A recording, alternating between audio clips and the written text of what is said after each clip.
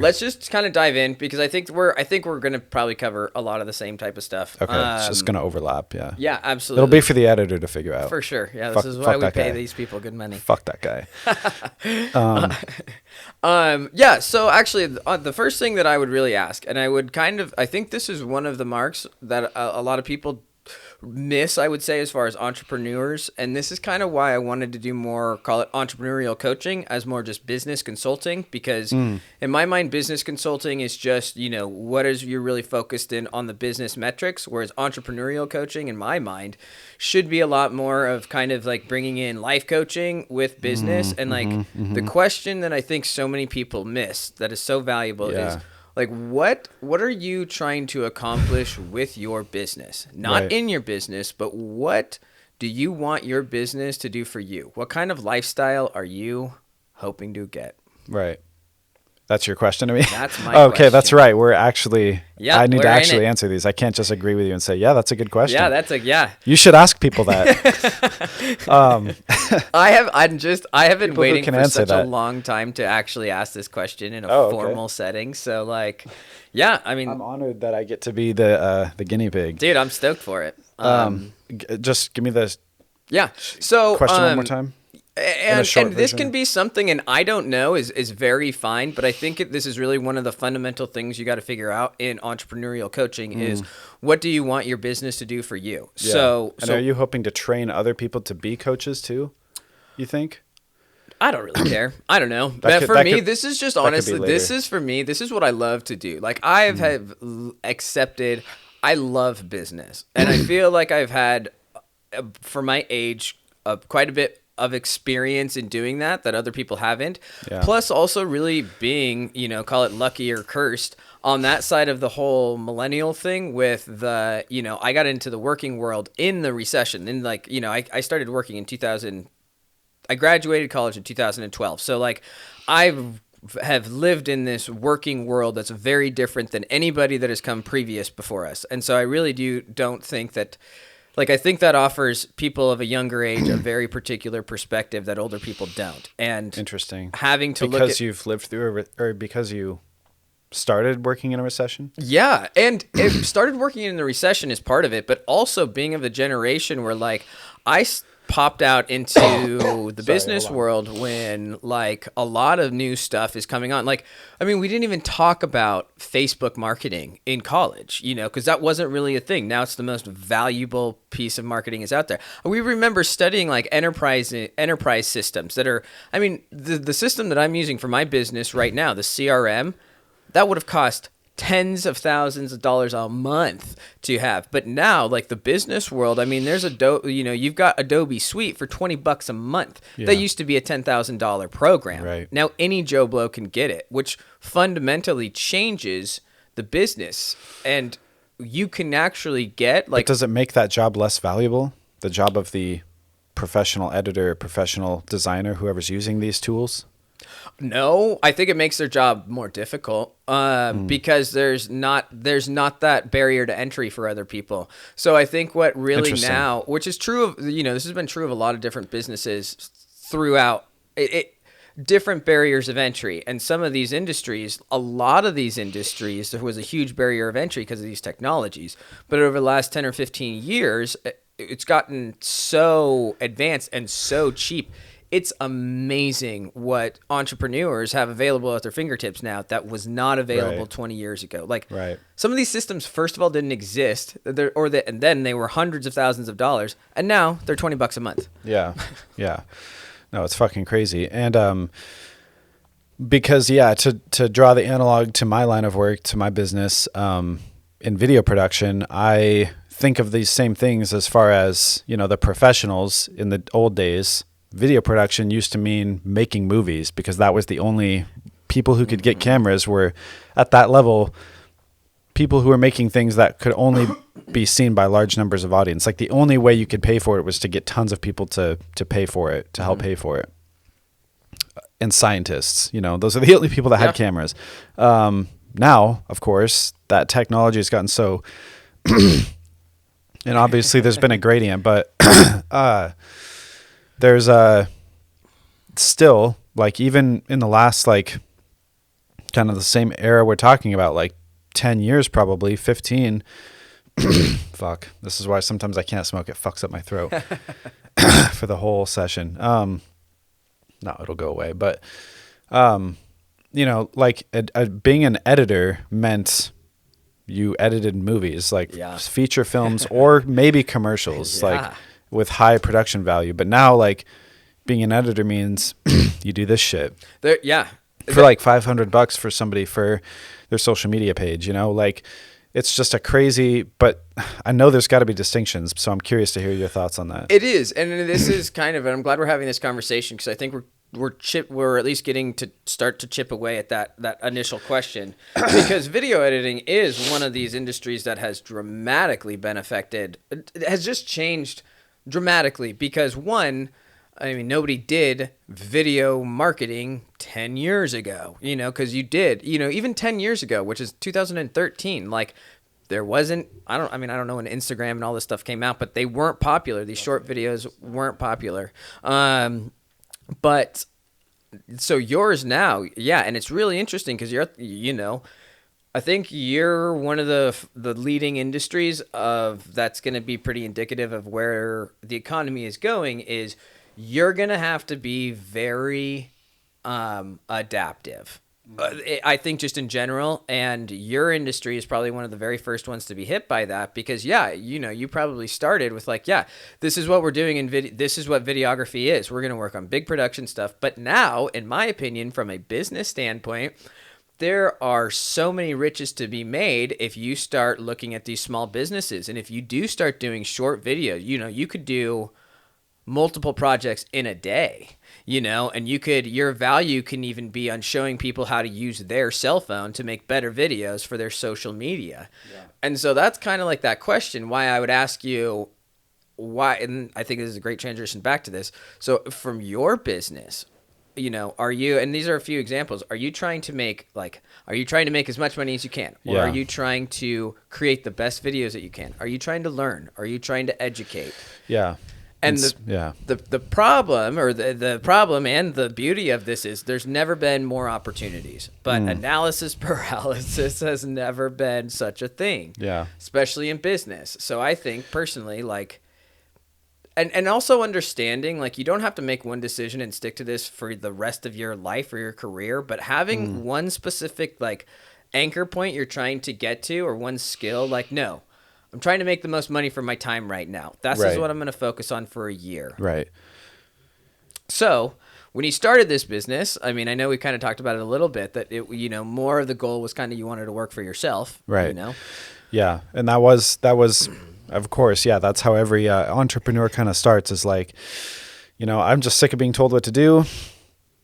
I have something I want to do. I like doing pottery, whatever it is. I want to just work for myself selling that stuff. Mm-hmm. And granted, I'm probably on the lower end of the spectrum of people who knew about running a business before going into it. Like, I'd like to give the benefit of the doubt to most people. Maybe not. Definitely. Probably mostly when it comes to artists, anything in the arts, which is usually what people's passions are, I guess, that they would quit a job for. But so yeah, maybe not. But yeah, I knew nothing about business. This is a great plug. Maybe just general stuff, but it's pretty easy, I would say, for, to figure out how to go and file the paperwork with LegalZoom to start one to get registered. Mm-hmm. It's pretty simple to go down to the bank, like, get a business account with that EIN that you got and, like, get a business going. Like, a sole proprietorship, maybe, but knowing that there's other sorts of businesses that entrepreneurs are trying to start, like, so I guess first question, just to stop talking so vaguely and just be more concrete. You're talking about, like, making sure that people know what role they want to have in a business before they start one, or like what their passion, or like what ideally they'd want to do with that business. In business, I guess I kind of sum it up with this thought. Like, if you don't know where you want to go, you're never going to get there. And I see so many people in business that put in so much time and effort, and, like, I'm getting more clients. And it's like, okay, why? Well, because I'm supposed to get more clients. Oh, really? Okay.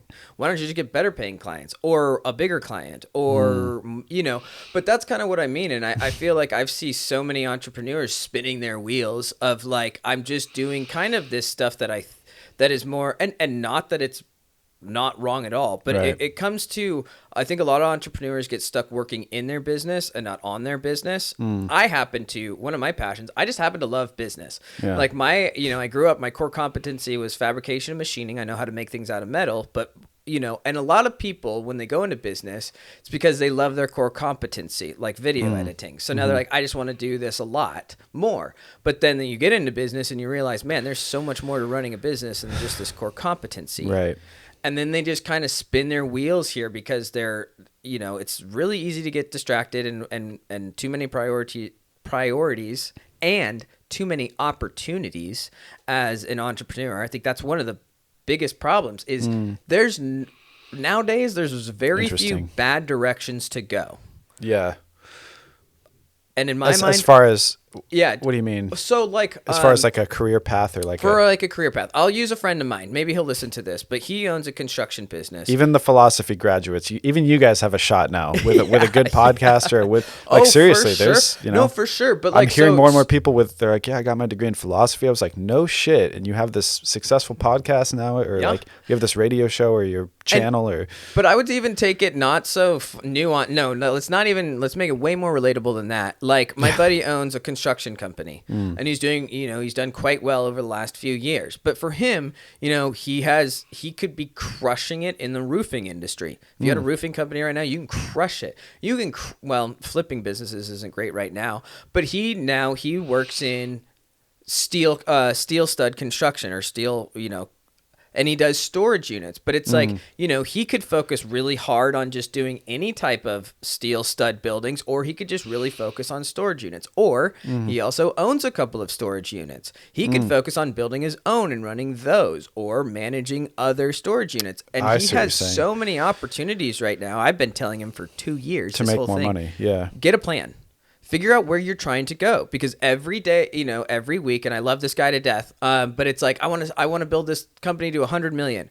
And then it's like, no, actually, I only want to work 5 hours a week. No, actually, I want to do this other management company. And like, they're all amazing opportunities and you could crush them but you're sitting here. It's like on Netflix. What do I want to do? What do I want to do? Just fucking analysis pick paralysis, one and figure, you can pivot. But I think there's so many people that are like, I just want more customers and I want to be really good at video editing and I want to run a social media. It's like, just figure out kind of where you want to go. Focus on one of them. Add the factor of time. That's really what is missing too. It's like, no, where do you want to be in like 6 months from now? Like if you want all of those things in 6 months, that means you're going to have to sacrifice one of them.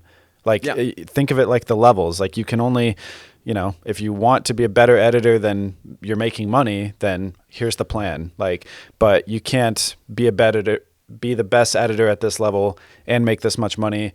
You can, but this is how many hours it's going to take, from you. If you want to only work 5 hours a week, like I think there's ways of going about this.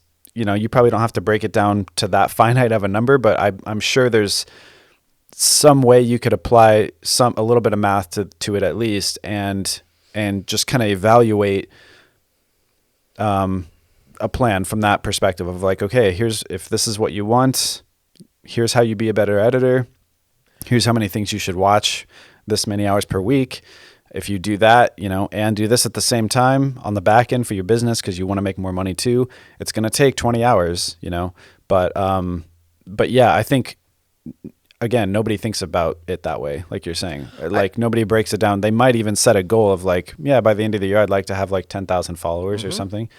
But I think maybe thinking about it is like, you can add more variables to that, of other things you want to accomplish. Maybe that's your only thing. That's fine. But, at some point we can, I want to hear your thoughts, but I can actually answer some of these too at some point. No, well. I do want you to answer these. And one of the things that I wanted to throw in there is, for me, I'm a little bit cautious of goals and the word goals, because I think they are a very powerful tool, most often used incorrectly. I prefer, and all this can kind of change, but I prefer the idea of aspirations, specifically in like an entrepreneurial coaching type of idea of like, listen, you don't have to have you're never going to have it figured out. Just know that as an entrepreneur, you're never going to have it figured out. Once you accept your humble master of this human condition. Well, and the problem is with an entrepreneur, you always have that hunger to figure out the next thing. So just freaking accept it. So in my mind, like have an aspiration of where you kind of want to go. Like this is the lifestyle I would like to do. I'd like it to be really creative with a lot of free time, maybe, so you have this aspiration and then you can kind of really shrink it in a little bit, way more narrow focused and be like, okay, I only have so much time. What is the next step that I have to do in the direction towards this aspiration? Yes, right. But at least start making, because I feel like there's so many times you'll sit there, it's like, wow, this is an amazing aspiration. I could go this way, or I could go this way. And I liked how you used your hand example of like I have to. Your editors. Yeah. No, I liked it because it gave me this visual representation of, instead of trying to like pop up all of everything you need to do in a business, which to be honest, you can only attend to like 10% of what you actually need to do in a business. Right. Pick on something, and I would recommend something you're good at and the things that you love. Really focus on that, because it's going to force all of these other aspects. You're going to have to bring them up with you. I like how you're doing it with your hands too. Yeah, because and that's what I mean. Helps people visualize it really helped me visualize that, and that's kind of my mind. And you can stop. That's a good way of thinking about it. And you could be like, hey, I got to get to this point in my editor skills, and then once I get to this point, then I can shift my perspectives, and now I really have to work on my sales skills. Bro, you know what? You know what other visual comes to mind for me as we're talking about this, which you're going to love, and the audience is going to fucking love too, otherwise you don't matter. A chessboard. Okay. Because we were talking about chess last time we hung out, and I'm thinking of it instead of vertically, horizontally, and like on a chessboard, your pawn development, your pawn structure is core to the game, and it's kind of that same concept of like they have to move together as a unit. You can't just send one out. You can in certain situations, but so maybe it's not a perfect analogy, but just like that general your rooks out there and navigate. Yeah, but as far as just the pawns moving on their own, they have to be linked. They have to, like, you want to stagger them backwards rather than like forward like this. Like you want to have that center kind of pushing. You want to expand into territory, but it's always like the connection that I drew is like you can't push these ones any further until these ones back here come up. They don't have to come all the way up, but they have to come up a little bit, It's like everything it doesn't have to move in a straight line, but it has to move like more like a wave. And you better know what the hell you're trying to do with those pieces before you just start moving them forward. Yeah. I mean, there's probably a million chess analogies out there too for this, but I don't know. That was a visual that came to me just because I play a lot of chess these days, and now it's been on my mind. Nice. But, so yeah, but I do like thinking about it as like focus on the things you love more, and all those things you have to do, focus on the things you love or your core competency as much as you can, because that's what's going to fulfill you the most, and let everything else sort of catch up as you need to, like let that be what rises to the top. Because for me personally, like I can tell you that I am somebody who, like Da Vinci, I'd rather be, a jack of all trades and master of none. Like I love automating little things to get them working. Like I get a sick like enjoyment from that. Like when I can start something over here and then get something done over here and get something. So at a local level, I enjoy doing multiple things at once. But I also feel like I want to be well-rounded in all things equally all the time. In smaller systems, but maybe even larger ones. Like with video editing, of course, there's like sound design, there's color grading, there's visual effects, there's actual editing, like how to compose, there's structuring. Like I'm not trying to be a pro colorist, because I'm like, no, I want to be just as good an editor, and I want to be just as good a sound designer, so I can do everything, not the best, but like everything better than anyone else can do. I'm gonna write that down. So this is like your aspiration. Like he might be able to edit better than me, but I can sound design and color better than him, and he might be able to sound design better than me, but so like that's I'm guessing more broadly how I'm thinking about the business too. Like I don't want to, it might be subconscious. So I don't know how, to what extent it actually is affecting my growth as a business, but like I do find myself like trying to at least like, it feels very forceful when I'm doing something that I have to do instead of something that I'm really passionate about doing. Like, so. And I think we're getting a little bit off topic, but I want to touch on this before we jump back. For me personally, I think that's been one of the things that I've had to focus on this time through with this business is really understanding what incentivizes me to keep going. Because that's one of the most difficult things as an entrepreneur. You're the only person you have motivating yourself. You're the only person that gets to choose what you're doing. And if you can only push through something so long, and I've tried to do this, like you can try to push through misery so long, but realistically, I'm trying to build a business that I'm trying to put in systems in place that I never want to retire from. So I've got to be able to do things I can do repeatably and sustainably forever. Yep. And knowing that you can eat a little bit of shit sandwich here and there, it's, when you're riding, you're like, but I got to really do this. And you're like, and then when you're on that high, you're like, okay, I'll take care of this. Exactly. When you're on the high, that's when you reach back and catch up on shit. Like, yeah. And the thing for me that really keeps me going is like, those aspirations, those things and sitting there and being like, what really does drive me? And what are the type of goals that I got to get to, that I want to get to? But I think, getting some clarity on that, which is kind of where I want to bring this back a little bit. And one of the things that I've kind of realized through my wander of trying to figure out what the heck I'm doing with my life was I used to daydream a lot. And because I still don't. I don't see, and I don't anymore. But you write shit down instead, or no, because here's this is backed up by absolutely no education or scientific or anything. But Disclaimer. When I recognize this, my daydreams, and I would recommend everybody pay attention to your daydreams because that's your subconscious plus your conscious trying to tell you exactly what you want. And like most people are like, I don't know what I want. No, yes, you do. If you literally disassociate from your body while you're at work doing stupid shit and you are in another place in your mind, you're on the beach or you're doing a different job, like exactly what you want to do. At least you want to try that. And there's so much more fulfillment in at least trying that than dredging through some other shit. So that's the type of thing that I really am trying to get at with this entrepreneurial coaching. Like when you close your eyes and when you let yourself dream about what you really want, where does that go? Yeah. Where do you go? Because you know damn well what you want, and then you reverse engineer it. Yeah. And a lot of times there's some very obvious roadblocks in the way where you're like, this job or this relationship or this mental break, this mental block. Yeah. So coming back to this, your daydreams, you're like, I'd want to do this. Like, so what do you think when you close your eyes and your aspirations, you're like, this is the life I'm trying to get to? I kind of got a jump start on it. As soon as you mentioned it, I was like, all right, he's going to ask. Yeah. He's going to ask me. So I better start thinking. I think, if I really try to visualize it, like what it is I'd want to be doing, it would for sure be something like, in video production for sure. I know that I enjoy it. I know that I want to be at a point where I don't have to be beholden for like a specific company that's selling something else. Like I like the idea of having that variety of clientele, that variety of different types of projects you're constantly working on, not constantly making car commercials or constantly making this, there's kind of that creative spin to it. But at the same time, I also see myself like wanting, like booked with, other more creative work, like stuff that's outside of commercial production, like either music videos, because that's just they just tend to be more artistic because you can literally do anything in a music video and it's a music video. You can animate it. You can literally do anything.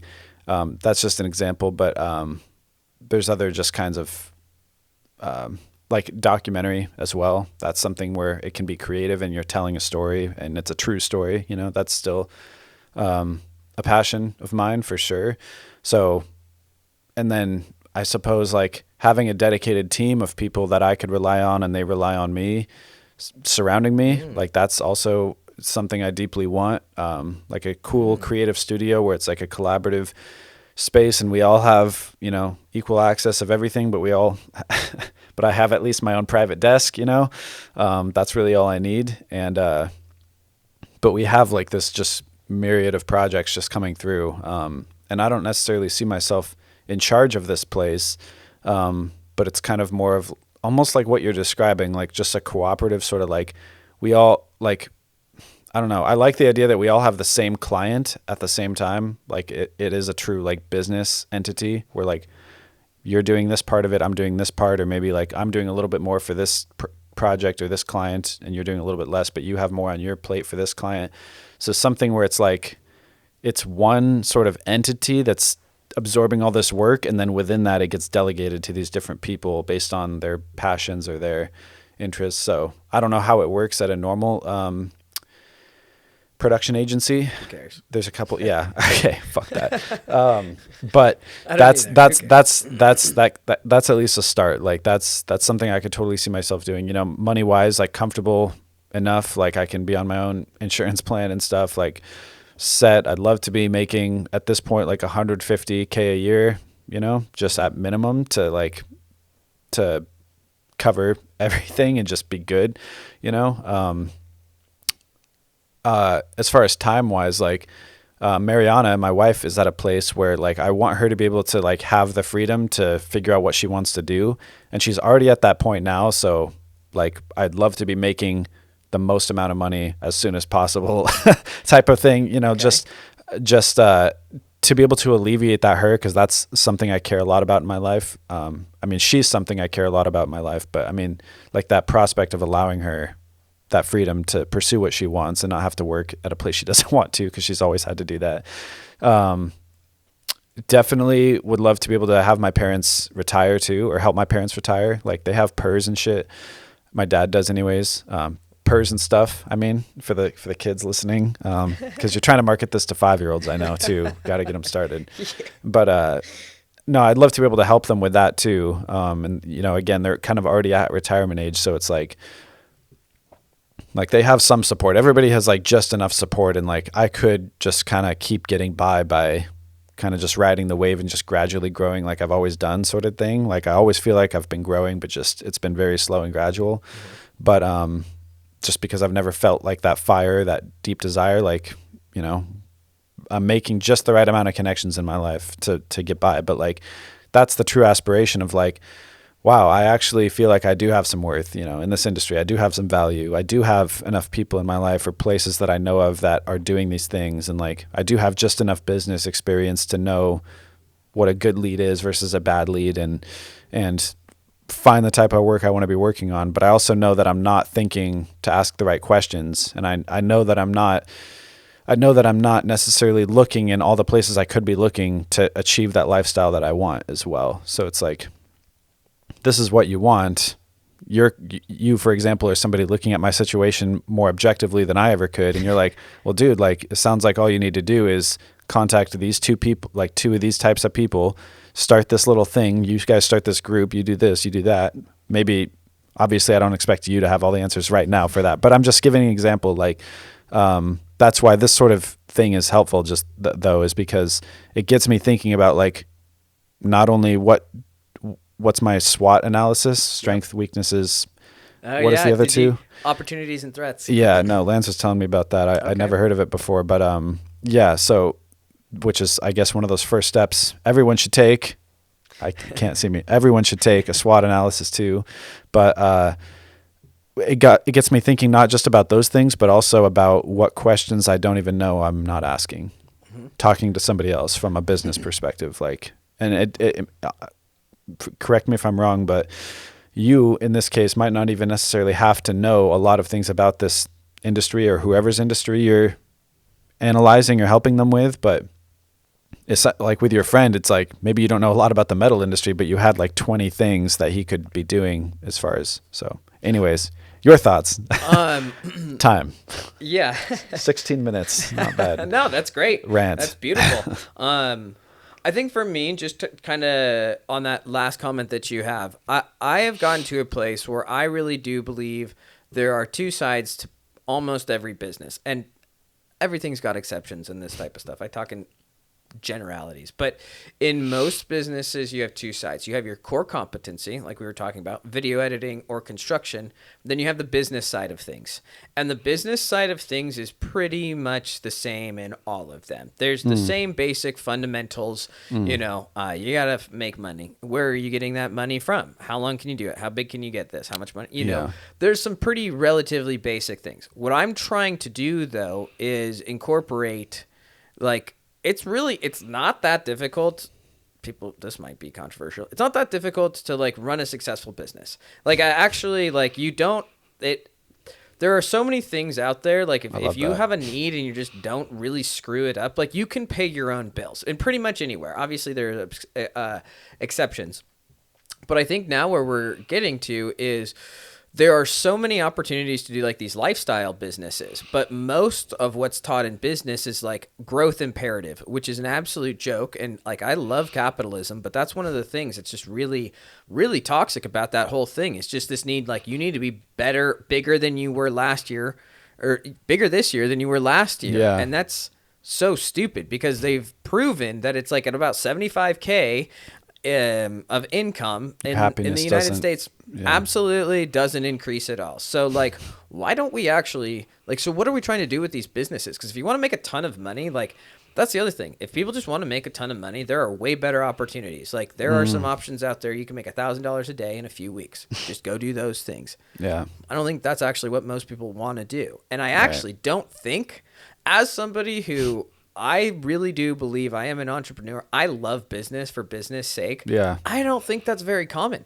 I don't think most entrepreneurs want to be running a freaking business. It's kind of a pain in the ass. Yeah. Right. It's a giant puzzle it's a giant puzzle machine that always breaks and people trying to sabotage it. So does anytime I hear a problem, of course, now thinking business mind, it goes to how can I capitalize on the solution? Is there a thing out there as such as like a person who literally handles your business for you and lets you just, is there like a service out there or a franchise. job? In two different ways. Yes. Okay. One, it's a franchise. Like you can go get a franchise and somebody has told you, I will do everything. Like this is how you do everything.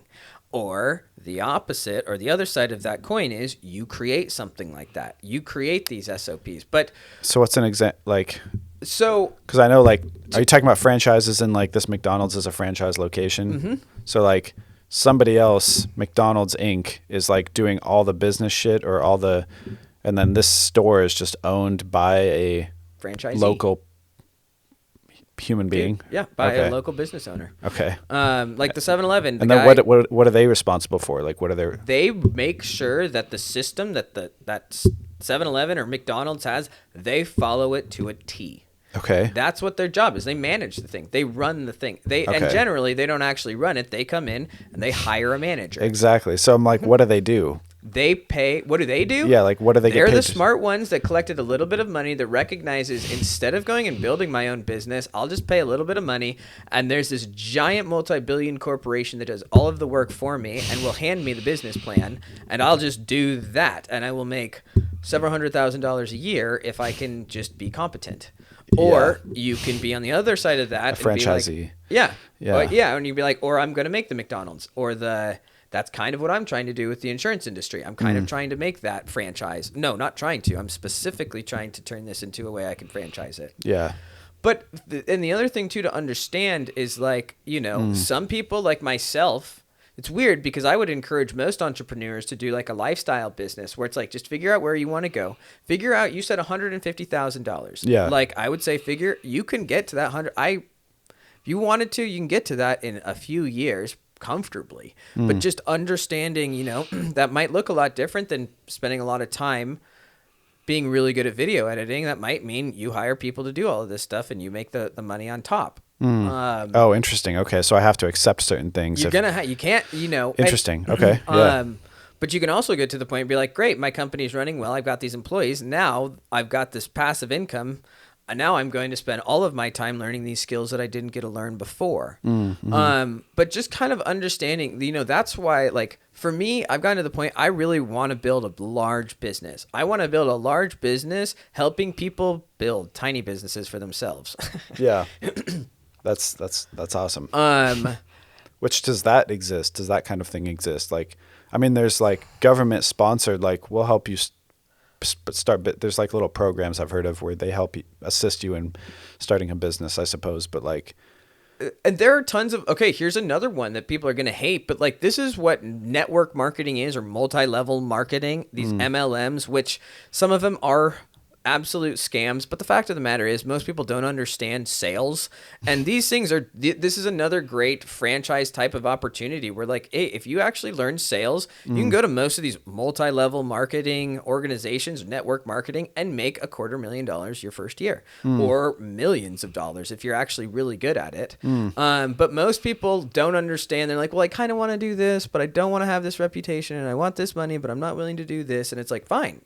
All of that is fine, and you pretty much can have all of it, but you got to sit down and actually make a plan. What are you trying to accomplish with this business? A business in my mind is like kind of the old, I love it because in this country, like it takes almost nothing to start. Yeah. And you can literally, it can create anything you want, any lifestyle you want, from you don't make a penny, but you give billions to charity, to you make billions not doing anything. Like, I mean, that's very difficult to achieve, but, but you can, but at least $1 million probably, like, you can eat, definitely. Getting $1 million is probably easier than it's ever been. Oh, for sure. Yeah. And here's the other thing too. If you don't have $1 million, like anybody right now who's which makes me feel that much shittier. It's like one of those things that's like a reverse, like all the, just a little nice outer perspective of this conversation is like, it sucks because I think a lot of people deep down know these things that we're talking about to be true at some level too, because they see so many people doing it. Like, that guy looks just like me. I could be doing that,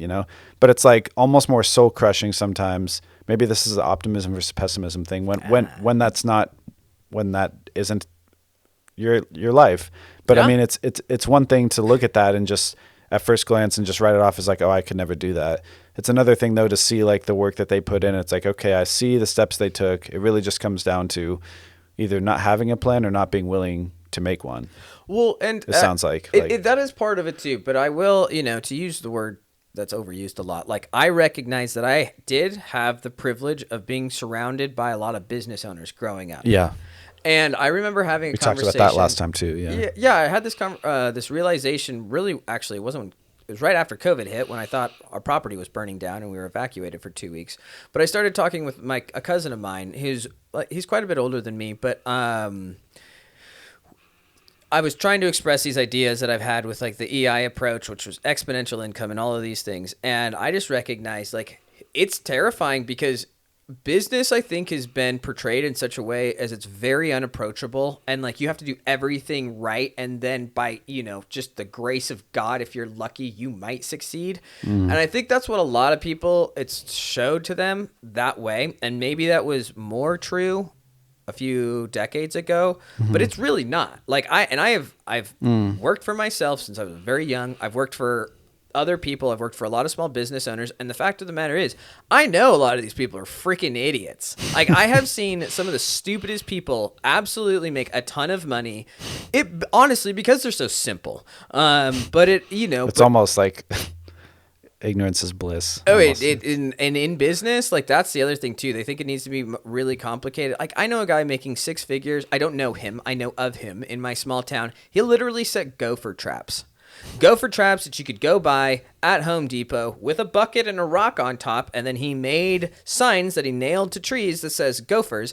And he would literally just come, set up these traps, put a bucket on top of them, spend 30 minutes, come back 2 or 3 days later and get paid several $100s, regardless if there was anything in there or not. There's stuff like that where people think it has to be really elaborate. And it's like, dude, you can make money doing anything, but it just is like, really, what are you trying to accomplish with this? And I really believe if you can get focused on that, one, it's so relieving because you have a path to follow, and kind of this, you at least have a guiding light of the steps that you should be taking. Like, hey, is this next move getting me towards that direction or not? Yeah. So that's interesting. Yeah. So that's kind of, and I had that recognition of like, I've done businesses, I've managed businesses, and just recognized like, I have not been really, my art is running businesses. Yeah. Like I love business, and I know a ton of other artists that don't know how to make money. Yeah. And what I'm kind of trying to do is I really do think it's like, hey, artist, like, hey, jewelry maker, like if we spent just a day getting a social media up, having a website, training you how to do a live every week, and Etsy, getting some inventory, just some very, very basic things. Yeah. Very basic things. We can get you going. Yeah. You can start we've never had more opportunities to get your name out there. It literally takes nothing. Like everybody has a cell phone and a cell phone plan. Mr. Beast got started like that, and he's worth, he just turned down $1 billion offer. Yeah, so, right. And he turned it down for Twitter? No, for what? Oh no! Apparently somebody offered him like $1 billion for all of his channels, and he said no.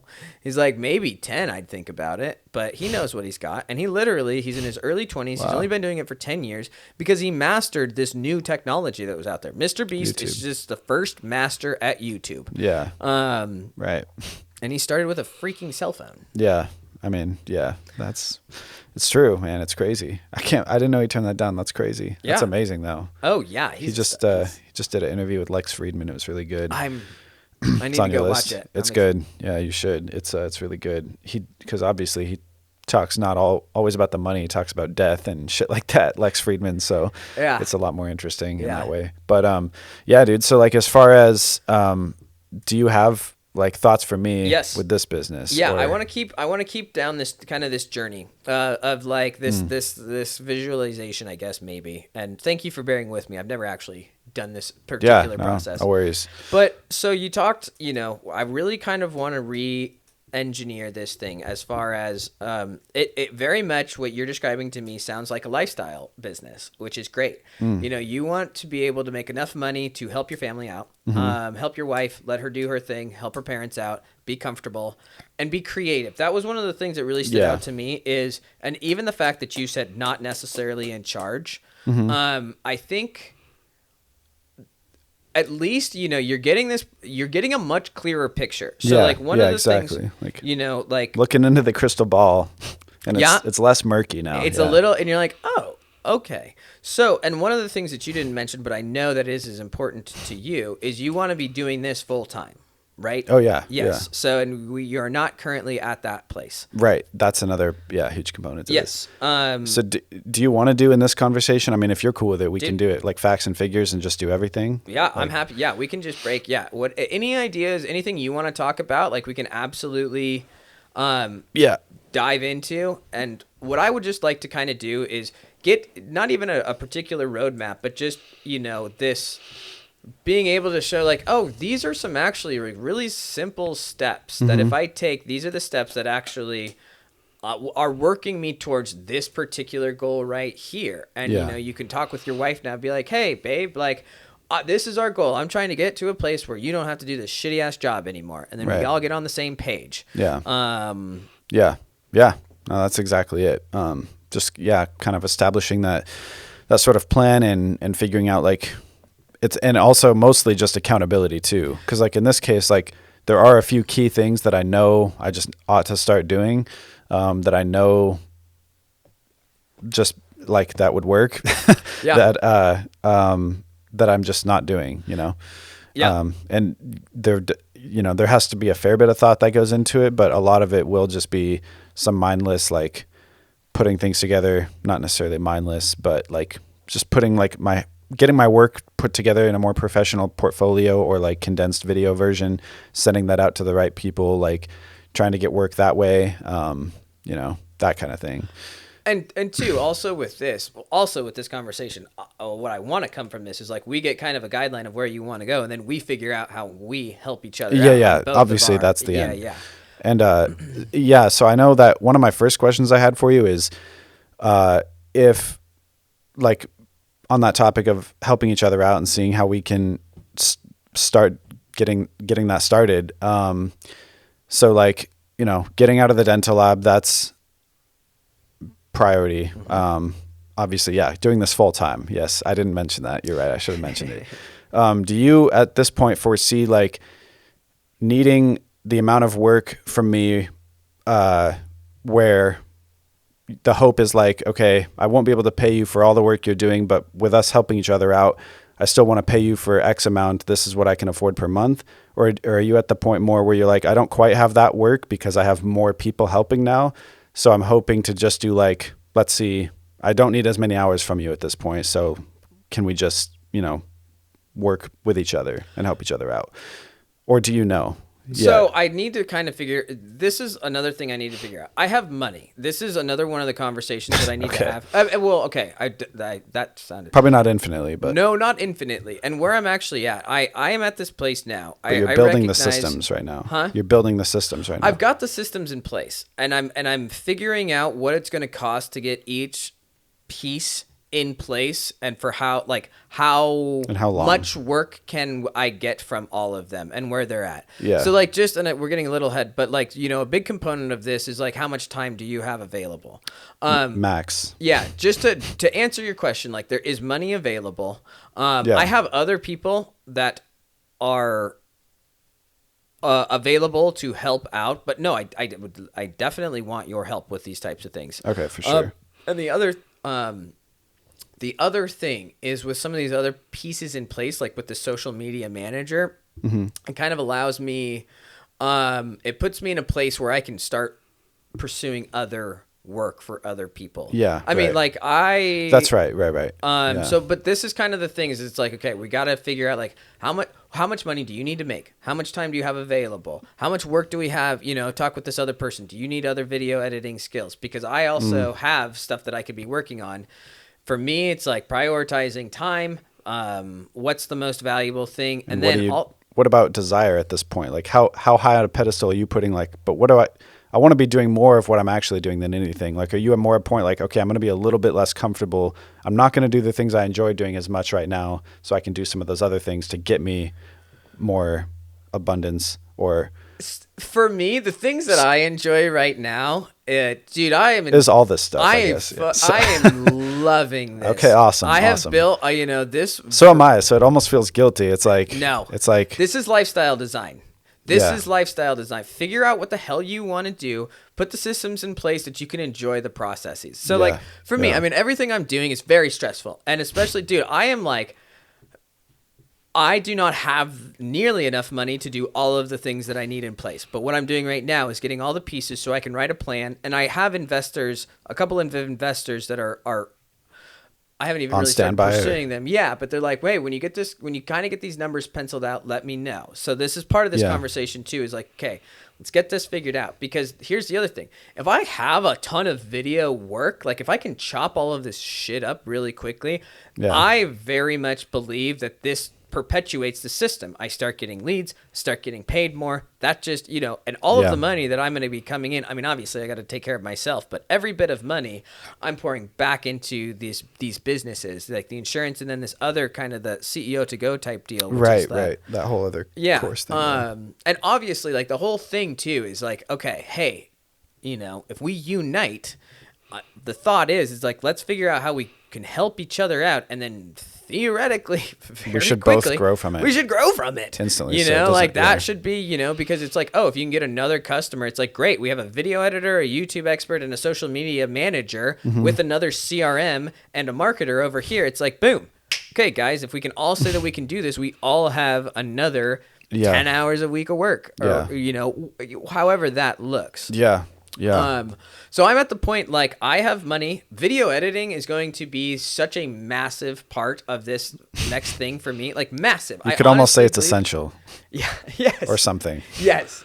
Cool. I would expect. For the social media platform and for all the various channels and stuff like that. So to explain to you what I'm doing, what I'm trying to do, me and my assistant, like, I have a social media channel for YouTube, TikTok, Instagram, Facebook.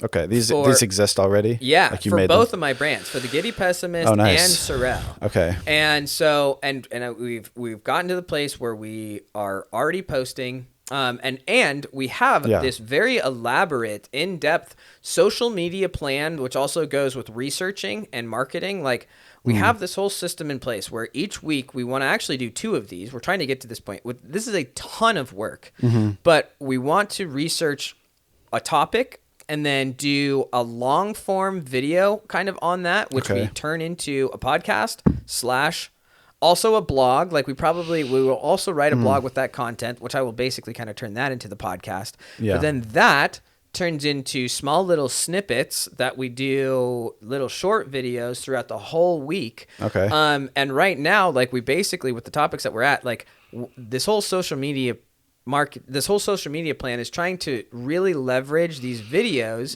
doing one of these videos so that I can turn one half an hour to an hour of video to 30 to 45 posts a week. Right. And I want to do that with 2 videos a week. Right. One for each brand. I would really like to do like a large kind of business lifestyle type deal with the Giddy Pessimist, like some of the larger like business principles, and then bring it down to the SIRREL brand to be like, this is how I'm specifically applying this principle to my agency. Yeah. Yeah. So it's going to take a ton of work. Not only that, dude, I have a year and a half of, I mean, it's not extensively documented, but dude, I've got like hundreds of gigs of videos I've been recording throughout this whole process anyway that just need to be edited and uploaded. With that, also doing the videos of like, all hey, the other stuff that you already have. Yeah. Yep. I recorded this a year ago. Like I'm trying to do this right now. I've got one of these videos where it's like, look, this is what I said a year and a half ago. These were the goals that I wanted to do. Now, look, I'm at this point. Yeah. So what I'm trying to do, what I need to do is I've got a lot of stuff.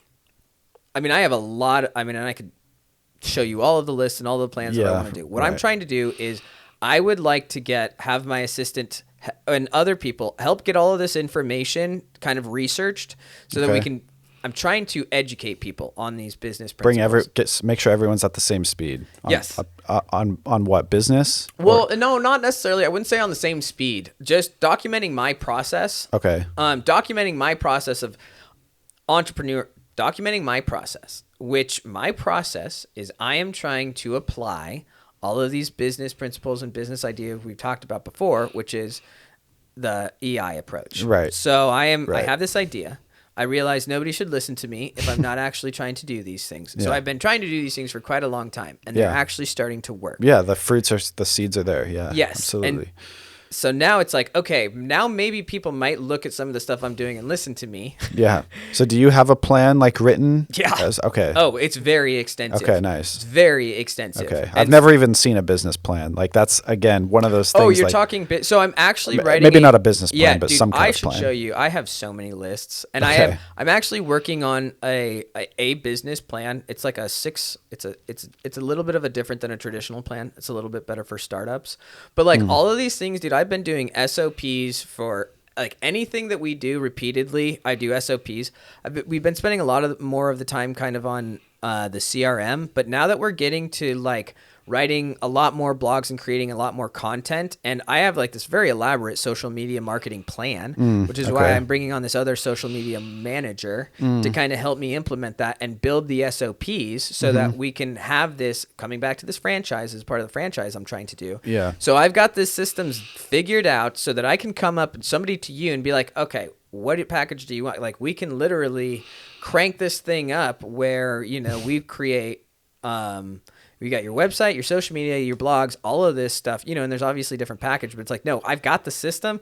And dude, I even have this, and this is why one of the reasons I wanted to hire this manager is I actually am trying to create a decimal type of system that literally tracks all of the different variables in every type of post that you have, from the platform to the type to like, what did you change as far as the heading or the colors? Was it long form? Was it short form? This is a what? An application that tracks these things? No, I'm trying to develop this system, a tracking system like this, so that like because we plan out all of your posts, but there are so many different variables and different types of posts that you need to test. Yeah, like A/B testing. Yeah, sometimes. well, yes. It's a way to test variables. A way to test all of the variables, because there's a lot of different things as far as like for a social media platform, there are like a dozen different ways, dozen different types of posts you can create. A picture, a meme, written, videos, before and after, polls, questions, opinions, all of these different things. Long form, short form.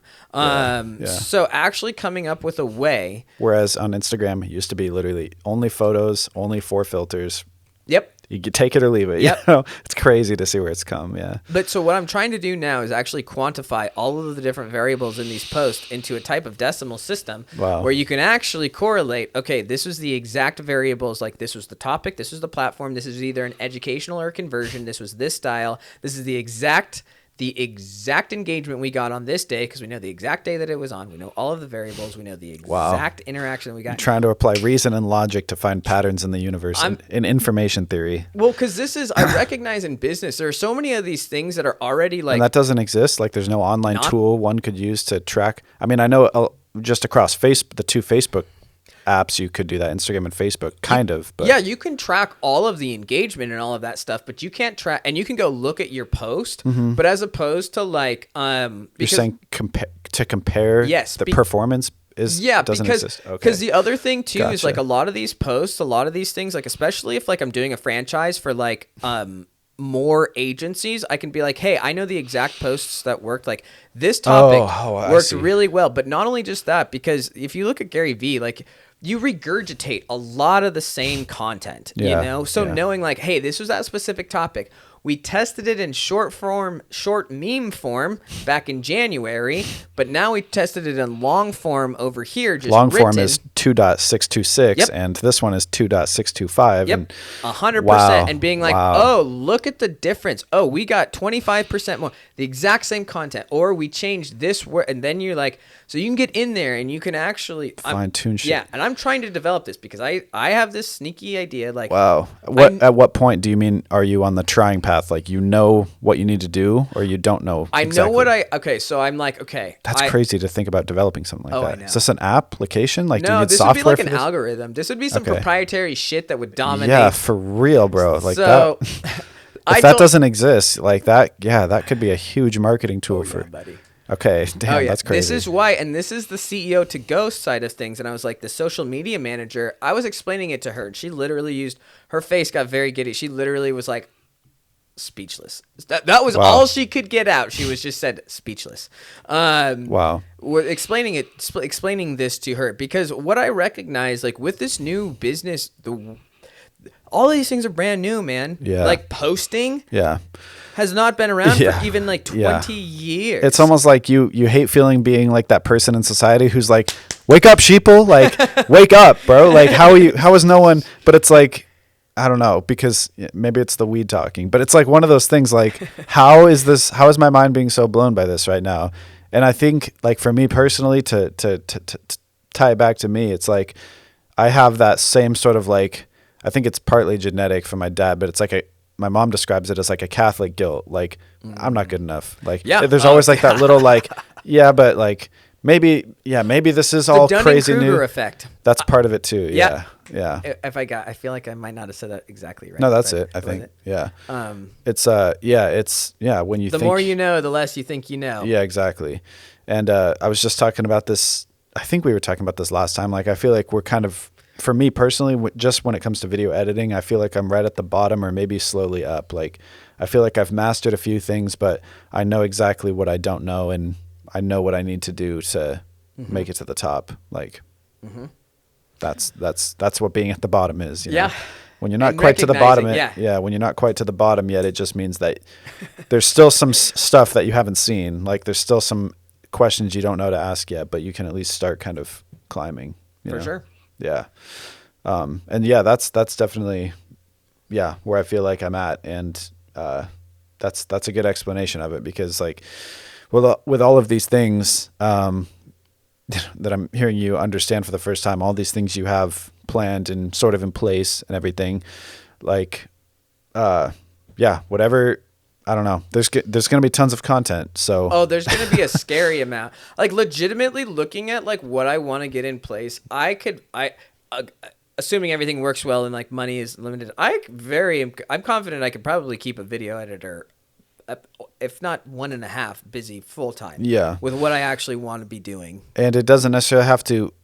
One other note that I had about something that, as far as a desire for me or something that like would be a nice thing to have.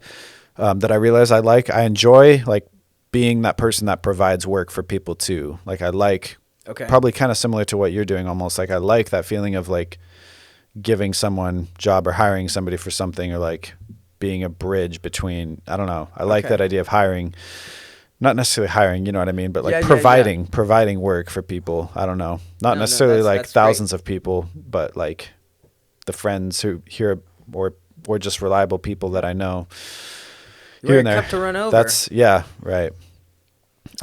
Exactly. Want it to run over. And that's that could be another thing I would add, but. And I think that's also kind of plays a little bit to what I'm trying to kind of, my ideas of like this group trying to kind of put together is the fact of like, hey, you can get somebody on the line, be like, hey, I'm a video editor. And they're like, great, I need videos for my social media. And you're like, oh, great, you probably need a social media manager too with all of this content we're going to create. Look, I've got one, assistant editor and a social media manager. So boom, one, I get my chunk of this video editing, and I was able to provide work over here and train somebody else over there. Yeah.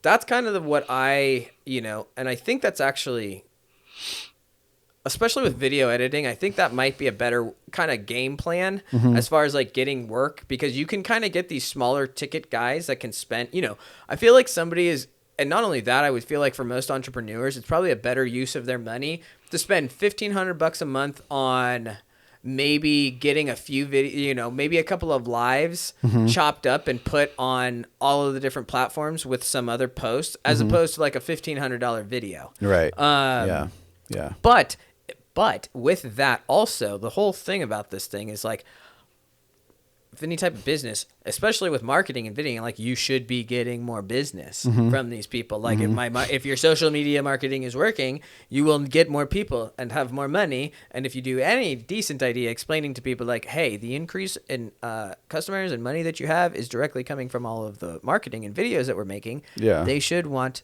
to make more videos. Yeah, right.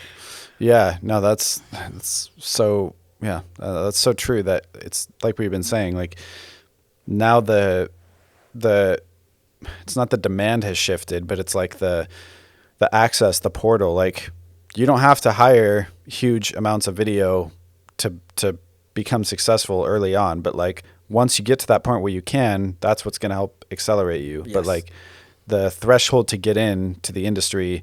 You can make a lot of really quick, short form, digestible content with no gear, very little training, just make it catchy or be good at what you do. And, that can be a way in. But like once you're at that point where you want to start scaling, you're in that Mr. Beast mode of like, yeah, he's got to hire editors to do this stuff. Because like a lot of the stuff he does is easy. It's just him posting on his phone. But, there's that level of scale is still there. Yeah, you gotta have a crew to do that type of stuff. There's there's a guy that I have followed for a while named Noah Crawford.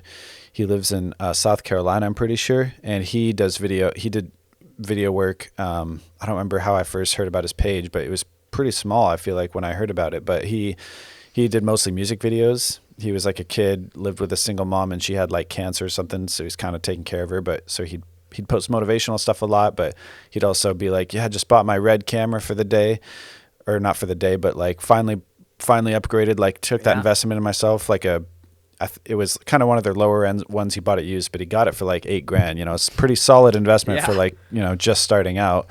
And he's like, just time to level up. And just watching him progress over the years, he's filming these music videos for these artists. Local rappers in the area and stuff. And so you see him on more and more complex, involved shoots with lighting and stuff. He's slowly growing as a person. He's posting motivational, like business coaching sort of advice in his stories and stuff. And just recently he posted a video that said, traded in my Red for a Sony a6300, which if you don't know, a Sony a6300 is a $500 camera. Yeah, that's buy it used for $400. So it's like, the Red is an older one that he had, but it's like something isn't right, bro. Like what lucky fuck did you give a Red to for a six? But it was the most like crazy brain switch ever, because it was a little bit of a clickbait, because he didn't actually trade it to somebody. He just like sold it and then bought a little shitty camera. But his point though was like, I don't want to make money making music videos. There's way more value in providing vertical content for people. Really? And so this camera is just smaller and compact. It's easy enough to do social media marketing. Dude. So now his entire page is shifted to like helping people do exactly this, like help people. Yeah, I was trying to send you his account, but I couldn't find your Instagram page. It won't let me share it, but I'll send it to you. Yeah. Don't let me forget. But it's really interesting, dude. And he's got a lot of, he does like live coachings and stuff. Like props to him. He's like our age, maybe even younger. And he started off doing like, he's somebody I'd love to talk to if I had the nerve to reach out to him, dude. Now that he's Mr. Big Shot type of thing. But he's just a dude. Yeah, exactly. He's pretty open to it too. Yeah. But I'd love to have him in like a conversation like this somehow, even if the both of us were there, because I don't know, we'll research it ahead of time. But he could be somebody that, I don't know, at least for me, would be a good like strategic partner. Yeah, that's what those are called. Or just understanding and learning, hearing his experience. Like I'd love to have his story as well. So, but yeah, it's also what you're talking about of again to put the perspective on the industry that I'm in. Like he's the first person that I've realized to make that switch and to tell a lot of people about it. Like, hey guys, like, and it's the perfect metaphor. The expensive big ass camera used to be the top thing, but now you can downsize your camera and maximize the quantity rather than the quality. Optimize for quantity rather than quality is really the trade-off almost, No, maybe that's not true. It's just a different format. Yeah, it's just a different format. And it's quality. Yeah, I mean, maybe we need different words because like it is a higher pixel quality, but like you're churning out so much vertical content that's funny, it's humorous, it's engaging. Like it's a different type of quality. It is. And, exactly. but you're also churning it out more often than you would with a red camera. Like you're not trying to make red camera videos every freaking day because that shit's a pain in the ass to color grade, to format, to export, to. Not necessarily all the time. If you have a studio set up, like there's YouTubers who film on those big expensive cameras for YouTube. Like, but even the thing too, like, I know some of these large production companies, maybe not so much video, but like it is very difficult for these companies that have massive amounts of capital. Yeah, I was gonna say overhead. That wasn't the right way, but I was gonna say like these massive investments. These, you got to get a lot of money for if you got 6 red cameras and you've got this whole suite of things. Yeah, it's very difficult to charge to keep up with that industry. And so you have to almost get these big ticket contracts to just keep going. Like I just heard one of these things on NPR about. Say that again. What? You have to almost get these big ticket contracts as a business. Or as like a large, some of these places that have like a lot of those overheads, like the people that are doing these really cinematic quality, super high quality stuff, it's very difficult for them to keep up because like in order to like, oh, hey, you got to rent, like, hey, I got to pay for my $60,000 worth of cameras. So like I got to charge you like $1,500 in rental every single time. So like it eliminates a massive part of the market. Yeah. Because a bunch small of businesses. Yeah. And that's like kind of, where this is coming at. And so, so like the whole quality, but I will almost guarantee you, it's the same thing with YouTube. Like quality used to not matter in YouTube and it still kind of doesn't. But if you're real garbage, nobody's going to watch you. Yeah. Like, it's like, dude, no, come on, get a freaking microphone. Yeah. Like it's getting to that point. Yeah. It's going to be the same thing with these vertical, but the quality is going to be different. Yeah, it's gonna be different. It's how concise do you get this information over, as opposed to like how well do you set up this shot or what's the depth. So like the quality is going to be very different. And there's probably always going to be a need for that cinematic line at the level of Nike or LG or bigger brand. Like there's always going to be those brands who get into that budget, that level, and like, no, we want our commercial to look cinematic. Of course. So and that's why I can still see like. For me personally, like I'm not ready to sell the 8K for the 6400 because I want to make cinematic stuff. Like, yes, maybe if video editing is my true passion, then yes, this is the easiest way in. And like now it's a totally feasible way in, but like, and maybe I just haven't done it enough to know for sure. Maybe I would kind of like it, but I see what I can do with that level. Like I'm more of an artist than just a worker, I guess. Like I have that, like I want to make really beautiful looking stuff less often type of thing. Like I want to put more emphasis into like bigger projects that look good than a lot of little things, ideally, Yeah, no, that's your aspiration. Again, that's the aspiration long term, but again, money is more short term, like getting to that point or finding the like I figure I might as well work now, set up this retirement stuff that's like set all the systems and now and work hard now while I can, because I should be, instead of like working semi-hard but not that hard constantly all the way up until I'm 70, 80 and I realize I didn't do enough when I could have, type of thing. But I don't know. Well, and I would say like even more important than just working hard is like, again, coming back to this, is like having a plan and actually sticking to, because I have. Is that going to be part of today, you think? Like, do you have time to help me set up a plan? At least something brief? Or yeah, well, let's. Not that we have to do it right now. I'm just wondering if that's... Dude, for sure. I've got as much time. Yeah, I would fucking love to. Okay, for sure. So, yeah, let's just kind of keep working on this, and I will, because we're getting a pretty good idea of kind of your artist, like kind of, what I really want. Your aspirations. Like, I would say, and you're never going to be 100%. An aspiration should never be totally clear. Yeah. I think it should be this foggy thing that you're like, hey, this feels good this way. Yeah, There's exactly. a lot of wiggle room in here. Because like if you make anything too clear, if you try to focus too hard, you're just going to break the fucking the lens, you're just going to just leave it, Yes, and then you can come, you break the lens, then you set these tiny little because holes. if something doesn't work out, then it shatters. And this is like for my mind, going back to these goals, like what you should do is like I think a lot of people have big like end goals, and I think end goals are seriously one of the most dangerous ideas out there, because like it just assumes all of this hard work, now you're just done. It's like that's not how humans actually work. It's like retirement. Like you really think you're gonna spend 40 years to get to this end goal and then change everything you've done for 40 years? Like that's not really how it works. So like with goals, I think it's really, you have try to like really dive in and love your aspirations and your daydreams, and then you come and you get really focused and you do very short-term goals that are like, that really you can stay motivated or even just bust through, but something you can do kind of quickly, which I do think are important, but I think that they're used wrong. Like they have big, and then you realize you start going from and you're like, I don't even really want this fucking goal anymore. Like I don't even, you're like, no, wow, I don't want. I just wasted like, But you're like, no, I got to finish this goal. It's like, no, I really wanted to do $100,000 project. Like I made this goal, and now you're like, actually I really am crushing it. It's like I'm doing $1,000-$1,500 projects a day. Exactly, Like, man, but I made this goal that I really feel obligated to do. That's why I think aspirations are better than goals, and goals should be only for the very next step. That is it. Right. Because aspiration more implies like that there's some lucidness to it, that there's some like fluidness to it. Like it's a height you're attempting to reach, but it's not a finite.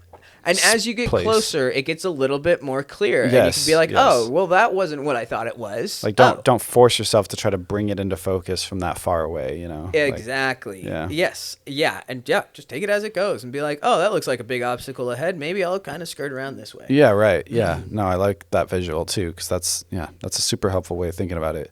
And like this is the first time I've really articulated those sort of things, like working in that space with other people collaboratively, those big projects, that style, like the comfort, like, it's all just vague enough, I feel like, but just clear enough. Like it doesn't have to be in Portland. It doesn't have to be here. It doesn't I didn't try to pin down a location, although I could add that, but I just feel like the more variables you add at some point, you have to do too many other things. Like it gets too defined. It gets too much in a box. And finding that balance is really the art, the science. Like, I think, of like defining that goal just the right amount sometimes too. And this is kind of that aspiration. I mean, and this is what I'm trying to do. Like, this is why I'm trying to kind of figure out entrepreneurial coaching. Fuck business consulting. That's totally different. But that entrepreneurial coaching is I would love to do that too. Honestly, like once I have that, I enjoy doing this, and like I would love to be that person in your seat, doing the same thing for somebody too, as well. Like I also enjoy teaching. So put me down for something that checks all those boxes perfectly, and I can do it by tomorrow. And I'll, we have a deal. But I don't know but those are like at the end of the day, it's like, I also, maybe we should refine it more, but let's just keep it how it is for now. But as far as my aspirations, but like, I also do want to be at that point where I have those systems in place for me generating income type of thing. Like that you didn't want to use the term passive. I remember last time it was like semi-active. It's like, like this masterclass thing or something like that, where I can go and produce it once and then it's at something. And obviously I'm going to stay involved in like stocks, Bitcoin, little things like that around here. But like, I'd want to have some sort of system. You want exponential income. Yeah, exactly. Shouldn't anyone like? You know. Yeah. And so that's something that doesn't have to be in an aspiration, because that's like something I can start doing, and then once it's done, it's like an algorithm. It'll just work, you know, for you. So, so that's, I don't know if that's appropriate to put in the aspiration category of generating that, because it's like, of course. But that's something I feel like is just going to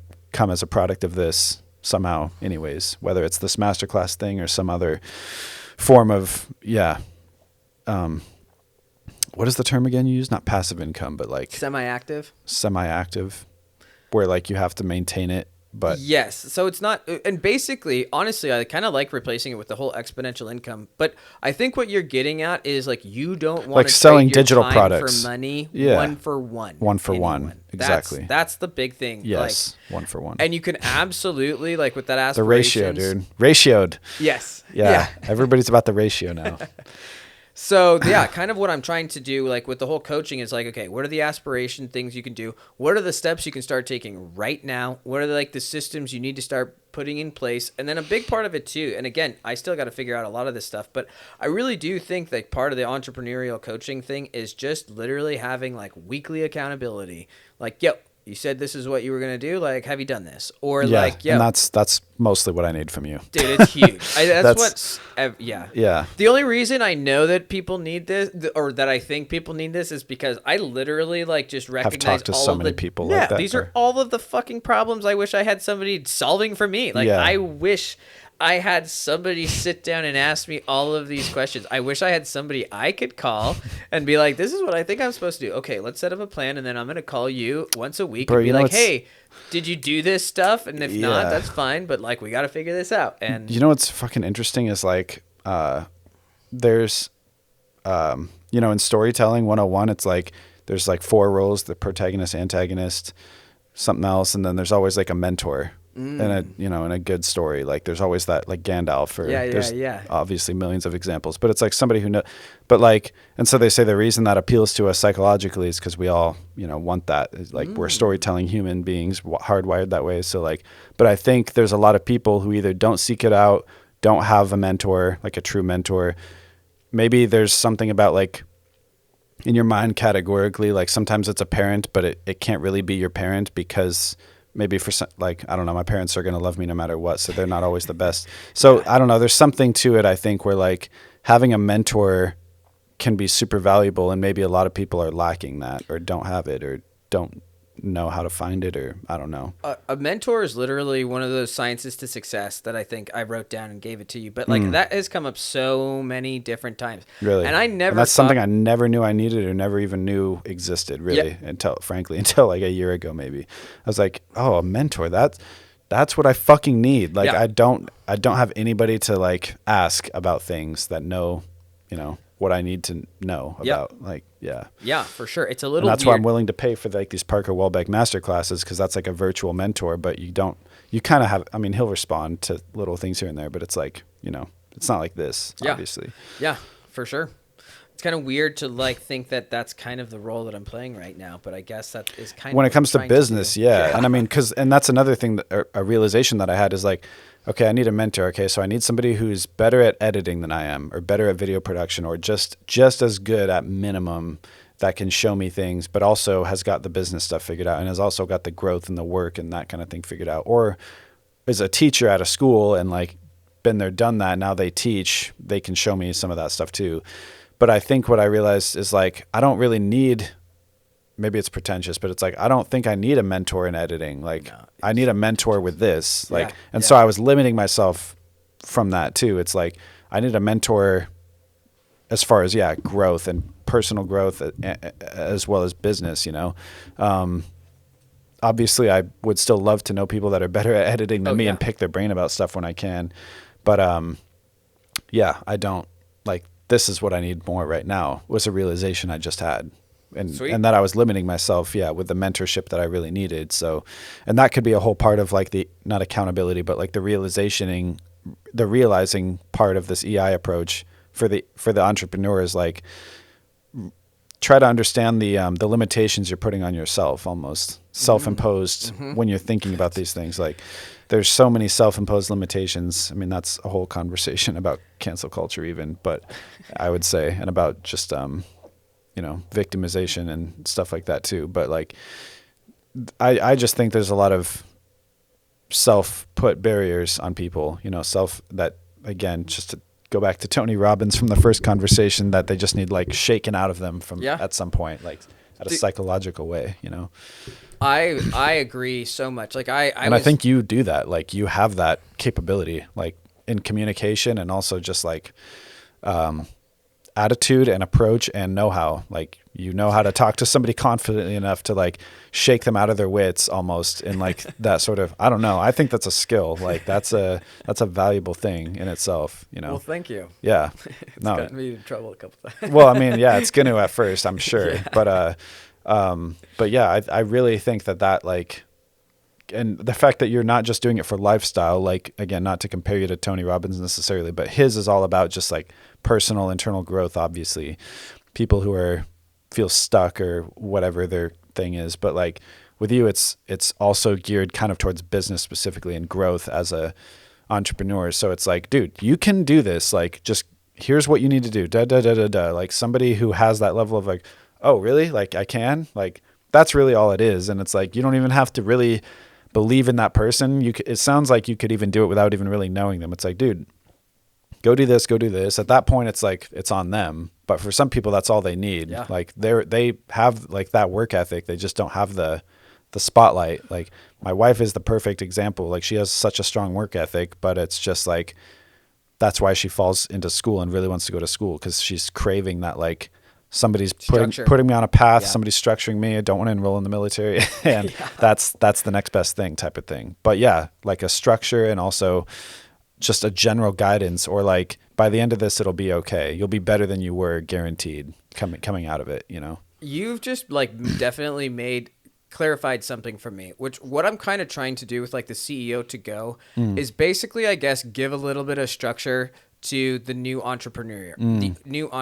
being like, yo, you don't necessarily have to grow this massive business and do all of this other stuff. Like, yo, you can sit down, figure out what you're trying to accomplish. Yep. Here's some of the actual next steps you should take. Here are the people that you should call and talk to. Here's some communities you can join. Yeah. And even with my insurance agency too, of being like, yo, you are your own independent contractor, but listen, I've got everything figured out for you. Yeah, right. Do this, call it this time, read this script, set this to these people.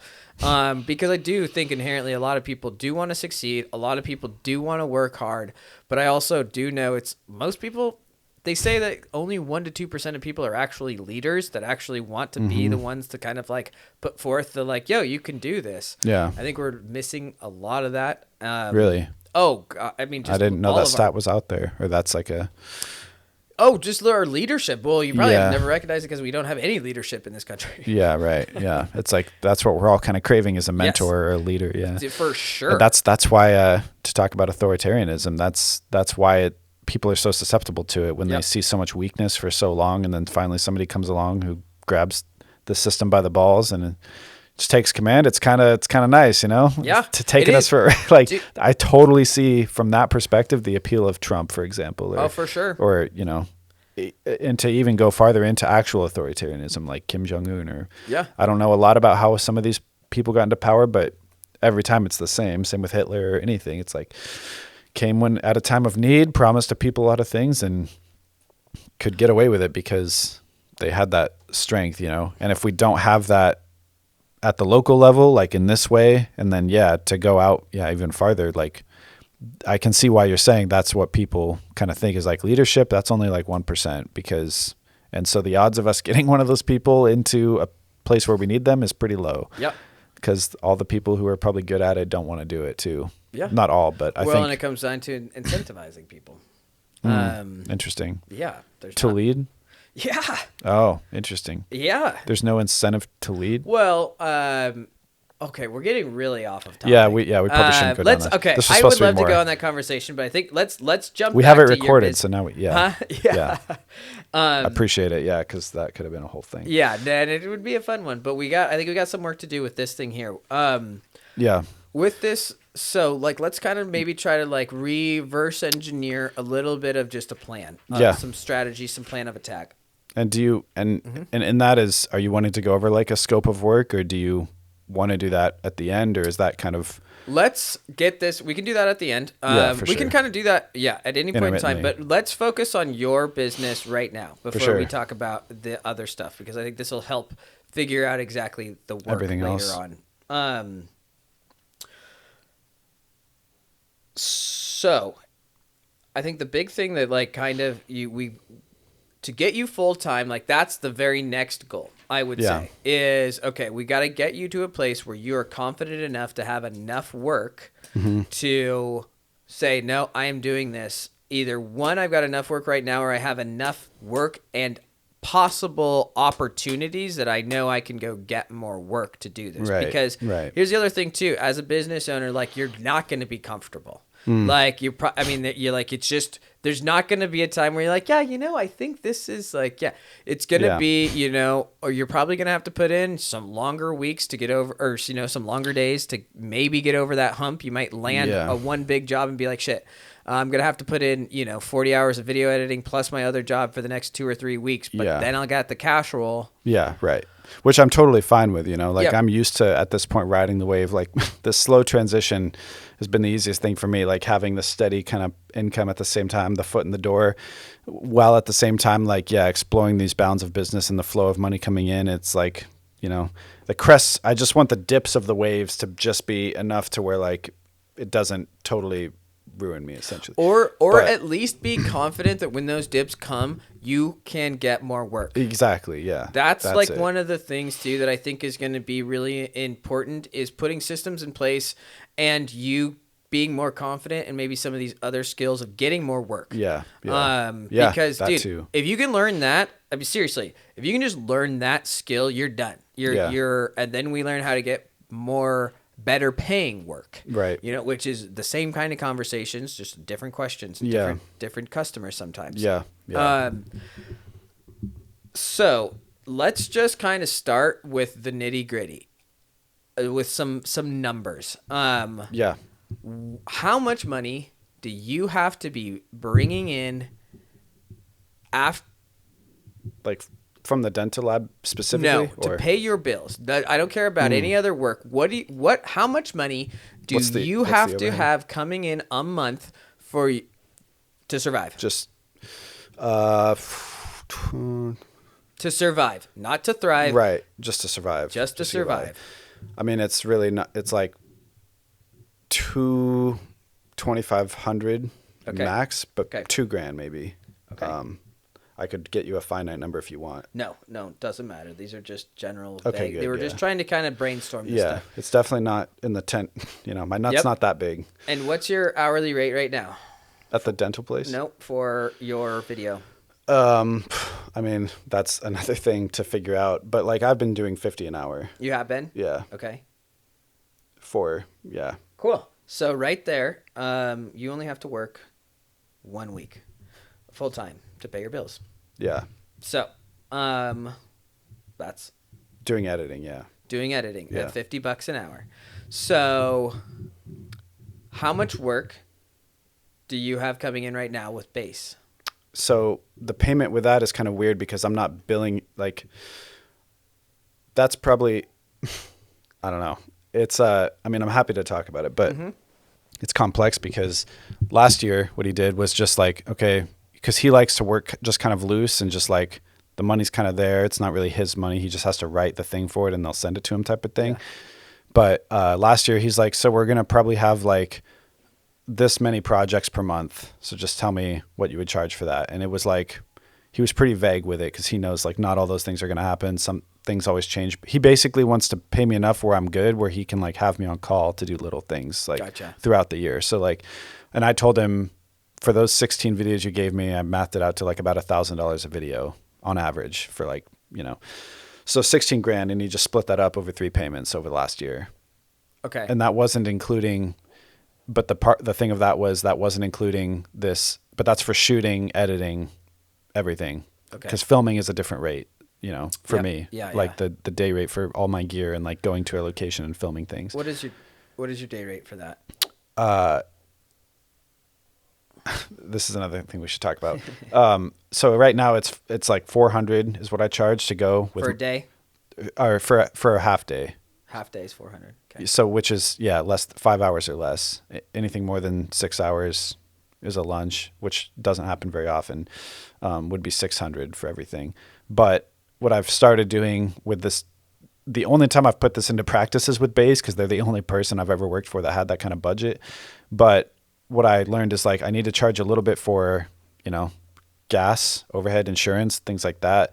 So like for that type of job, because he's recurring, I'm like, I'll just, go down a little bit because it's like going to keep coming in.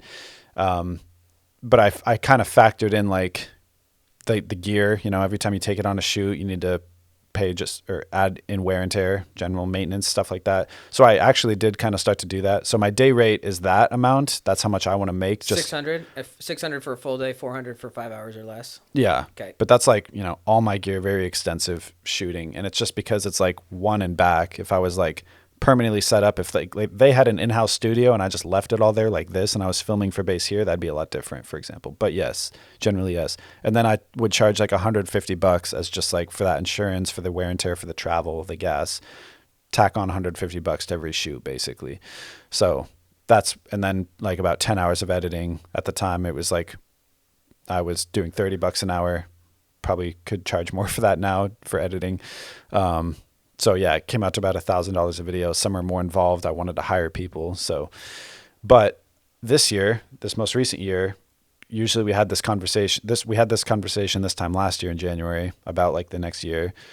So we just had a phone call and he's like, yeah, I think like I'm going to try to get a grant. It was super vague. It was like not like, I know he wants to make sure I'm still getting paid and stuff, but, he's like, yeah, I think I'm just going to like ask for 20% more for every grant that I ask for. And like, that'll just go to you or something. So like nothing concrete at all as far as amounts. So I really don't know how much to be coming in, what my time to ratio, is going to be. Cause I totally get what he, the type, and I have no other clients to like compare him to. So I don't know how normal or how weird this is at all. I'm just kind of going with it because he's my only for sure main line of income. Exactly. So it's like, I'm just going to go with it, but I don't want to get to the point where I'm being taken advantage of either, but which I don't think he'll do, but I never will know because it's like, he wants to just kind of have me on call. He knows the value of what I'm doing sort of thing. He's like, yeah, that sounds reasonable, $1,000 a video, whatever.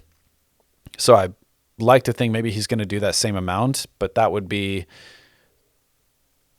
he also doesn't really know what he needs a lot of the time. And he's asking me these questions about, business. This is some stuff I've been venting to Lance about too, of like, he's asking me about like, yeah, should we make like, I'm thinking I want some content for like, for social media for Black History Month. Like, I don't know, I want to do like kind of this sort of thing. He's speaking very vaguely, like wanting me to fill in the gaps, but what Lance has been telling me and what I have established myself is like, I think that's a whole other job, like being a marketing person. Like originally he paid me to make the videos for him. Like he told me what to make and I just made them as good as I could. He's like, hey, we're filming Juneteenth or we're having this festival. We just need a recap video. There's no thought that has to go into that. He's responsible for putting it out, posting it, editing it however he wants, after the fact, but like, that's all he cares about. But what I'm realizing is like, we should put a little bit more thought into this, but so it's like, that's why I was talking about the marketing stuff. Cause it's like, it feels like he's asking this stuff of me and I'd love to have those answers for him, but I worry that like, then I would be spending even more. Cause like, that's a lot of planning. Like I'd have to put in on the back end to make sure these videos are maybe like once I learn it, it would be pretty easy to execute, and he's just happy enough right now with what he's getting. So to answer your question about how much I'm making from Base, I don't know. And I also don't know how much work I'm going to be doing for him this year, because that might be a conversation. Once I'm more confident with numbers, I can come to him and be like, hey, so this is what I'm willing to do. This is the expectation. I know you don't like contracts. We don't have to sign anything, but like, this is at least, which maybe if it really came down to it, I could get him to sign it. But for sure. But like this guy, Parker Walbeck, like even he said, I was kind of surprised. He's like, contracts, I'm going to be honest, I'd never sign a contract with a company. Like I've never had anything go wrong. I had like one person forget about a payment and we just approached them and it was resolved. But personally, he's like, I've never had it happen. I've heard other people in video business, they make these damn things because like the worst thing you want But Parker is somebody who is just like such a genuine person. Like when he talks, I think it comes from personal relationship, and I feel pretty confident that like I could weave through a situation, and make sure there's no bad blood to where that would never come up. But as of right now with Bass, it's kind of nice that he doesn't want to do the contract, because now if I don't do exactly what he wanted, there's nothing he can really fall back on. So it kind of takes a little bit of stress off me, honestly. But yeah, I don't know how much I'm making from him or what my exact scope of work will even be for him at this point. That's fine. But that's how much I've been charging. For sure. Or that's how much I did charge last time. Okay. Just like really quickly, just so you know. Yeah. Like just fun stuff in my mind. Just any thoughts you have? Yeah. Just really quick. So like at this rate, like literally all you have to do, like I'm not saying that this is necessarily the goal, but all you have to do, if you spend 3 weeks a month finding enough work to do 1 week of work, you can do this full time. Yeah. Oh yeah. The other thing too, if you get 4 days, 3 days, 3.5 days of shooting a month, you've got your bills paid. Right. So these are like these little short-term goals where you can be like, oh, okay, maybe what we do is like, okay, so, and in my mind, obviously, like the next step is of course getting you more work. More than that. Yeah, but just also kind of understanding like, whoa, okay, if you legitimately wanted to, like, do you think, and if you spent 40 hours a week for 3 weeks straight, do you think you can go get 40 hours of work? Like, very much with any bit of a plan and direction, without a question in my mind, that's very simple to do. Yeah. But also just with a plan. That's the thing. It's like without a plan, it'd be kind of tough. Like, I don't know. If you're real hungry for it, I guarantee. Well, yeah, that's the thing. Yeah. I probably could if I was really 40 hours a week on Facebook. Hey, do you need any editing help? Do you need Yeah. Guaranteed. Yeah. But that's just like one of my initial thoughts is you don't have, and then once you're at that place, you can just build more and more momentum. So getting new customers. Yeah. That's basically that's the next step. That's for sure. the next step. So you've got Bass, and you kind of, has Lance brought you any work? Yeah, it's kind of like we're doing that thing. I can't remember how much I told you about it, but we're working for the people who write the plays in Ashland now. Yeah. And so we're kind of in conversation with them. They're at least paying us for making a little behind the scenes vignette for their project, their play that they made. We shot some behind the scenes video for them real quick. And so we're kind of talking about that right now. So it's not a lot at this point, but the plan is to sit down, like make a landing page, do some of the same setup things, like make it look legit, film some intro videos, and then start reaching out basically and make a little campaign around it. So no, he hasn't brought any other than that. Yeah. And this one client, it sounds like could be brought on recurring as well on like a retainer, because they want to do film festivals. They want to do stuff in the future. So we're kind of in conversation with them right now about doing some recurring work for him, but it's just one. Yeah. Just that. Okay. And you have nothing else in place really to bring in you've got your website. Yeah. So that's probably a good thing to touch on. As far as leads is probably not the right word, but like potential avenues that I think there could be something there. I do have a lot of smaller things in place that I'm like, I know that I could pursue. Like? Probably. So like there's a friend of mine wants to I helped him make a kind of a YouTube series where he goes around and interviews local businesses. Okay. And he was willing to pay me for that. Probably not the full amount that I would charge, but like I was working out a deal with him at the time because he was helping with Shane and his stuff. Like it was kind of a homelessness project. Shane was paying me, so he was paying me a little bit less, but he was helping out. But he said he has more money, so it wouldn't probably be my full rate, but it would be, like he could probably afford between probably like $700 a video or something, okay, which would take me, 20 hours total to produce, filming and editing, maybe. Okay. Something like that.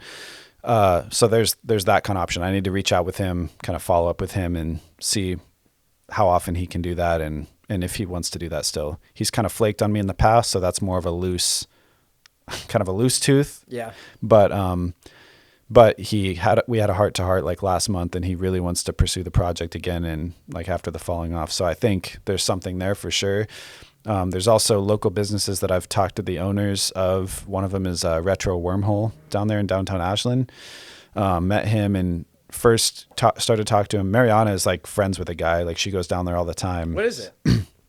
Comic book, old like 90s shit. Oh, okay. It's like they've got all this cool stuff in the window on display. Yeah, like, I know. Okay, it's now a that super I know. awesome place, dude. Yeah. They've got used consoles, old retro shit. Like they've got everything you can imagine. What's your avenue with them? What's your opportunity? I just know him well enough, and he knows I do stuff. I think he's seen my commercials, and he sounds.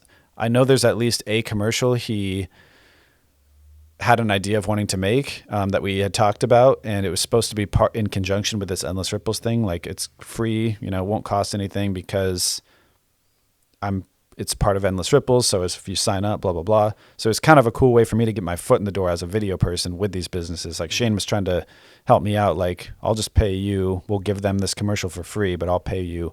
So it's kind of a cool, you know, worked out for me that way. So really just following up with some of these businesses that I've already done work for. Some of them are probably more like have higher potential to be able to pay me than others.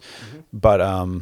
But I have those sort of soft leads, if you will. Yeah. Like I have those sort of warm leads. Yeah. And the Retro Wormhole guy, like he does really well on social media already. He does. Yeah, he does like a lot. He's posting all the time. He's got a lot of business, got a lot of work. So I don't know whether the demand would be there. This commercial idea that he had was just really interesting, and he sounded like he really wanted to do it. So that could be a thing. But that's for sure a warm lead that I could at least follow up on and see what he could do potentially. There's also these people that were doing this work for this behind the scenes video with the production stuff.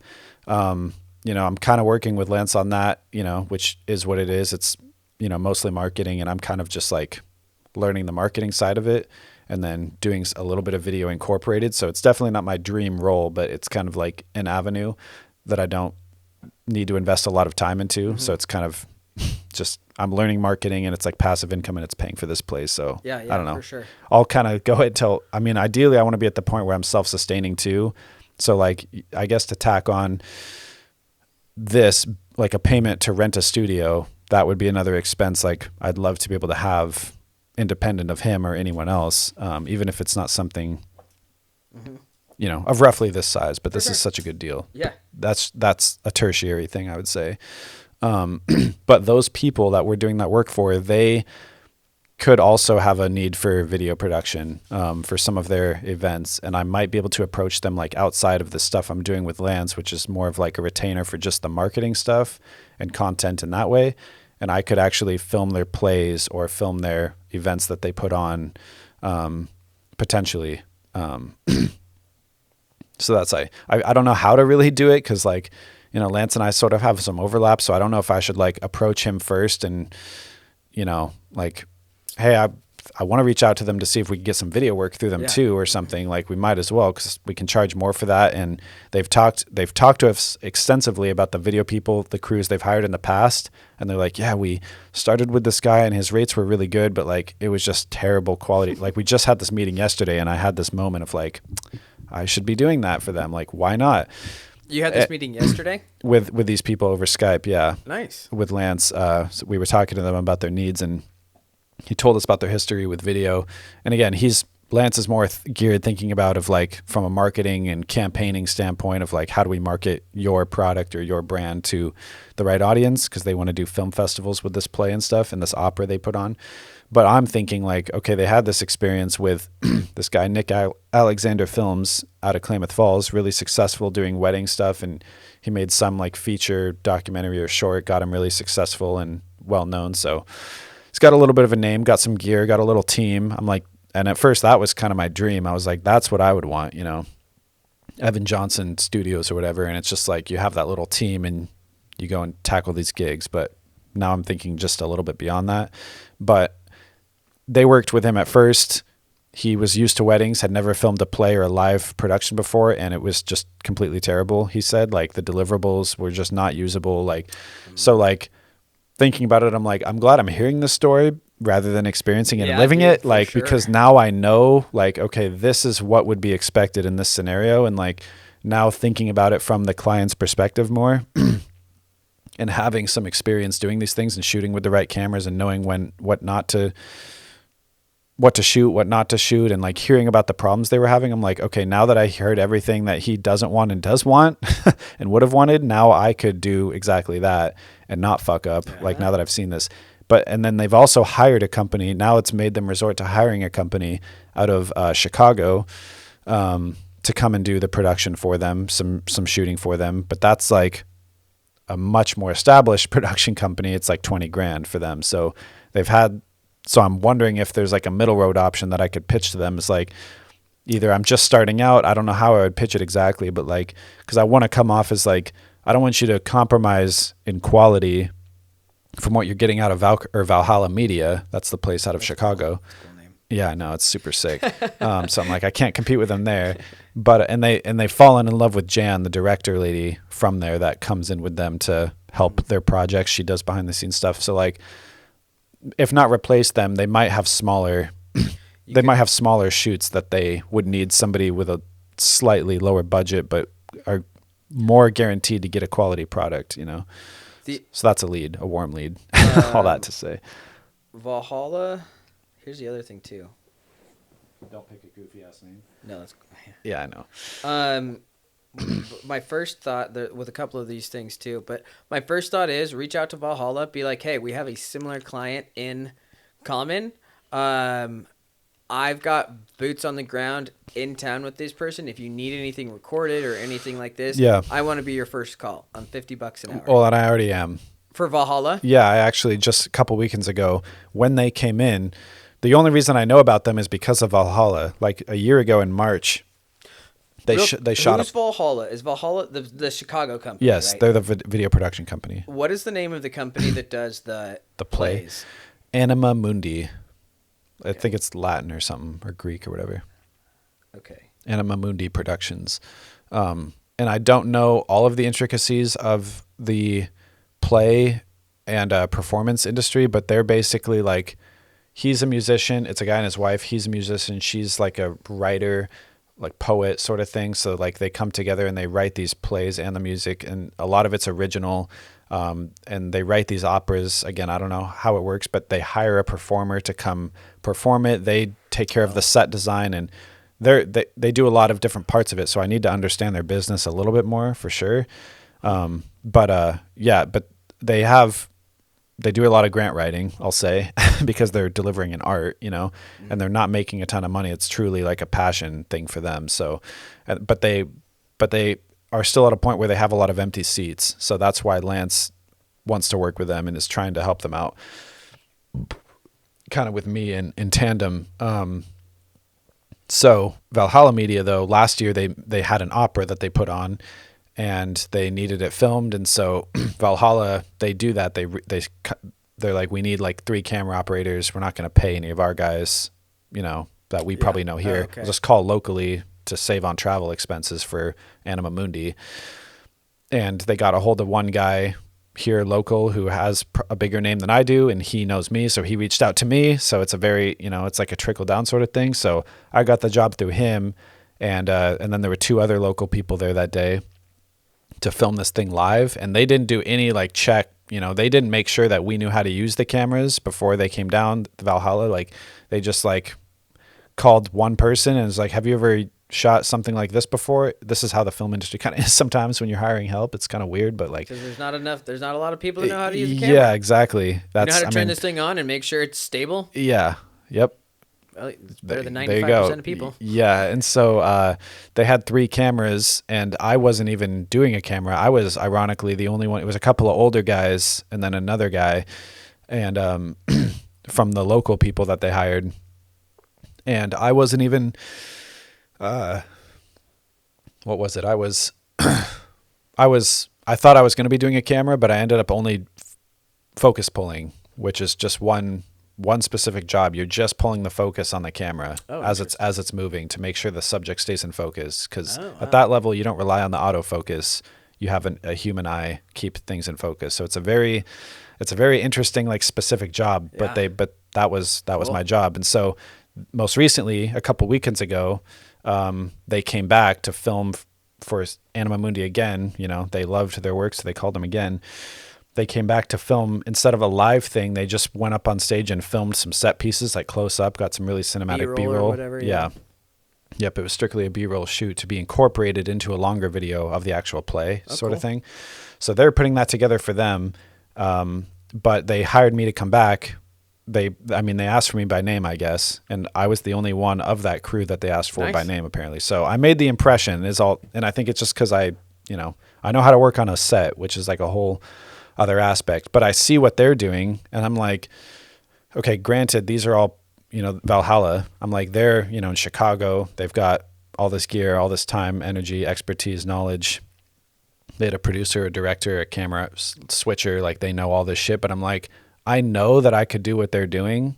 Like, I just don't have the experience. Yep. It's weird. Like, it's a really weird place to be in. It's like, I know I could shoot this shit.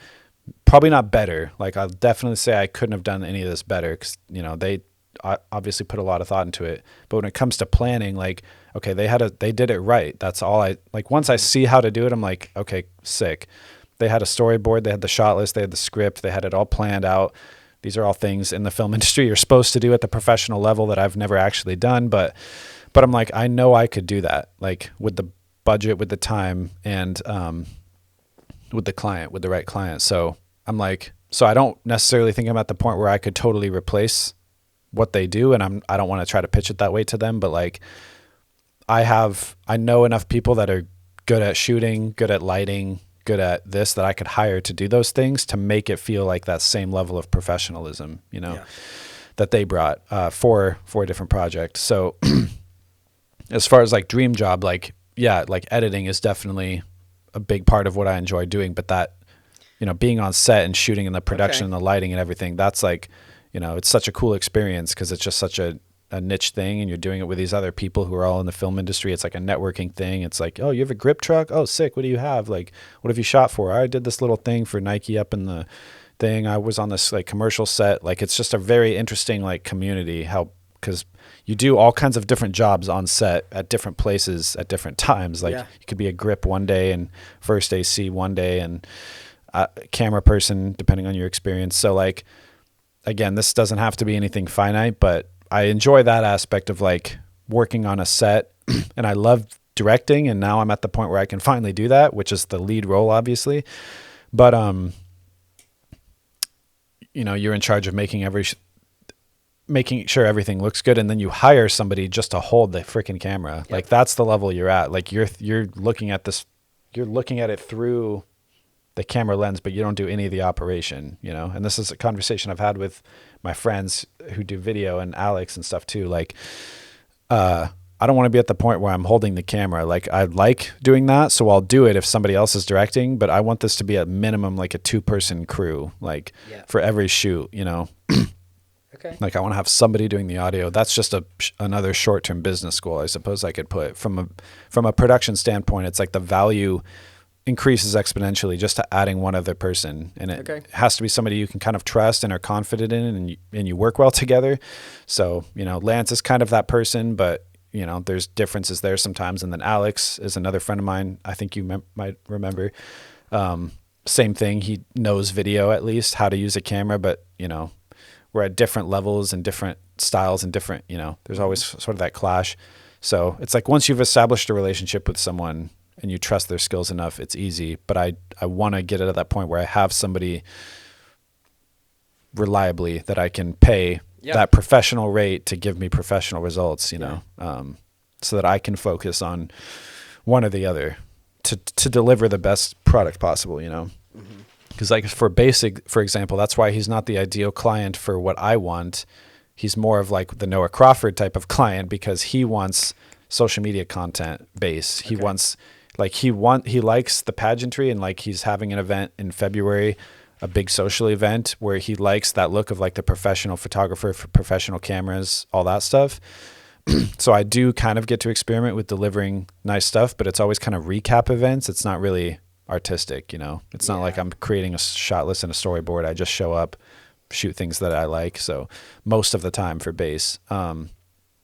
So that's why for like this MLK project I just did, that's a nice break in the routine because I'm actually crafting a little mini documentary or thing about MLK, and I can it's a little bit more creative work. So he gives me a nice blend of both, but all that to say, like, it's not ideal because I want to be paying somebody to do those shoots for me. Like, just go gather footage of this event. Like, I don't need to do that, but I want to, for now at least, edit it the way that I know he wants it to make sure it looks good, because I know how to edit those snappy, short form videos. The thing that I would just suggest pretty much any entrepreneur, and we've talked about it a lot, but like, we've got to get a social media. We've got to get a social media presence for you. Yeah. It's just one of those things. It is as valuable, if not more valuable, than a website right now. Yeah, exactly.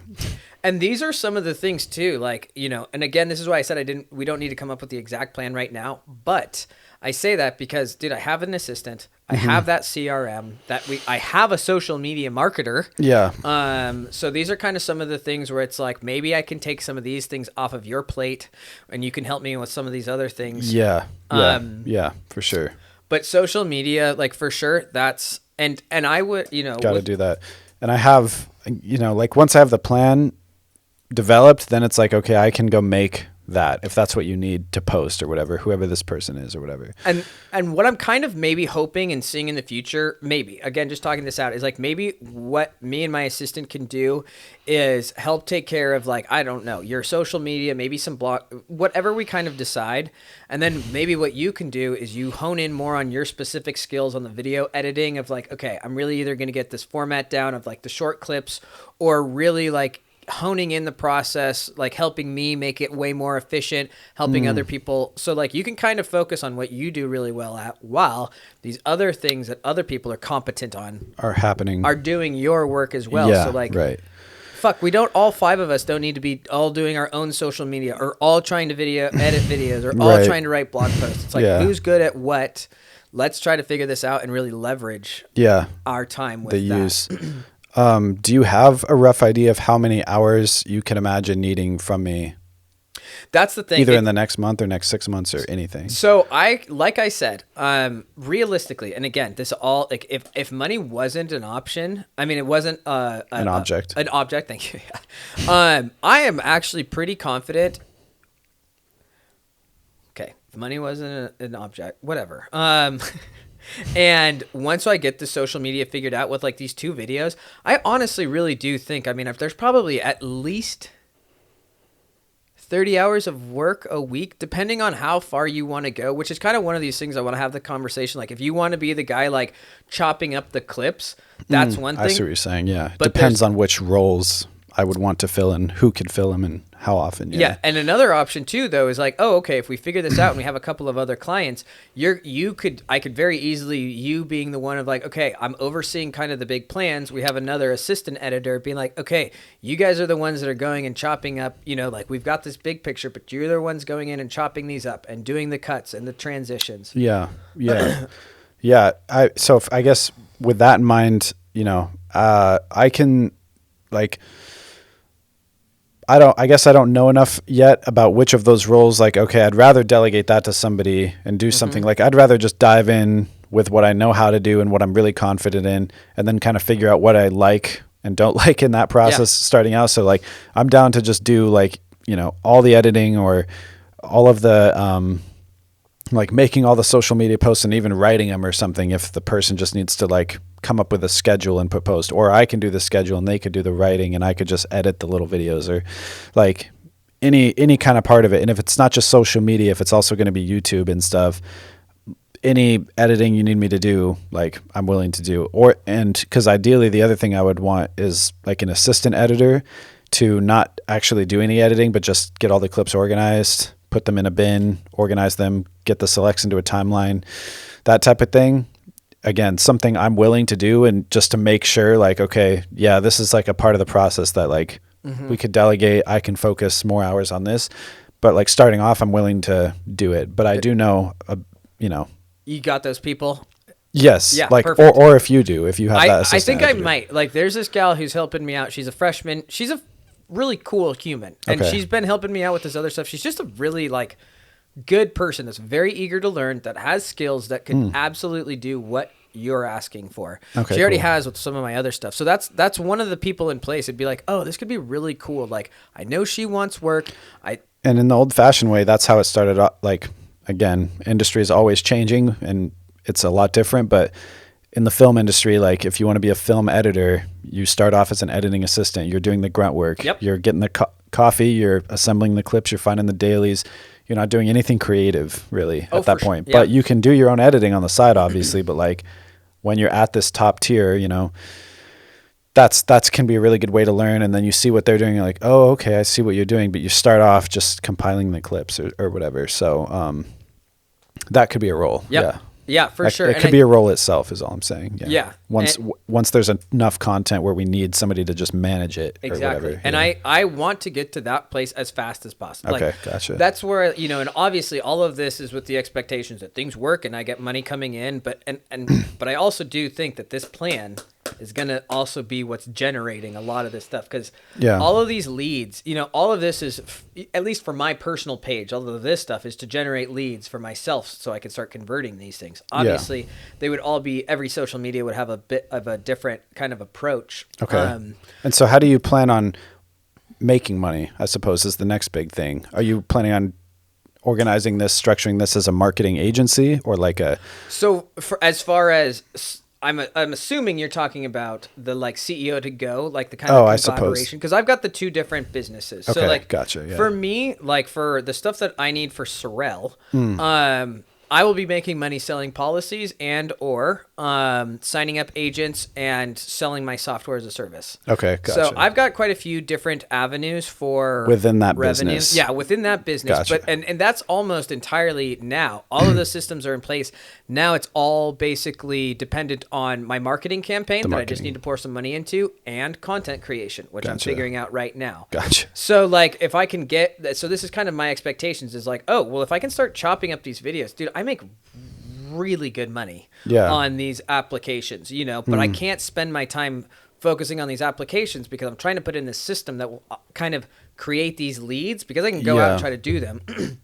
So my expectations, you know, the more time I can spend and the more content I create, the more leads I generate, which is self-perpetuating. And you're planning on attaining leads through these social media campaigns and stuff with this sort of content. Gotcha. And I also have a paid marketing on all campaign. Of these channels, these multi-channel, this omni-channel approach kind of thing. So, and what we're trying to do now at this point for just SIRREL is I've got this next quarter, our goals are to basically get this process figured out pretty well. Like how do we do the research? How many posts per week and on what platforms and what platforms, how do we, and who do we need in place? Yeah. And because I need a lot more people in place. Okay. I also know people who are looking for work, so that can be a conversation you do? Later. Yeah. Perfect. And this is, so I'm finally at that point now where it's like, okay, I've got the time. I think I've got the people. I know the demand's out there. Yeah. So I'm also, you know, and it's like, oh, okay. And my thought is, we can test and prove a lot of this stuff with my brands right now. I've got some money I can put towards it. We can kind of start testing this out, but also everybody that's involved, I want to be doing all of this work for everybody else involved. So like, like one video that I create, and this would be true, hopefully, you know, and we'll kind of divvy it out later, but as everybody's building, we can all use our own platforms to help each other out. You know, every bit of content. Yeah.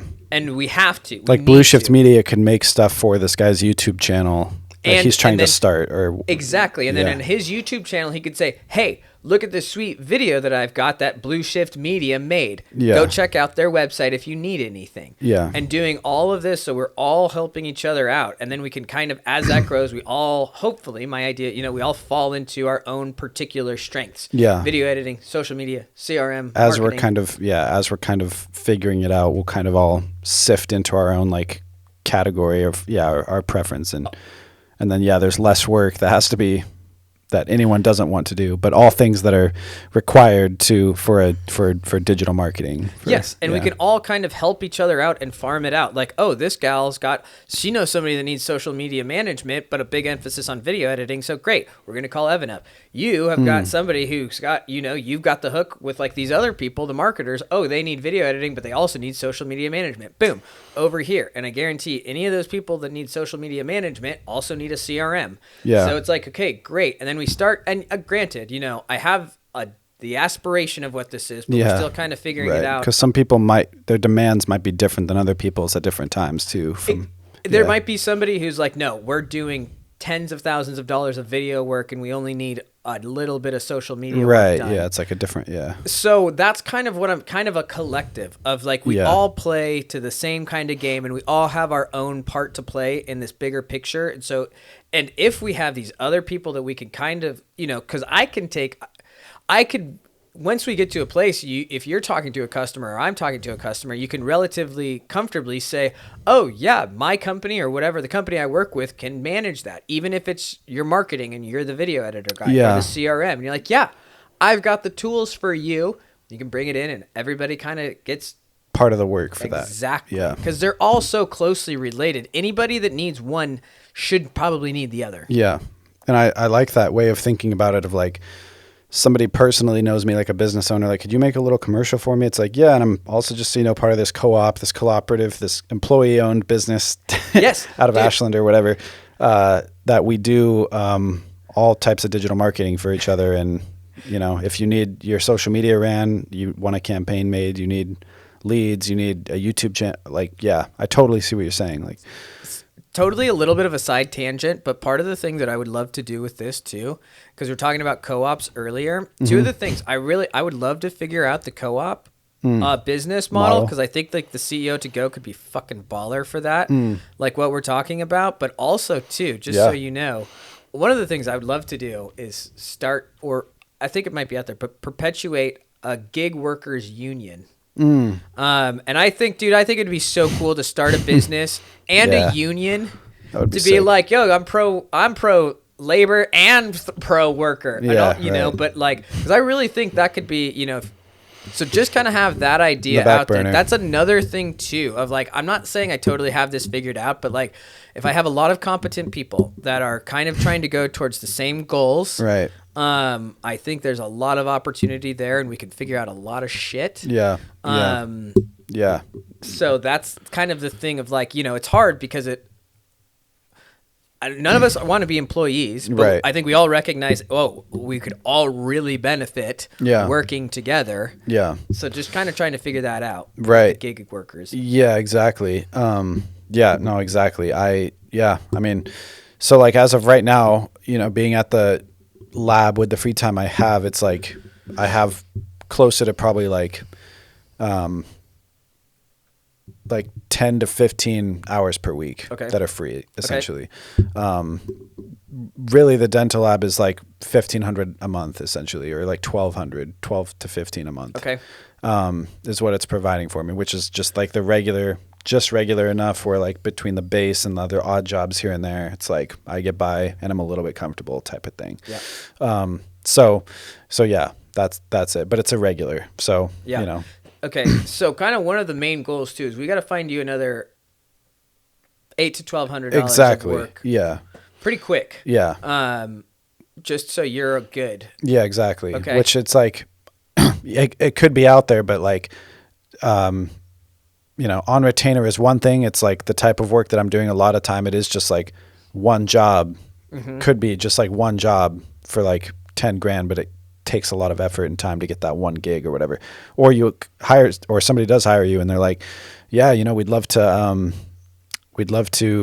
do something with you. And then it's like it's like a one and done type thing. Yeah. Yeah. Which I feel pretty confident. Like if I made something for somebody and they were stoked on it, I could follow up with them. It's like, hey, if you ever need more help, let me know.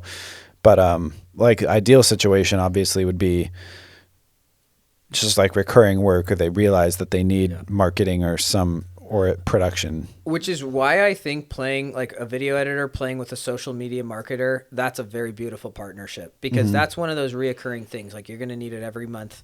Yeah. So that's kind of one of my thoughts as far as like with your ideas. And actually, I'm just going to I'm going to dive into some of these suggestions. We're already kind of talking about this. Yeah, no, it's perfect. Yeah, but this is great because I'm getting a better idea kind of specifically the very specific needs that you have right now. So some of the things I think if we spend some time just getting some other customers, and I think you've got quite a few good warm leads right now. That's one of the big things that I would do. Kind of top of my list, and we don't have to figure this out specifically right now, but base. I think if you guys got a better plan and you kind of got something being like, and I have a feeling this, I understand business owners and like, hey, I don't want to write this in I don't want to get this. And it's a nonprofit, so it's even more. Yep. But at the same time, if you kind of go up to this guy and be like, hey, I totally get this. I really respect all of this, but I am building this business. I really need to have some things figured out. Yeah. So just like, hey, like, can we sit down? I need to know exactly, like, we need to get some of these things kind of figured out. Yeah. But I think two things are going to happen with that. One, you're going to recognize you're taking it seriously. Yeah. Two, you're going to look pretty fucking organized. And three, I think you've already alluded to it a little bit. It sounds like he's probably looking for other work too, other help with like your social media management type of stuff. Yeah, right. So that could be a conversation of like, hey, what specifically are you looking at? I'm really trying to I'm getting more serious. Yeah. I really need to figure this out. I need to dial this in. You've been an amazing customer for you, so I really want to see like, hey, how can we get this figured out? Like, is there more work I can do to help you? Right. Yeah, that's a perfect way of phrasing it. I like how you're putting it. Like, is there more work I can do to help you? Because that implies that like what he might be looking for isn't just me to do extra little things for him with my current work, but it's like there's a separate job that you're almost asking of, like directing your entire social media and your entire online presence is a whole other thing, which he's the type of person that has a tough time letting go of the reins, I think, right now where he's at, because it's a nonprofit he started. It's like a very visionary, very important thing. And this is like Lance and him have talked like I've had him introduce himself to him too. And for the same reason, like, hey, I think you're at the point where maybe you need like a social media person, or at least like, because their posts are good, but like you can tell there's no effort put behind it. Yeah. Like he's just making posts and he's consistent at it, which is one of the rules, but it's not the only rule. Yeah. And so it's like, I want to see that. And for like the amount you're spending on video production, what is it getting you? You know, like it's like a vanity thing almost more for him. He likes just having high quality pictures and photos and videos on his thing, but like he doesn't have the value of it. So he might be a lost cause, because I know Lance has tried to talk to him a couple times. And just the other day he came by the studio to see a project I was working on, the MLK thing, to see the scope of it. Lance was here and we were kind of talking to him more about how he could post it, how he could publish it and stuff. And he was kind of a non-reactive person. Like he didn't react a lot. So I don't know if it was just like he wasn't vibing with it or he didn't see the value in it, but I'm just like, I don't know. I'm going to speak to something, and I only met him once, but like, here's the thing. I'm going to be totally honest with you. Yeah, no, you're going to have some issues with Lance, dude. Oh, I know. Because the fact of the matter is you're going to fucking deal with a bunch of entrepreneurs that don't want to be told what the fuck to do, and that's all he does. Yeah. That dude didn't listen to one goddamn... He listened to half a fucking thought that came out of my mouth, and then he just told me all this shit that I should do. I was like, listen, fucker. Yeah. Do not talk to me like I don't know what I'm talking about. You did not let me get this out of my mouth. I have a very elaborate plan. Yeah. I know a lot of what I'm doing. I was looking for somebody to listen and add some advice. You didn't even fucking listen. Yeah. I'm not going to listen to anything that comes out of your mouth. Yeah. And that's, dude, straight up. And here's the thing. He's a marketer. Yeah. Your job is to get your...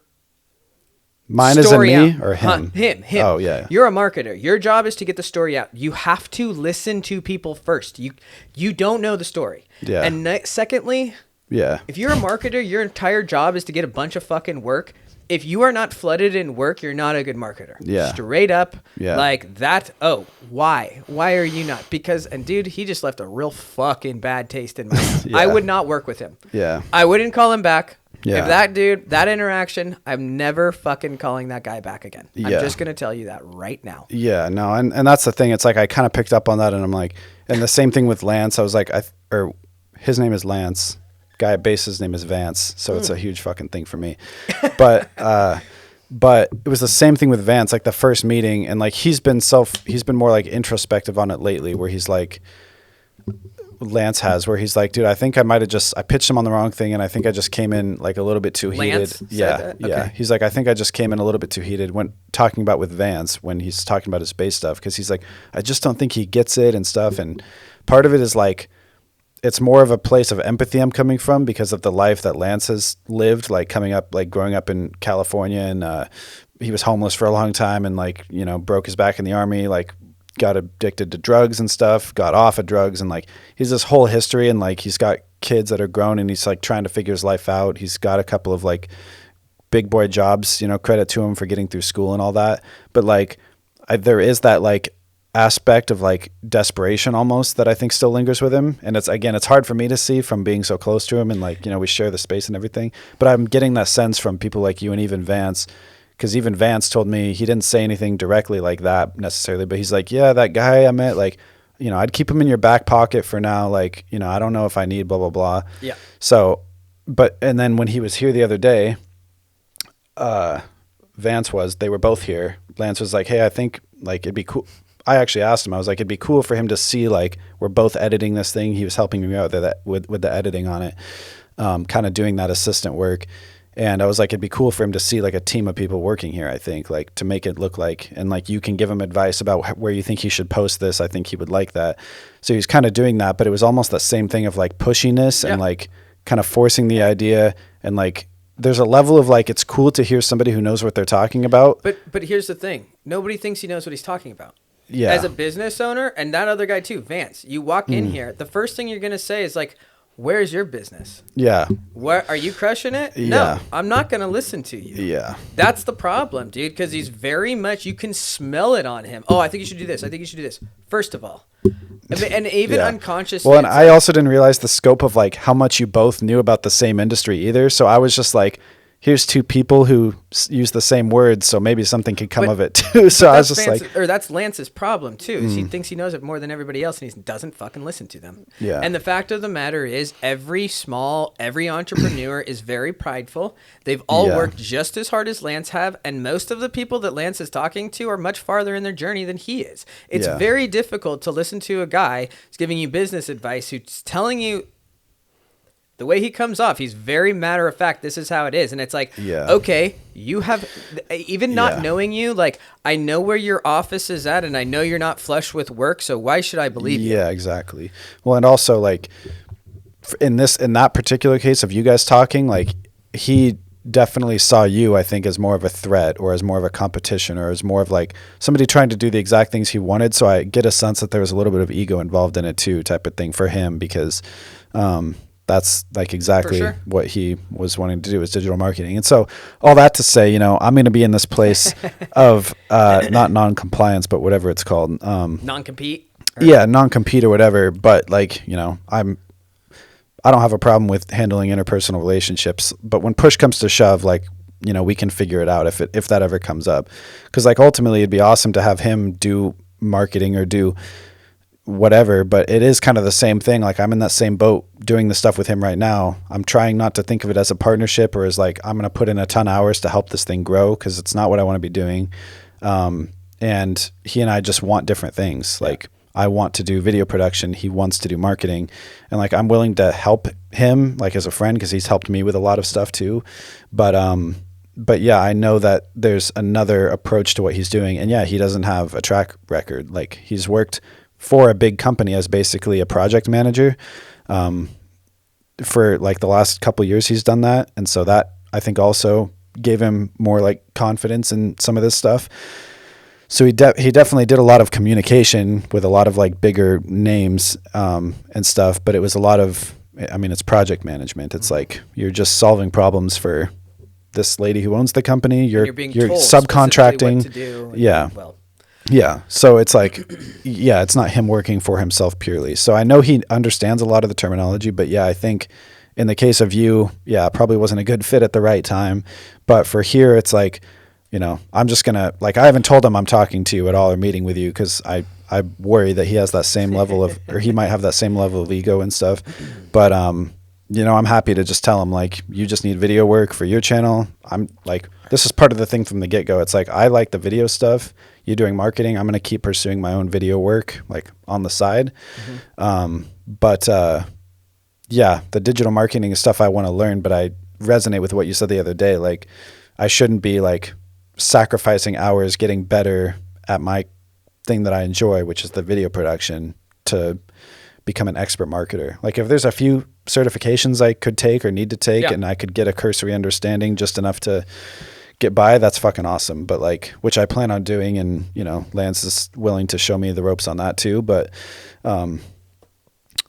yeah, I don't want to sacrifice time from this kind of thing for that. So sweet. And so kind of coming back to, like, this whole base thing and your yeah, so I do need to have that conversation with him for sure about his needs, and maybe I'll pitch it as, because now he knows. He's like, yeah, so is that what you and Lance are doing? It's like, well, I know somebody else that does it too. Well, here, or something. this is kind of what I wanted to say. Because he might already be put off to the idea, but for sure. But I don't know. For sure. And so that's just one of the things, like, I would just go and talk with him. You've already got that thing. But one piece of this is just going to kind of straight up be like business advice for you personally. Yeah. That I've seen that I think a lot of people do. And it's really great. You've got a really big heart and you want to help a lot of people out. Too big for your own. Just you this is something that is a little bit, I think, difficult for people to kind of understand, but, like, get to a point where your cup is running over and you're going to be in a much better position to help these other people. But if you're trying to fill these other people's cups that are empty and yours is empty too, like, you're not really helping much people out. Right. So, like, that's great that Lance is trying to build this. Like, that's great. And you help him as much as you can. But, dude, you're not building Lance's business. You're building your business. Yeah. Same thing with Endless Ripples. Same thing with this YouTube. Yeah. Like, which is why I'm glad I worked with Shane, to see, like, that's the extreme example of, like, the biggest heart spent way too much filling up everyone else's hit rock bottom type of thing. So I can't do that. I can't run out of money. That's rule number one. And the thing is too, is people like you, yes, you want to help people. Like, obviously I'm sitting here, I'm trying to kind of organize this thing where we're all helping each other. Yeah. But it's in this sense of too, of like, but it's you, the only reason you should do it is if it's really advancing your business, because you're the only person in charge of your business. You've got a family to take care of. You got a mortgage to pay. Like, you better look out for you. Yeah. Otherwise you can't look out for anyone else. For sure. Yeah. So, like, some of these things, like, you know, and like, so with Lance and these types of things, like, and on that note, don't fucking wait for anybody. Yeah. Do not wait, you know, like, Lance, if you want, like, this base, if you think that there's work here, or that other, Anima Mundi, just ask him. Absolutely. Yeah. You are the boss of your business. Of Blue Shift Media. And I tell you what, if Lance gets upset that you're trying to get some work and you're trying to talk to people, then get the fuck out of that partnership. Yeah, exactly. Yeah. Because, like, this is you've got the core competency, you got the skill. Now it's gonna come down to the hustle. Yeah, exactly. I mean, like, where we're at now, all of this stuff, like, all of these things are very simple things to do to just get more work, because you've got the fucking everything's in place. You've got everything in place. Yeah. But I think a little bit of a shift of, like, okay, I really got to look after my own, and everything that I do really should be like, what are the most impactful movements or things I can do right now? Mm-hmm. One of them, I mean, you're making content. You should be showing people this on your social medias. Yeah. Like, show people your work, you know, and these will also help you learn a lot of these marketing skills that you're already, you know, it's kind of one of those things of, like, focus on this one skill and it's going to drag up a lot of other ones. You know? And then also too, just like, you've got a lot of these kind of warm leads. It's time for you, dude. Like, dude, you're a stud. Go ask him. Go get some fucking work. Yeah. You know, especially, like, you've got, like, this base, the way that you say it, and as speaking as an entrepreneur. Yeah, I know it's a weird case. It's a weird case study, I think, with him, because of the way the payment works and the nature of the work and all this. But But I think that's pretty common for just a small business, and it's probably a little bit different too because he's nonprofit, so incentives are a little bit different. But he's making money. His goals: he's making money, he's spending money to get more money. It's the same goals as every other business. Yeah. And like this guy, I can tell you right now, he likes you and he trusts you. If he's willing to come and kind of like check out some other stuff, he likes you and he probably wants more things. Right. But one of the things that entrepreneurs generally like, they want to know it's their idea.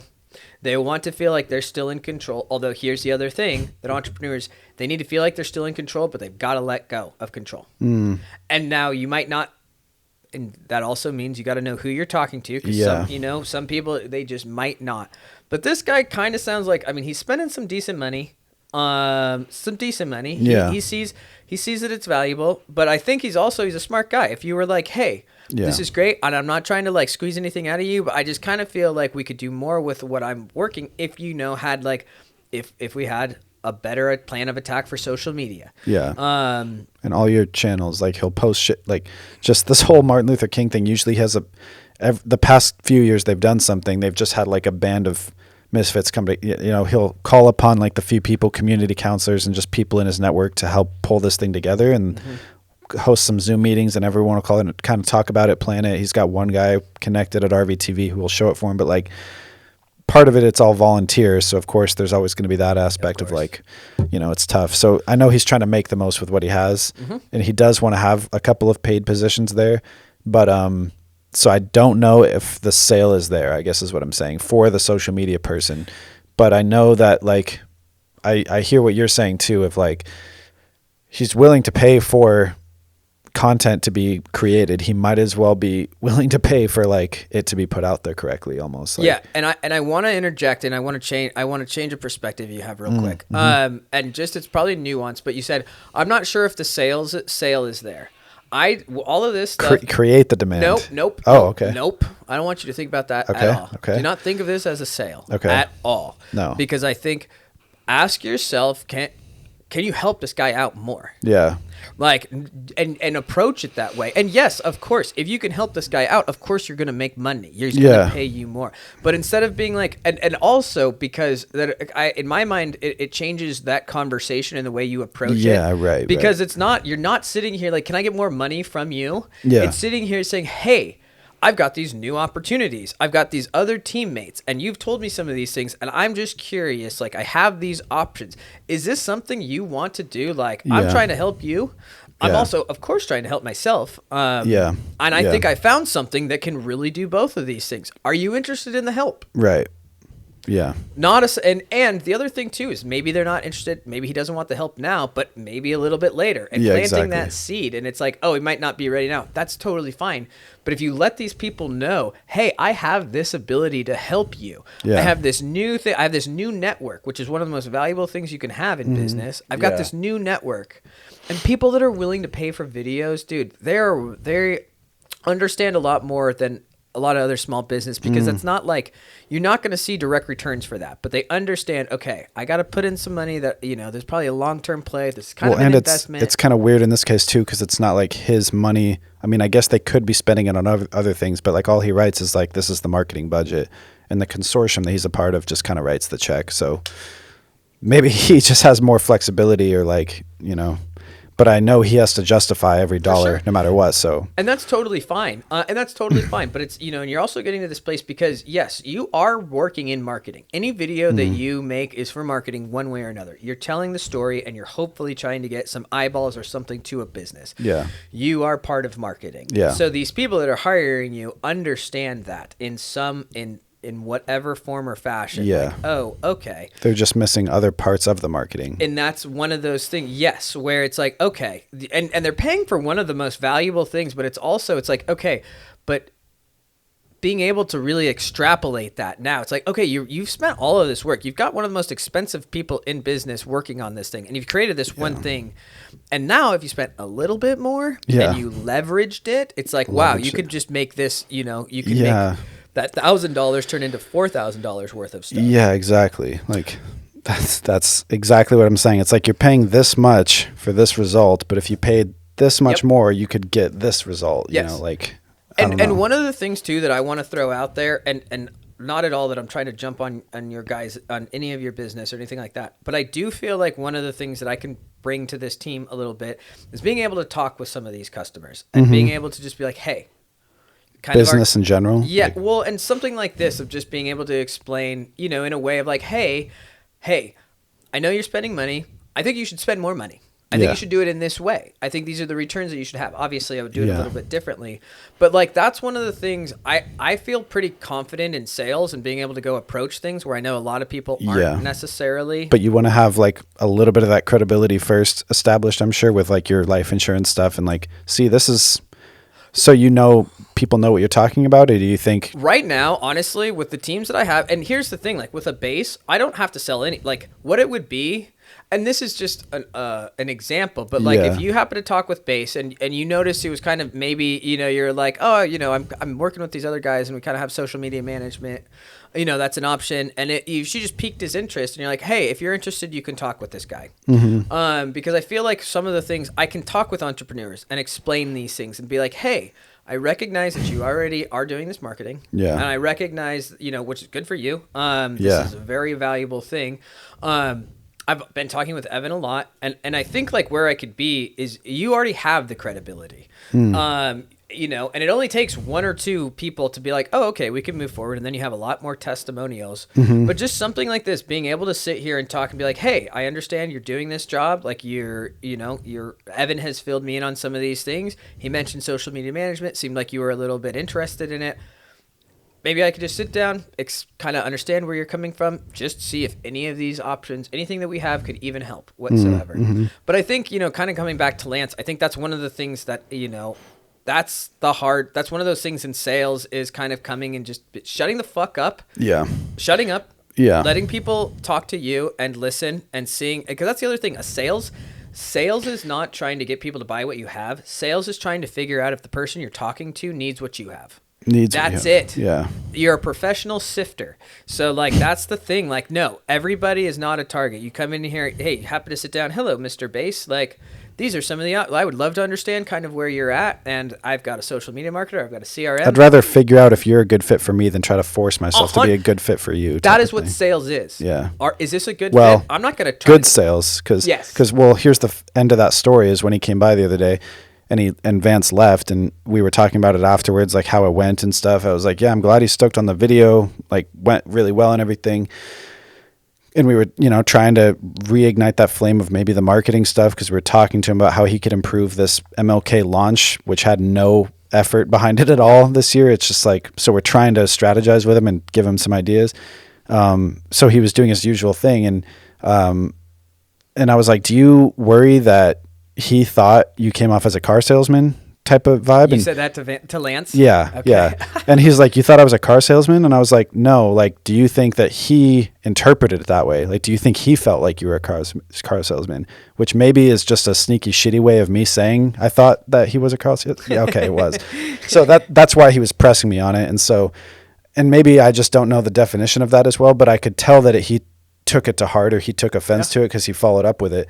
He's like, no, I don't think, you know, I wasn't trying to, he's like, I'm not trying to, I don't know. I think it just struck a chord with him because like later he brought it up again. Like, I was thinking about what you said and all this stuff. And so, well, good for you. At the end of the day, I'm glad I said it. No, it is. And that's a very good question. Way to ask a question. So at least he's aware of it, you know? Because quite frankly, that's exactly what he comes off. Yeah, yeah. Very much like, I don't care what you think. Bye. Well, and he was an actual car salesman and he got out of it because he didn't want to do it. So I think it's like one of those things, the seeds are kind of there or something, or like he had a natural competency towards that. Yeah. So like, good for you. For some people, I bet it's good. And this is why it's also weird because I see the way he's interacting with this guy, Anima Mundi, and he really vibes with him. Granted, we met him when he's kind of a beta male. So maybe there's a part of it of like, he's like the perfect counterpart for somebody who's like, I don't really know what to do. Yeah, like for sure. we need help. Great. So maybe it's like too much of a clashing with like you, for example, or Vance. It's more like, no, I know what I fucking need. Yeah. Like you're telling. So maybe it's just a personality clash, but in this case, this other guy, Anima Mundi, it's very much like he is like, yeah, you know, we could really use that. And every time he like talks to him like that, he's like, oh yeah, you know, let's put some things together. And he's a good business guy too. He knows his stuff, this guy at Anima Mundi. But I see them just working like it was just a no-brainer. Mm-hmm. And the way they even got introduced is because I was doing that shoot I was telling you about, and I really wanted like some behind-the-scenes photos like for my own business because I'm working on this big professional set holding the camera. I'm like, oh, it looks sick. Like I want some nice shots of this. So I was like, oh, I should call Lance. He's got his cameras at the studio. He could come and take some pictures. But I was like, I got to ask the producers, make sure that's cool with them, you know. But I was like, I'll just pitch it to them as like, oh, if you guys want any of this stuff, you can have it too for your own stuff. So I just brought it up to him lightly.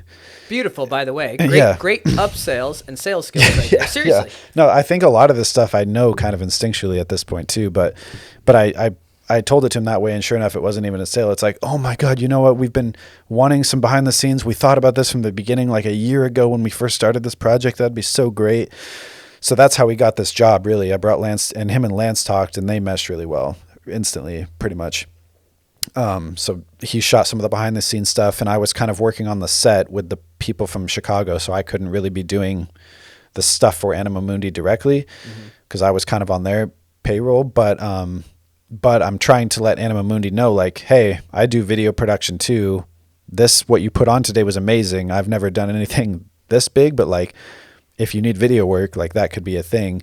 But, you know, Lance does a little bit of video stuff too. Like he's got his own cameras. I think I'm probably a little bit better at shooting and editing than him, but he at least understands it to an extent. So I don't know. It's a lot of weird, like overlapping, you know, lines of work and stuff like that and levels of demand. But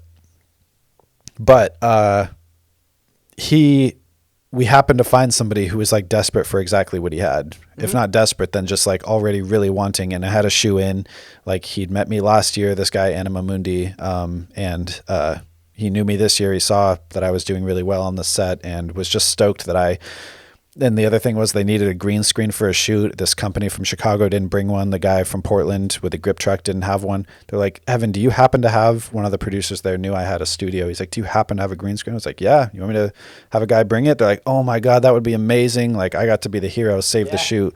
So Lance brought it with the cameras and we just made the whole thing that much better. So it's like, I know how to like take advantage and fill in the gaps, and like take advantage is not a good, perfect way, but it's like, great. Yeah, you know what I mean? It's like figure out what the need is in the situation and then just solve it for somebody and leverage it. That word you've been saying, like leverage the use out of it. So okay, this is kind of a perfect transition. And before I ask this question though, just as you're moving forward now, like because you mentioned it, you know these things, like you already kind of intuitively know to ask these questions. I just want you to kind of proceed in moving forward and knowing when you're asking these questions, like you kind of now in your back pocket, you've got a marketer. I mean, I know you have Lance too, but like you've got a marketer, you've got a CRM person, and you've got a social media manager. So like anytime that you're talking with one of these people and you're like, oh, you know, just know you also now have those solutions in your back pocket. No, that's perfect. And that's the awesome thing about this kind of consortium you're talking about. That's the sum of the parts. And do they have like, what is their history of experience with social media? So this gal, and I should ask for the recording. She's been doing it. She has got quite the background.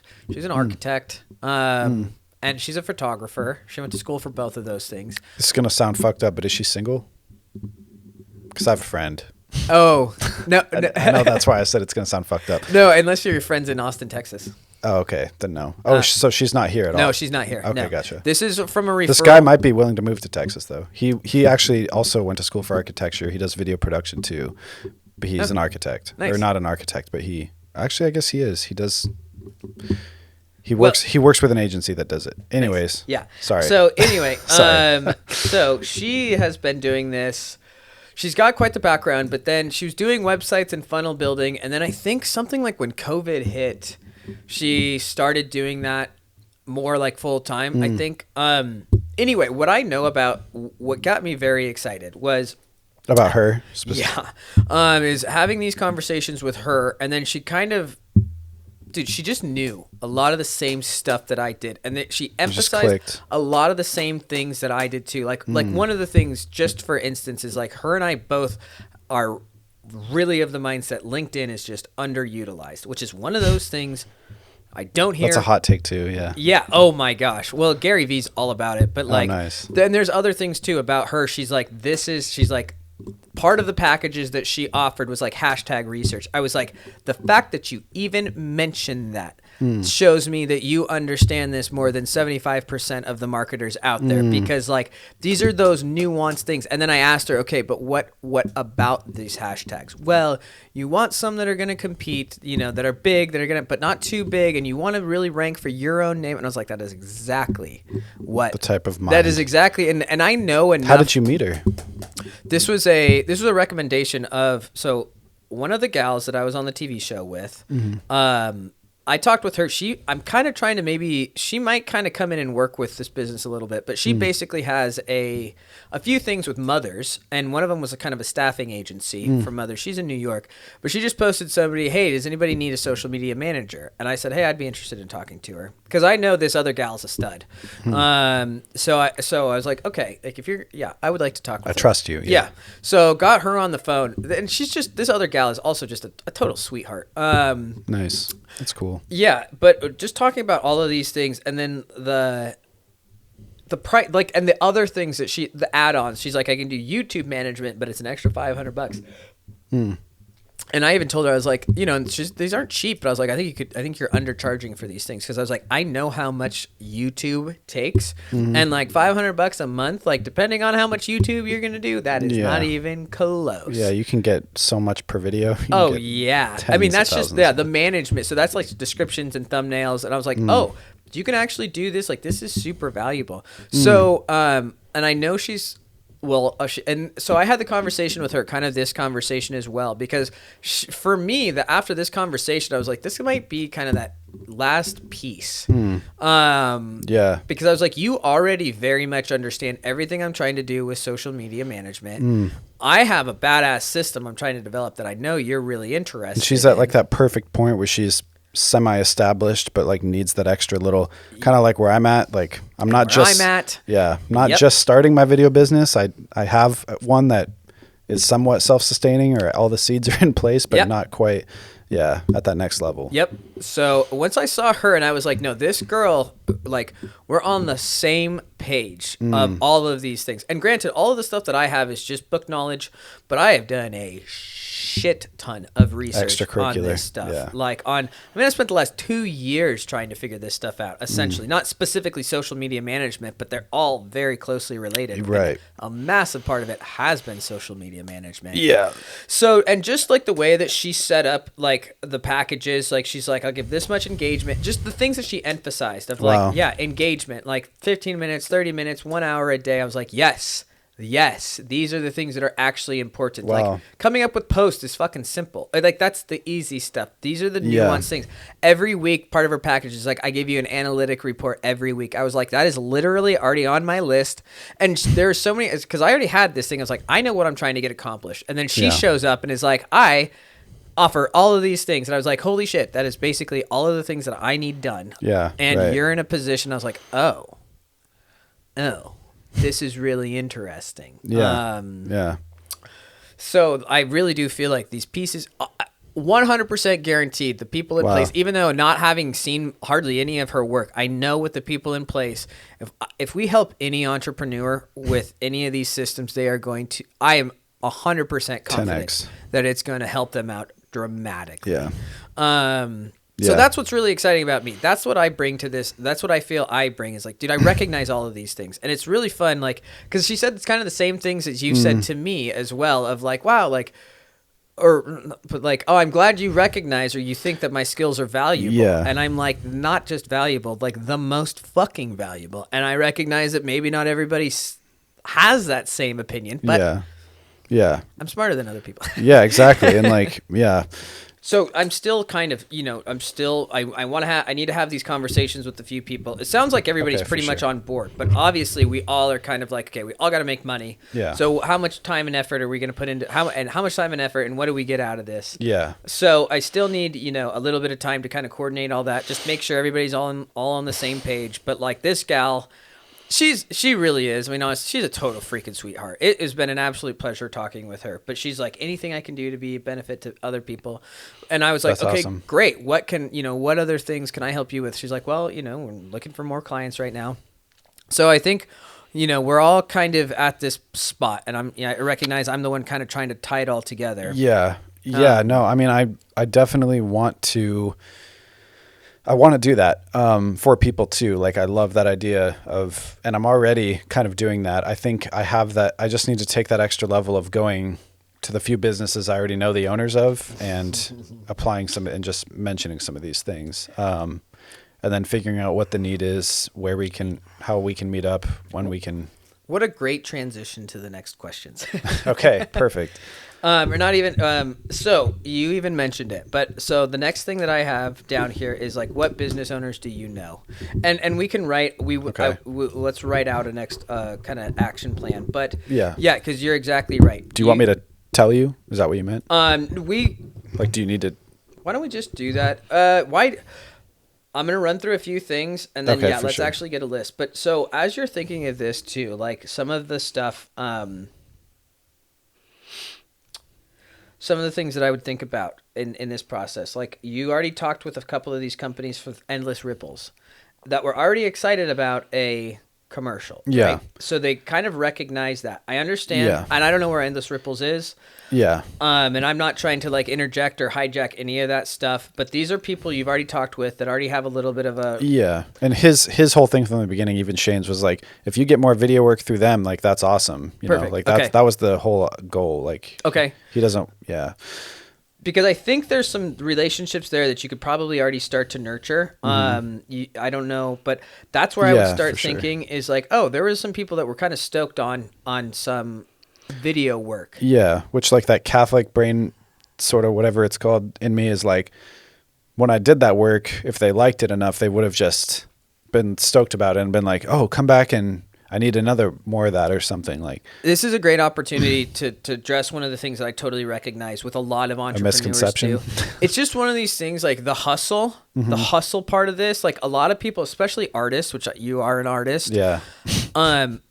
This is one of these things that you just kind of have to understand and learn as a business owner is sales. This is sales. It's not, trust me, you're not fucking Van Gogh and you probably never will be. Yeah.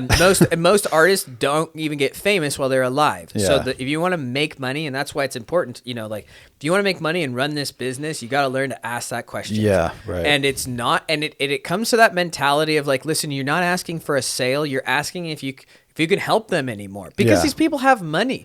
And if the answer is no, because they didn't find your product valuable then fine. Yeah. Fine. Then you got your answer. Right. Great. Yeah. But it is really, and this is the thing now where like, now you're going into business. These are like the skills, dude. You can edit any of this stuff. Yeah. But picking up the phone and calling these people, that's like these are the things that makes you a very successful business owner. Right.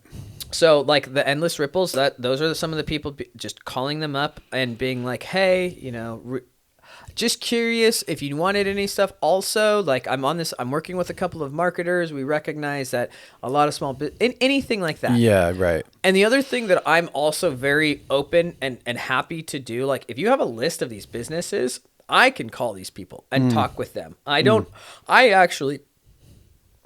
love selling shit that I know is fucking awesome. And I know that what we're going to put together is fucking awesome. Yeah. And I want to help small business owners. Right. So yeah.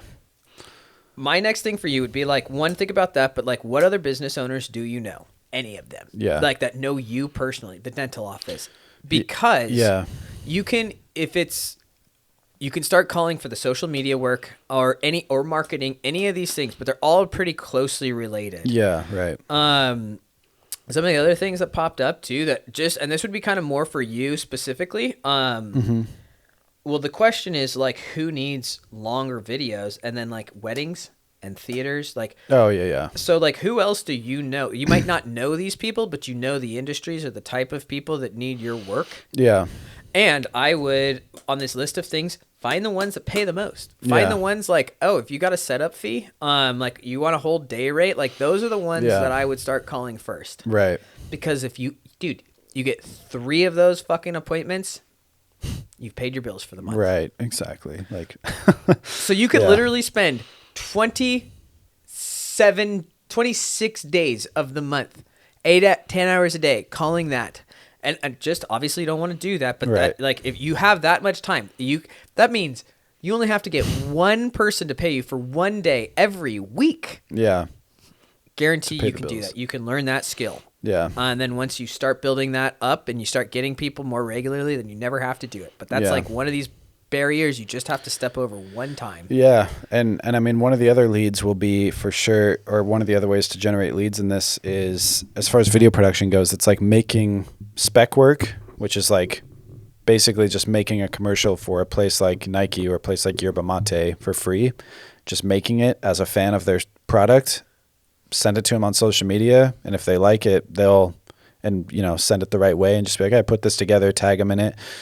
They love that shit, Oh, for sure. And maybe not Nike. There's like a certain level, people who don't do a lot of content production, but I've had that thought a million times. Like, I just need to go make something and post it and get work that way potentially too. Cause I don't want to limit it to just this area necessarily either, with some shooting and editing. For sure. I don't think it's a bad tactic, but I would, for the time being, as much as you can until you're really desperate, don't work for free.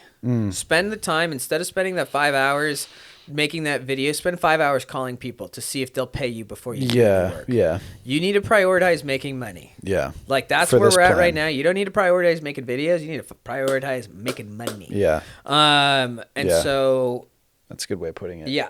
Just for now, you got it. You got to get that place, little baby steps. Right. The little goals. So you could start working for yourself. Then you could, start charging more, start getting reoccurring stuff. But you need to make money. Yeah. Yeah. Learn how to make money. Yeah. And dude, you got a great skill to do. You've got all the skills. You got all the skills of the core competency. Now it's just kind of some of these other businessy skills. And number one is sales. Yeah. That's the number one skill every business owner should know. And it's not that hard. Like, this sales, it's not some tricky shit. It literally is, hey, can I help you? I want to help you. Grant, I want to help you, which means, yes, there's something in it for me, but I'm literally coming at this at a place of like, hey, I think I have this thing that could really help you. Are you interested? If not, great. Do you know anybody that might? Yeah, right. Yeah, and leave it at that. Some of the other businesses too. What about this? The T-shirt dude. Right here next door. Yeah. No. That owns the food cart thing. Yeah, right here at the backyard. He does the screen printing. Oh, maybe I'm just not. Oh yeah, it is. I'm backwards. Oh yeah, just oriented. Yes. Yeah. Yeah, at the backyard. Yeah. I mean, I don't think his budget is that high, but doesn't matter. And this are you is talking the about thing. doing? Just talk to them. Yeah. Talk to them. Yeah. He's a good person. He's well connected too. He's well connected. So this is what sales actually is. Like, these people and you already have a good reputation with them. They know you. Every one of those fucking food carts, you don't have to necessarily sell anything, but just ask them, what do they want? Are they interested? Yeah. You are a marketer now. You are on the sales, because you've got a lot of marketers that, if they get work, can pay you. Yeah. Or you charge them. Oh, I've got a $500 contract. You're going to give me $100 for this or whatever. You're giving me 20% of this or whatever it is. Yeah. But those are the things, like, these people, your dental office. Fucking A, dude. How many? He said he's got 3 dental offices. Is that right? No. He, I don't remember what I said that had to do with 3, but it's a dental lab. We just manufacture the crowns and stuff for dentists. Oh, okay. So dentists are who pays us, basically. Okay. Yeah. So it's an interesting market, but yeah, he is a business owner. That is a conversation I'm planning on having at some point. Again, it's a weird situation because I'm an employee of his right now at 1099 or whatever. So it's, it's a weird position, but like, I know that he would see the value in like, I'd much rather be like, hey man, instead of me just coming here doing this remedial tasks at the lab for this much, like I'd much rather, if you're going to pay me hourly, I'll just come a couple times a week, set up, like shoot a couple videos for you. And then if you need some help with the social media, you know, you can pay out for that. But ideally, I'd want to be a contractor for him. Charge what I want, come in when I want, shoot what I want. But yeah, that is like a warm lead as well, for sure, in that sense. Any business owner. Yeah. Any fucking business owner, because they might not know, but somebody else might. Yeah. You know, they might know somebody else. And like the other thing too, like with this business owner, dude, he owns a business. Like if you can provide him another service, dude, no offense, but like what you're doing isn't, you're not a dentist. Like you can be replaced. But the value that you can bring with a video editor, that is not easily replaced. That is more valuable to his business. And if he's smart, he'll recognize that. And that's the thing. I'm like, I know I'm wasting my potential and possibly even his potential as a business by doing this stuff for him instead of doing, the video stuff, dude. And that thought that you just had, dude, I would really encourage you to hold on to that and put that at the front of your mind. Like, you know, you do not need to be biding your time anymore. You do not need to be working these other jobs. Like, you're set up in a position, like if you make this, you know, as soon as you want to make this decision and be like, okay, no, these are the questions that I want to start asking. You don't have to do that medial stuff anymore. Yeah. Right. Those are, you know, yeah, no, that's a good, no, I do for sure. Like it really just is a matter of, going to some of these businesses, like approaching them in a more professional manner and just, and establishing what it is their need is. And like, if there's what the need is, like how scarce, how often, and what their potential, and like the money stuff can come later. Like I definitely need to have some affirmative rates so I can be confident in what I'm saying. But that's another one I would like to, you know, because these things too, like, and again, it kind of comes to like, I appreciate you got a really good heart, like with this, you know, like, but with your dentist guy, like, don't be thinking, oh, you can pay me the same for this rate. Don't be thinking about that. Right. You straight up be like, hey, I have a different service. It costs different. Are you interested in it? Yeah. It costs different. Right? It costs different. I do something different. I have a whole different job. Yeah. Whole different job. Yeah. And it's really fucking valuable. This is how much it is. Are you interested in it? Yeah. Okay. But you don't have to be like, I'll do it for $20 an hour. Fuck that shit, man. Yeah. Nah, man, I'm a $50 an hour guy. Like, hey, if you're interested in doing it, like that would be great. Yeah. And he understands that. Like he's such a business person too. Like I think he knows that. And his son, who I went to high school with, that's how I got the job there. We just hung out as kids, middle school, high school together and stuff. So not really family friend, but like I've known him for a while too. So it's kind of one of those things. But his son also does video production. Like him and I went to school together all through the same like classes, and he ended up going the corporate route working for Lithia. So he's doing that now. Okay. As their video editor in-house, but very interesting position he's in. You should reach out to him too. Yeah. Hey, do you know of any work? Do you need any work? Oh yeah. No, we're in the midst of talking right now. He's, as far as people that I want to help get more work or could bring into something if something exploded and I needed it, he's like at the top of the list for sure. He's good at editing different styles entirely between him and I. So, you know, it'd be like a project by project sort of thing, but he's good at editing. And the main thing is he's a drone pilot now, and he's got all the certifications, and he has a drone that's like leagues beyond what anybody has here as far as what it can do and how competent he is at using it. So that's his main thing, which is pretty niche. So it's not like I'll be able to call on him like 10 times a month necessarily, but he's also good at editing, and he's at the point where he's trying to, I would love to have him, well, maybe not. I don't know. I was going to say I'd love to have him talk to you as well, because he's trying to get out on his own has his own business. Yeah, because doing video editing, because he's in a weird position where, and I'll preface this by saying like I lightly pitched this to him. He was just here the other day helping me out with some editing stuff and showing me some VFX. He's better at like the visual effects stuff too. So another thing that he has that I don't, that's valuable to me. Like he understands that stuff better right now. So he's teaching me some of that, but I'm talking to him about this stuff. I lightly pitched that to him. Like, I know somebody, like, if you ever need help, like getting your business started, like, let me know. At least the sole proprietorship shit I can help you out with. And he kind of, what he said was kind of just like, yeah, my dad's kind of helping me out because, he owns a business. So he's kind of helping me, sort of thing. So he might not be open to outside help at this point. Yeah. But what I can already tell based on what he's told me and what I know that his dad knows is that for video stuff specifically, there's stuff that his dad is overlooking or putting too much focus into that I don't think he needs. Mm-hmm. And so I'm kind of hoping to do two things with him: help him get started on his own, help him not feel like he has to do exactly what his dad is doing as far as business, because his dad knows a lot. Obviously, he's had a successful business for a long time, but it's very working different. For yourself is different than working with a team.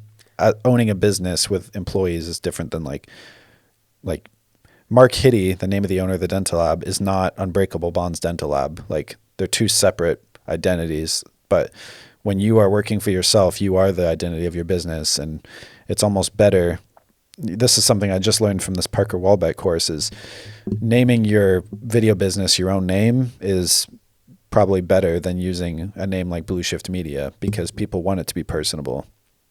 I think it doesn't matter that much once people get to know you, the name of the business itself.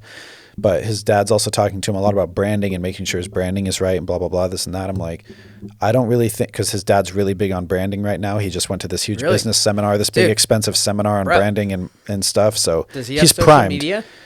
So it's a really weird position. We have one and we're running it. I have the login to it because he's designated me and my other friend Ian. We're the same age, both friends with Jesse, his son. The three of us are all friends. So his son comes into the dental lab to do like paperwork for him, but he mostly works at Lithia doing their video editing. So Jesse and I have that overlap of video interest. This guy Ian, who also works at the dental lab, he does the designing. He does just like the grunt work of dental design. Okay.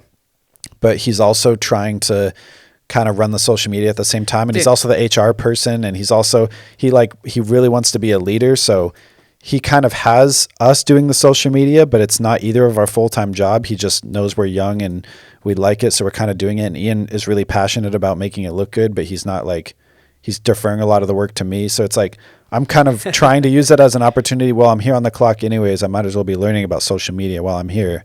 So I'm doing some research and I'm kind of trying different posts. My phone isn't good enough to handle, it turns out, the reels I'm trying to make. But all that to say, he has like that level of like, okay, I want to, like, he just rebranded last year on January. Dude. And so everything's in place. There hasn't been like a real push, hard, concentrated effort.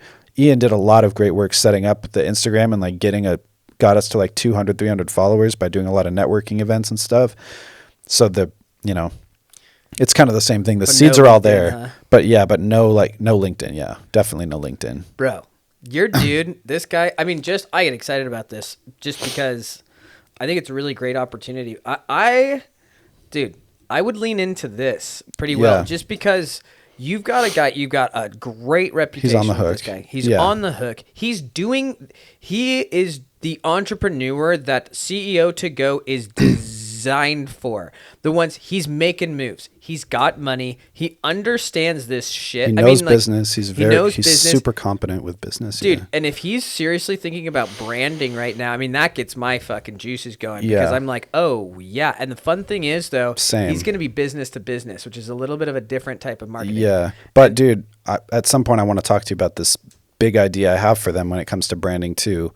Finish your thought, but I would just get him on the phone. Start talking to him about this stuff. Because legitimately, dude, these types of things. This conversation could literally, this could start something that could literally change your life by the end of next week. If you've got a big project, if you've got a guy who's willing to spend money, he likes you. He obviously really likes you the way that he's let you kind of work in these certain ways and come back.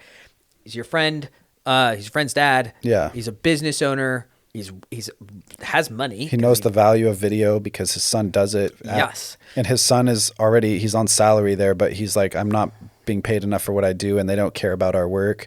So he knows the dynamics of Lithia.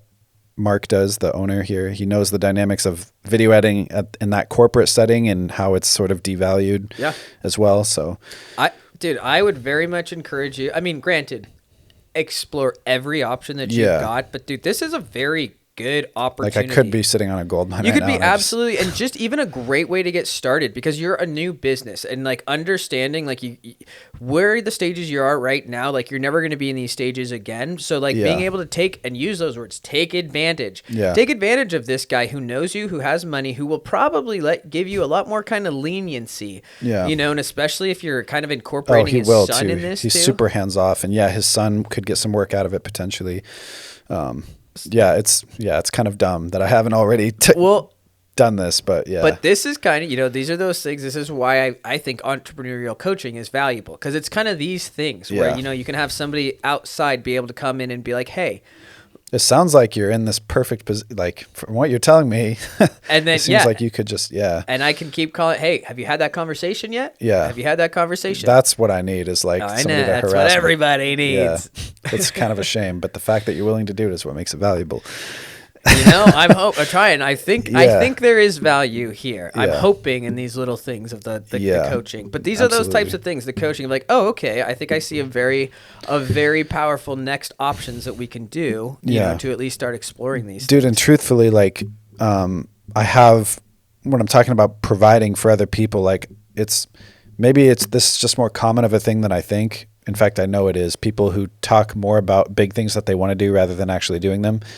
But I know now, working in more of a professional way, that I know a lot of people who are in a similar position that I'm in with whatever they're doing. Like they almost know what they need to do to get to the next step, but it just breaks my heart to see that they're not like living their life to the fullest. And even I feel pretty privileged to like be doing what I'm doing, because I feel pretty comfortable most of the time. And that's the other reason there hasn't really been that like strong urge. Yeah, because it's like, I've had some shitty like months where your wife bills are pregnant, low. That'll change it. I know. That's why I'm like, no fucking chance is that happening. I am too comfortable right now with my own separate room in the house. We each have our own room and we have our bedroom, dude. I'm not gonna give that up too quick. But exactly. It's just been like, like I've been slowly growing, like just fine kind of thing, and like it feels weird because I've also never had to do what you're talking about, like pursuing leads, following up. Hey, do you need work? Like every job I've gotten, with you included, as you know, just came to me kind of thing. Like granted, it was based off of good relationships that I built. And in the case of Base, dude, he literally just searched video. Like that was just a grace of God, basically. He just searched video. And we'll work on that too. Like we should definitely get you some SEO and some website stuff. Which I'm actually pretty proud of my website. Like it's not updated, but all those things I could for sure do. But there's also just not a lot of good video around here at my level, I don't think. And so I knew all I had to do was make my website look good enough, and I would stand out to everybody else. Like if somebody types in Medford video production, I would at least come up on the list. Yeah. And, but yeah, there's definitely more I could be doing. But yeah, all that to say, like, I know a lot of people that I would love to be able to help with this exact thing, because I just a few ideas. Like I know, so that Jesse, for one, he's trying to start his own business, and just the quick little recap on how that's Jesse. He's the guy who works at Lithia. Thank you. The video editor. And the short story of that is Lithia has, a couple sub companies now. They have Driveway. I don't know if you've seen that new building over by the Lithia building. Mm-hmm. You probably don't come down here, I guess, that often, but it's basically a car delivery service like Carvana. They started their own version of Carvana sort of thing. So it's kind of that's a thing. And then they also have one called Green Car. Green Car is focused, like it sounds, on just electric vehicles or, zero emissions vehicles. It's like a sub company within the company. I don't exactly know how it works, but the guy in charge of Green Car, who works for Lithia on the 4th floor, but he's in charge of it. They made a contest to make an edit for like a green car. So Jesse made a little edit, won the competition. He liked it so much. He's like, hey, I'd love to have you like do more video stuff for us, because like we really need that. Marketing, everything. And, it's Lithia. What company was that? That was Green Car? Yeah, Green Car is the name of it. They're within Lithia. And so Jesse, the way he described it to me, this is like just last week he's telling me this. He's like, it's kind of a weird thing because he's not sure if like he should just pay me extra as a Lithia employee to do this stuff for him, or if like it'd be better for them to pay me as a contractor outside. So I'm basically working my full-time job at Lithia and doing this for them on the side as a contractor. So that's why my dad's helping me get my business started, blah, blah, blah, do these things so I can start advertising myself. I'm like, yeah, dude, those are all the right steps. And like, I would encourage that. And he's like, and that's where you could come into this. Like if I need help shooting, he doesn't have cameras or anything like that. But this is also touching on something kind of weird, which is that Lithia, Jesse's telling me all this, giving me this insight. And I don't know, I'd love your take on this too, but they have an internal video production, team. Jesse's one of them. They have that, but for a lot of their commercials, they're hiring this other agency, this video production agency, for a lot more money to do this shit when they could do everything in-house. And they're just fed up. They're just sick of it, or not sick of it, but Jesse's like, why are you guys doing this? And he even mentioned that to this guy, I guess. And he said, there's reasons, I can't tell you, blah, blah, blah. But yeah, I know that's a thing. And I asked Mariana's sister, who used to work at Lithia in accounting, about that thing just the other night. We were having dinner and Jesse was telling me that. So I was like, yeah, I'm just curious. Like, if you know, she's like, oh yeah, they do that for all kinds of shit, not just video, but like they hire out their managers. I was like, hold on, that's like exactly what Seth is talking about, like contracting positions internal to the company. So does that mean they're way in the future, or no? When it comes businesses do, they've already got this shit figured out. Okay, because it's better. Why is it better for them? They stay in their own lane. This is one of those things. But why would they pay so much money for? Is it like because they stay in their own lane, because they don't want to be spread too thin. I was just explaining this to my other buddy. Once you get to a certain point, dude, and honestly, once you just get to a certain perspective, a lot of these people recognize there are unlimited opportunities. When you're a car dealership, you have all of the money and you have every opportunity. I mean, available. They're more than a. Exactly. Yeah, I mean, I don't know what they're defined as, but you're right. They have tons of money. They have tons of money, but what they've done is... The DeBoers draw a lot of water in this town. We'll say that. They've got their name on every fucking building around. So what they do is they stay in their lane as far as cars, So they're like, hey, we've got cars. And the only time that they expand is very, very like kind of tangentially. Like the only businesses that they are going to even explore, which they're very wise in doing, they're directly related to cars because they know their core competency. Okay. But the problem is, like, when you run a business, they would have to have somebody that actually knows a lot about video production to come in and do this in-house. Trying to find a good manager like that is very difficult. When they're already established businesses literally right next door, why would I go through all of the work of trying to hire somebody that knows all this stuff, buy all of the equipment, manage all of the people, when I can literally just go pay a 20% premium, but I'm only going to use them 10% of the time? I see.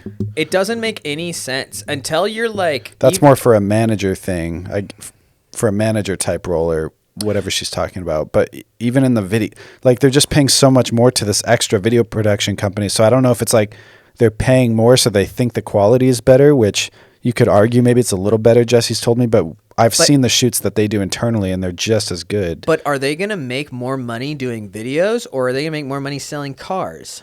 There's only so much time that you can do. Interesting. Yeah. They already know how to make a fucking ton of money selling cars. Why would you not just double down on this? You can pay a lot of extra money. You can pay cheap labor for in-house to do everything cheap. And then when you rarely need these other people, who cares? You're making gobs of money selling cars. You don't need to save money doing production. I mean, their video production is probably not even 1% of their actual budget, as opposed to like, I don't actually know that. Right. Way more than that. Yeah. But it has to come down. And like, this is the same thing with my other buddy who wanted to sell his business to U-Haul. It's like, dude, U-Haul's not going to do that. U-Haul is not a construction company. They pay for that stuff. They manage storage units. Yeah. That's what they do. Yeah. And could they make more money building it? They could make more money doing anything. Yeah. Literally. Selling Post-it notes. Selling anything they want. So like, every large business has every opportunity available. Why why they stay large is because they're really good at sticking in their lane and not getting too far out. Because that's one of the biggest threats to like these large businesses is spreading too thin, going into a market that you drain all of your capital and you crash the company because you're trying to grow. Yeah. So it kind of makes sense from the sense of like, we shouldn't be giving our video department so much work on doing these big commercials when we have just enough work to keep them busy for internal stuff or for that kind of thing. And if it's not broke, why fix it? If you can hire another company, because that's the other thing too, man. The most valuable thing you have in business is your attention. Same thing with a manager. Why spread your attention trying to manage some video production when you're a car company? But couldn't you argue they have more control over the end product if they produce it in-house rather than have somebody else? Just because you have more control doesn't mean it's going to be any better. You're going to have to find a more competent manager than the person who's already been running this company for 20 years and built it from the ground up. And that takes man hours to have somebody hire somebody else. Absolutely. And that person, that entrepreneur that built that company that knows more about it than anybody else is never going to work for you. But they will work for you as a contract worker. Yeah. Because they understand that too. It's like, no, I'm not going to work 40 hours a week for you for $150,000, but I'll work 40 hours for you for $20,000. Right. And then I'll go find 30 other people to do this. Well, I'll get paid way more, but I'm never going to go as an entrepreneur. I'm never going to go work for you. Yeah. And that's fine because they've already gone and done. They're more independent. So why? Yeah. I'm like, why would Lithia just want? Like, why would they spend the energy to find another company and hope that they make a good commercial? I mean, they could see their products and be like, yeah, they make really good shit. But like, that's assuming that they know anything about videos. Why would this car company have any fucking clue? They don't know what's good. Yeah. How are they going to know? I mean, you take that manager and you show him two different cuts. You know, this guy knows everything about the cars, but you show him two completely different cuts. He's not going to have any fucking clue what one's better. Yeah, right. But you would have to actually get somebody in there. You're going to have to know, like, they've taken a long time honing their skills in on cars. Yeah. Why? There is still so much money to be milked out of the car industry. Why would you go to other industries? Yeah, right. And that's like one of these things of just like, not that they couldn't make money, but they could probably make more money in cars. They already know what they're doing. They already have this up. I mean, they could probably this in-house video production team is more of just like why have that, I guess, as a company of that size? Because like there's probably little things that he does, because the amount of money they probably spend on that is minimal. Very minimal. Like it's like whatever. We've got one or two people. That's something they wouldn't even blink about. Yeah. But to actually keep like a full production, I mean, you're probably looking at several $100,000 a year minimum. Right. Whereas opposed to like you can hire somebody else if they don't do the right work, you don't pay them or you can sue them. No, fuck you.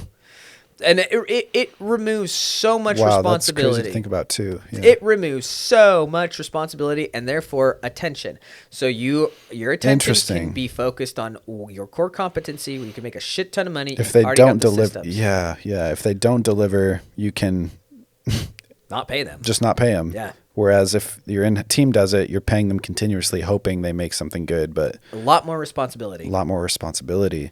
And you can always make more money the more responsibility that you take on, but that doesn't necessarily mean that's a good use of your time or attention. Interesting. Wow. So somebody on the fourth floor is weighing that out and realizing like, let's just pay these fucking guys. They make really good shit. We don't ever have to have any until it gets fixes or so painful that we're paying so much outside of our pocket. They will do that until it is literally so painful that it's stupid not to. Yeah. But as long as it's not stupid, even if it's just a little bit better, who cares? Yeah. All of that time and effort and money could have been just developing a new car company. Right. A green car company. Yeah, right. We know cars. Which we don't know videos. Right. And there's plenty of people out there. We know we need videos, but we're not going to rely on our own internal salary employees like producing these things or whatever. Yeah. I mean, they could probably make a ton of money, being a tire company too, swapping out all of the tire, but it's like, why? There's probably a better opportunity there. Or, like they could probably make a lot of money being a mechanic. Yeah. Why? Yeah. They could make way more money selling it. Yeah. Yeah, that's crazy to think about. But that does explain, a good amount. Because the only other experience I have in that role is the only one other corporation here that would have a video company that's big enough is Harry and David. Yep. And when I started working there, Just so you know, this is very loud. You can hear that? Oh yeah.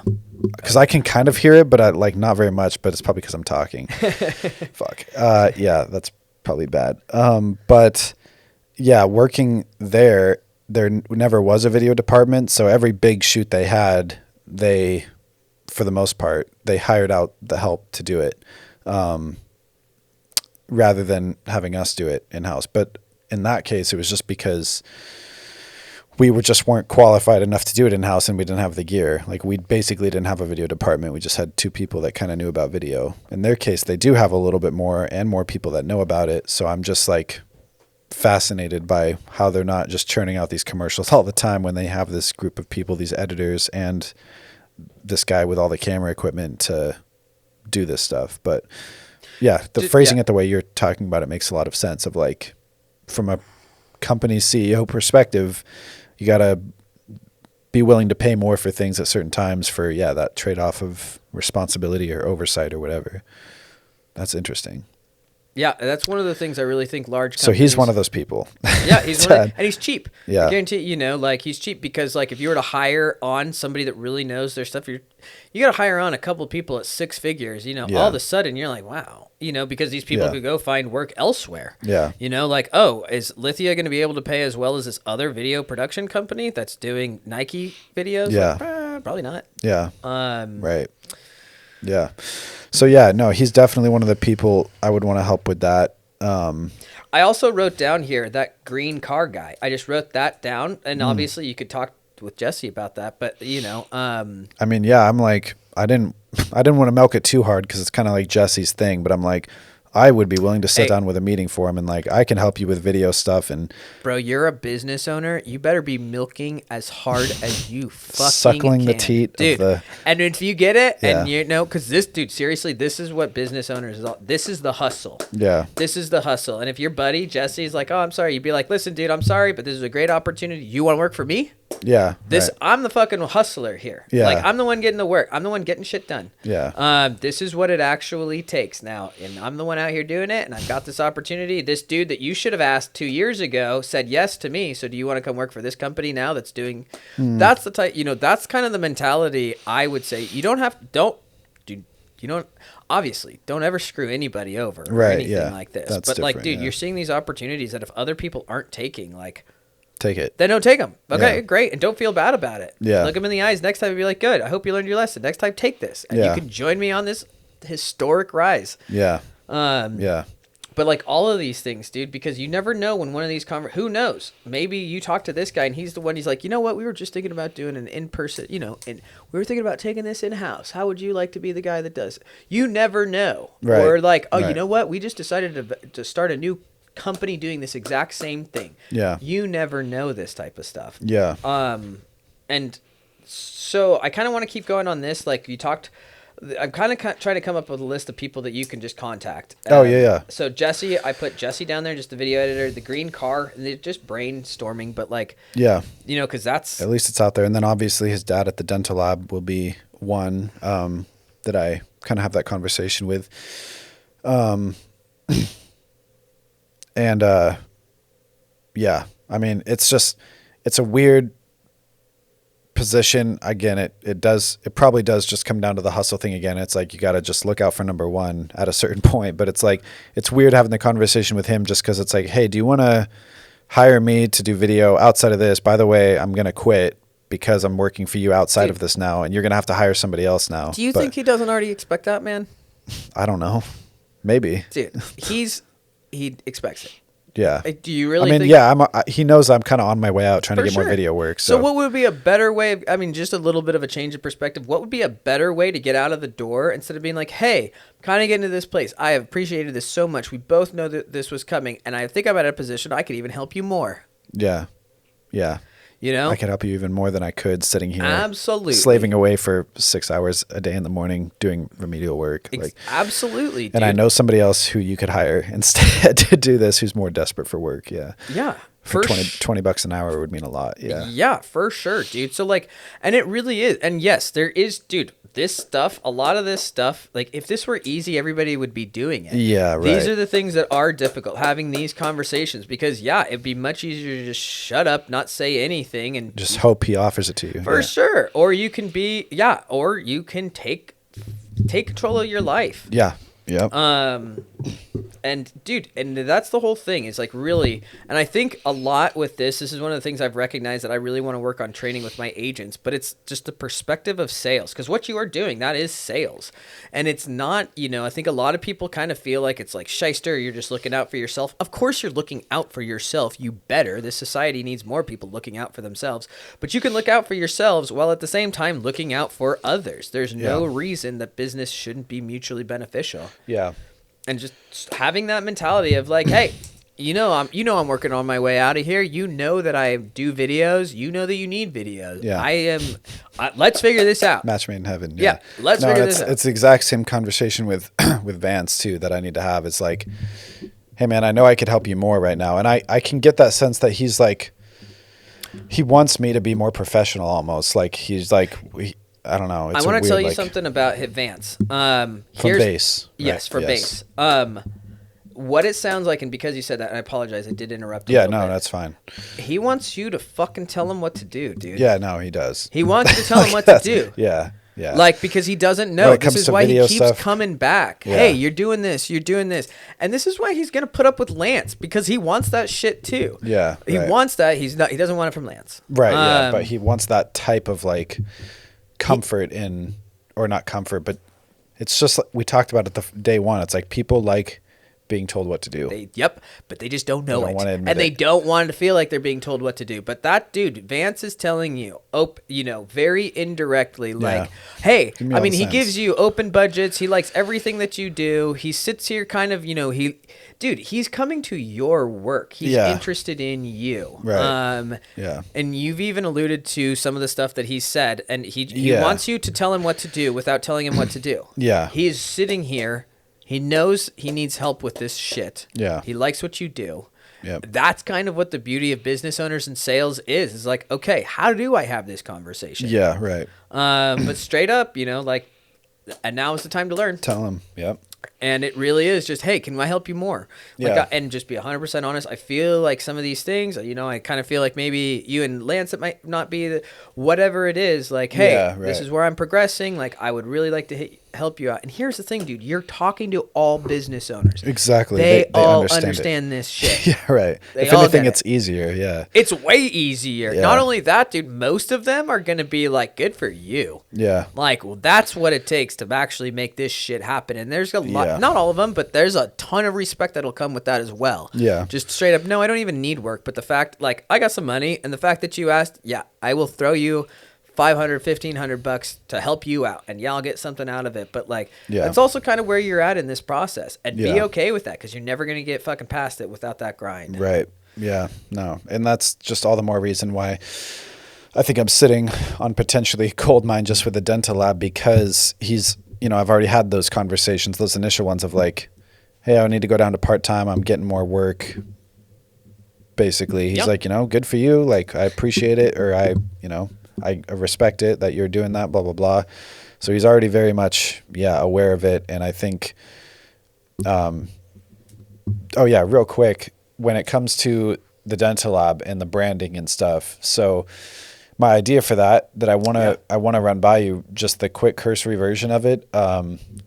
And this is another reason why I think, like, outside of video production and maybe even marketing, like, another interest of mine, if not passion, that at least strong interest, I like that job of branding. Yep. The color palettes, the font, like the cohesive, theme to the Instagram layout, to the website, everything is all cohesive and flows together. Even the language, like, I like putting that thought into really starting something. And so that's the other reason I'm kind of there. It's like, well, I'm just sitting here on the clock anyways. I'm going to try to look up pitch decks and create a little pitch for a branding guide, basically, is what I'm trying to make there. So I do have a plan of doing something like that for him too, because he did rebrand, but here's my core idea, and we don't have to necessarily solve it or discuss it at length today, but something I'd like to have your feedback on, like, as a process potentially, is the dental lab industry, step one always is know your place within a larger industry and like your competition and whatnot. He definitely has all that. And, you know, by association, like the conversations I've had with him and with Ian just there at work, like understanding the social media and this branding stuff, like I have a pretty good sense of what other dental labs do, how they advertise, what they do. I've done a little bit of research into just like the dental industry in general. And kind of the short version of it is like typically the dental labs at the very minimum, they design the crowns that go in your teeth, whether it's with software, and then they send it off to a company like Argan that mills them out of zirconia with these mills machines, and then they ship it back to you. And you, as the dental lab, you designed it, worked with Argan, who's basically the subcontractor. They send you the thing back, then you send that to the dentist, and then if they have notes, they have to do it. What Mark is doing, which other dental labs do, but we have the mills in-house. Oh, really? So we mill the stuff there. We have full control over the whole process. The one thing that we don't mill is the abutments, which if you know what those are, that's what the metal things. You do know I was a machinist, right?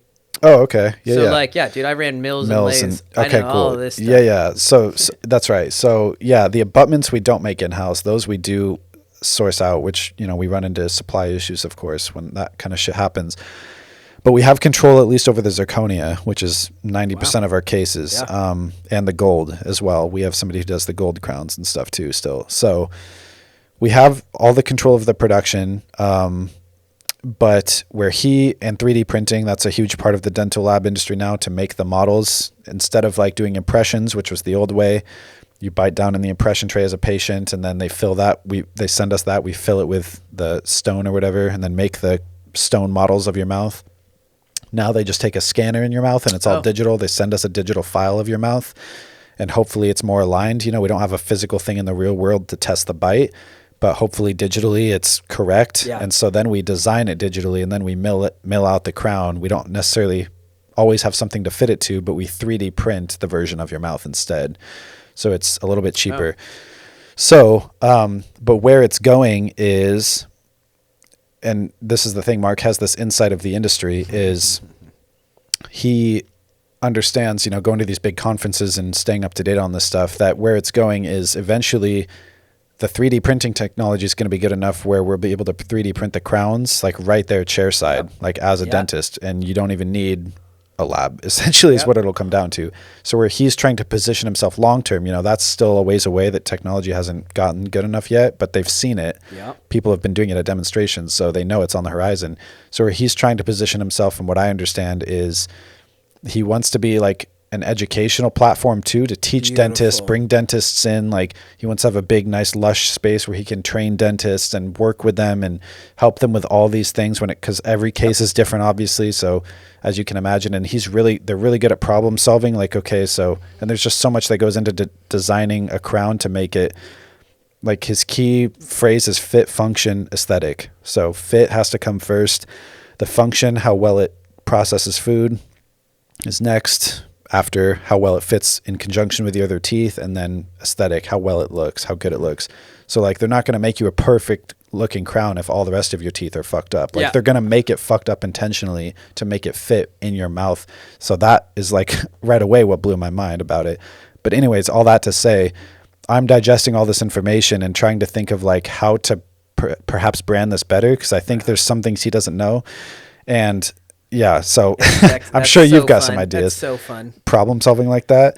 And so my idea is, so right now the unbreakable bonds, we used to be Rogue Valley Dental Arts when I started a couple years ago. Last year in January, changed it to unbreakable bonds. And this is, I don't know how he came to any of these, but this is just the result of these courses he went to and like a bunch of thought and stuff. Unbreakable bonds, like the bond between the dentist and the dental lab, the dentist and the patient and their teeth. There's a series of bonds. We have to maintain them, type of thing. Like we want to be that ally that we want to work with as a partnership rather than as a contractor. We want to be a partner with the dental lab, like that type of thing. But the slogan that he's going with right now, which he's already got it printed on a bunch of shirts and mugs and shit, which I don't really, I'm curious. I shouldn't have said that. I should have just said it and heard your thoughts, but this is what it is. Unbreakable bonds. Patients are like teeth. Nobody should lose either of them. Which like just grammatically sounds like a little bit off. And like, there's also a lot of reasons people should lose their teeth. And there's also like, we're not about trying to save you from losing your patience. We're about trying to deliver you a great product. So like, I like thinking about that shit. And I'm like, I think there could be a better way to approach this. And so my big idea with this whole thing is, and the other one last component to this is, typically how dental labs advertise, because dentists are their customer. Like you said, B2B, you have to market to them basically. And so here's my big thought. We say, fuck all that. Do it completely differently than any other dental lab does. We make our content, our digital presence is one of educating everyone on how the dental lab works, how crowns work, how abutments work. Very simple. We're not trying to talk to dentists. We're trying to talk to average people and get them at least somewhat well-informed to show that we know how to educate the layperson. Like, educating dentists is one thing, because you see all these posts that are super dry about a certain type of fit and a certain abutment.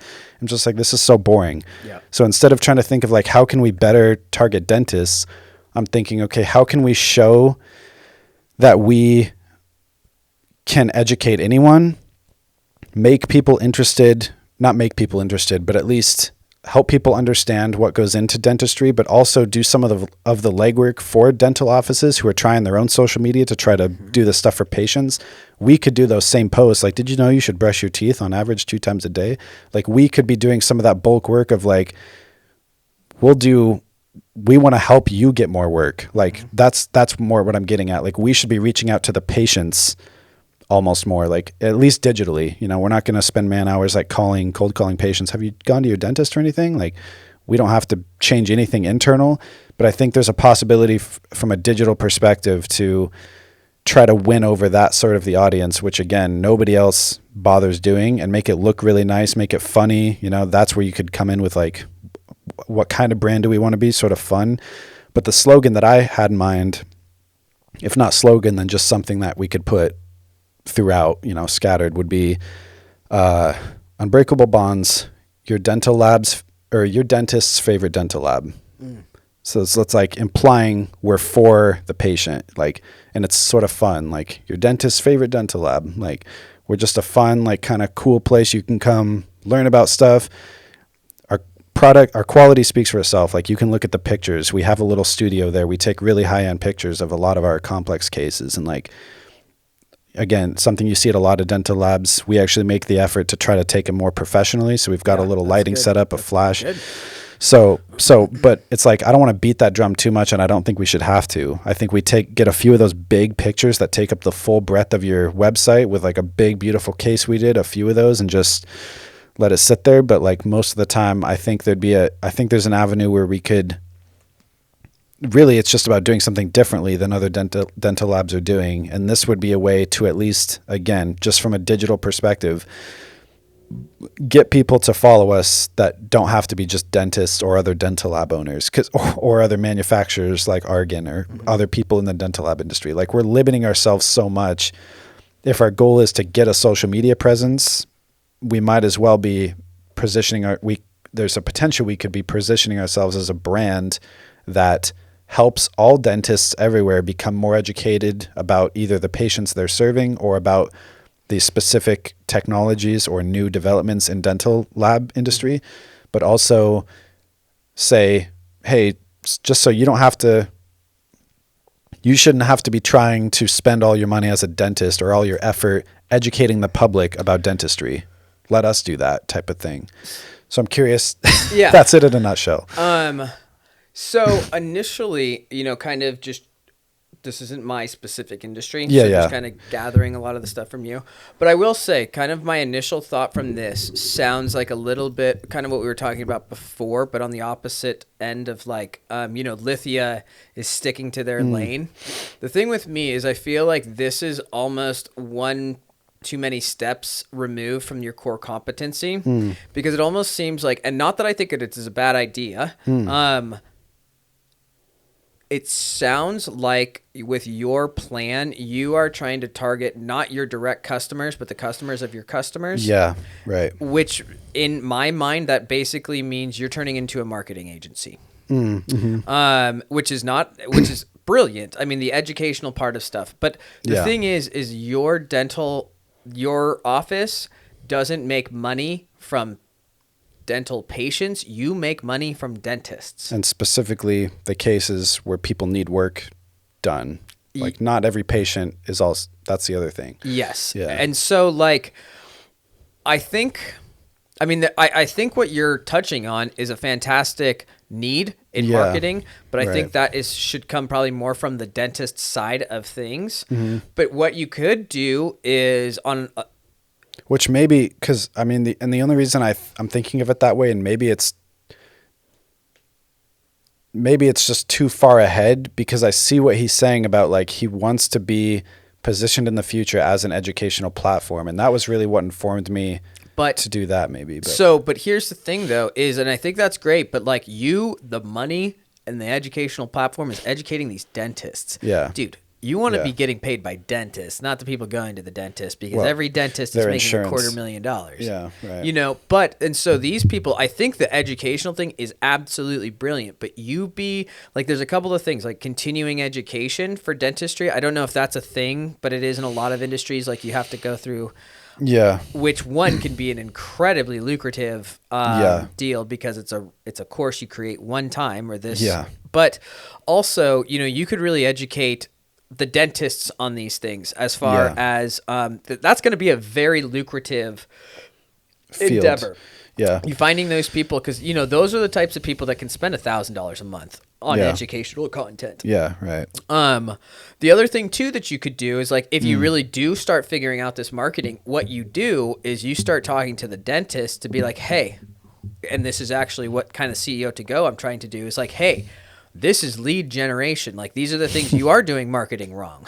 Yeah, right. And we figured this out. But like, I wouldn't say, because that's the thing. I'm like, I almost think we could go to dentists and be like, hey, we could not like run your social media, but like lead generation. Yeah. Exactly. Or something like people who need a crown, they know what a crown is and how much, if not how much it costs. I don't know what those main questions someone would have, a patient who might need dental work done, but like, we did the hard work of like selling them on the idea of getting a crown. A lot of people are resistant to getting dental work done or something, but we did the work of making it seem, you can show them this content and show them these videos about how it works or how easy it can be, or the process of it, or I don't know. And you could, and you can. Maybe that is too, yeah. That is now, it's like, okay, you are an advertising company now. Yeah. You are not an implant company. And those are very different. Yeah. Can you make money in both? Absolutely. And could that be it absolutely could be, but it doesn't sound like the business you're working for yet really has gotten that marketing thing figured out yet. I mean, that's where you want to be going. Right. And like, if you got to the point where you're like, holy crap, like we are crushing it doing marketing B2B, it would be a very, why don't we try, a product from B to C for the actual dentist. But this is a different category than what I understand the business that you're talking about right now actually is. Yeah.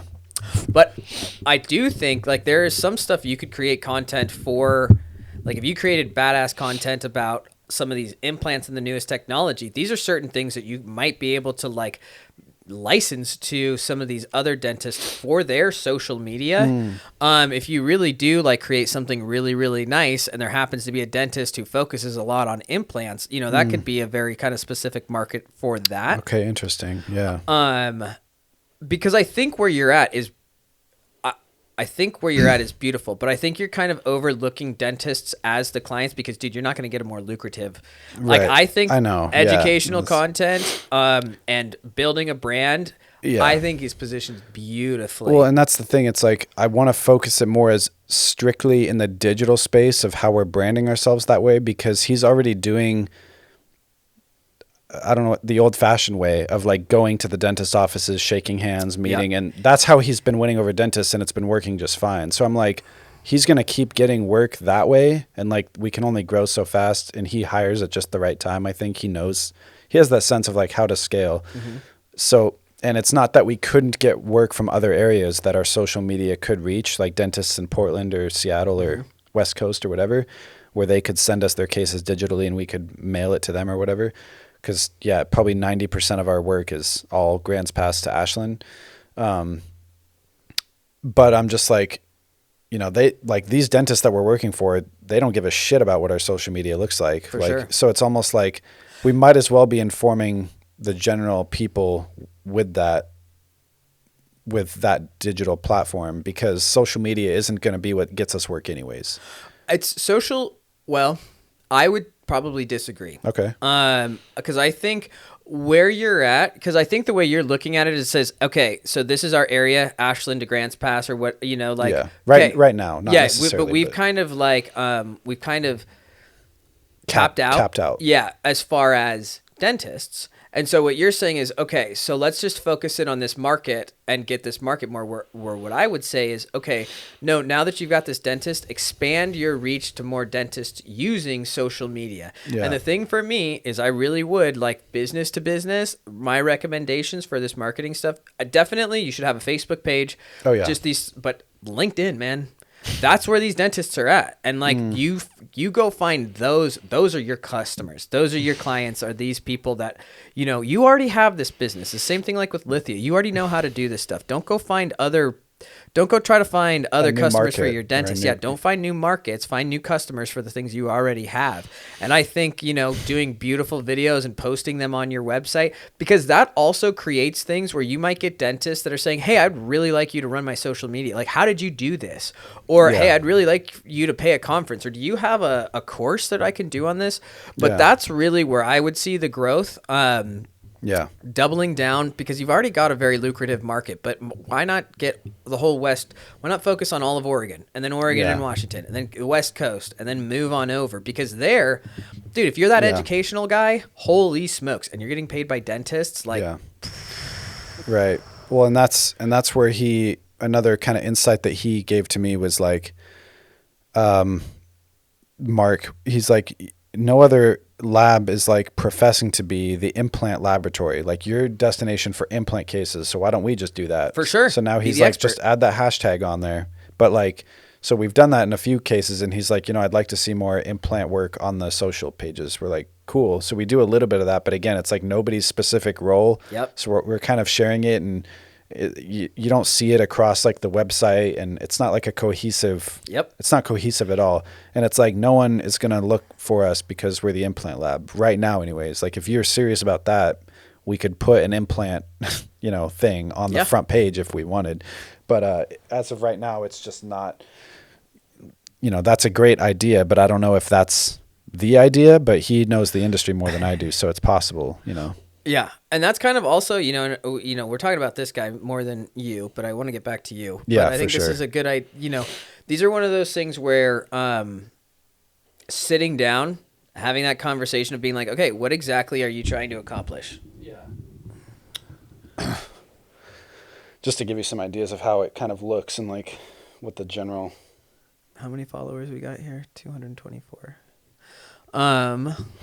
Yeah, so it's, nothing crazy, but it's like we've put, we have it somewhat established. No, and just kind of showcases the work, a little bit about who we are that works there. And so like the seeds are there, like, and we have just got a Facebook page going for him because it was not working before. So we've got like the business suite all set up so I can make posts and schedule posts and shit for him.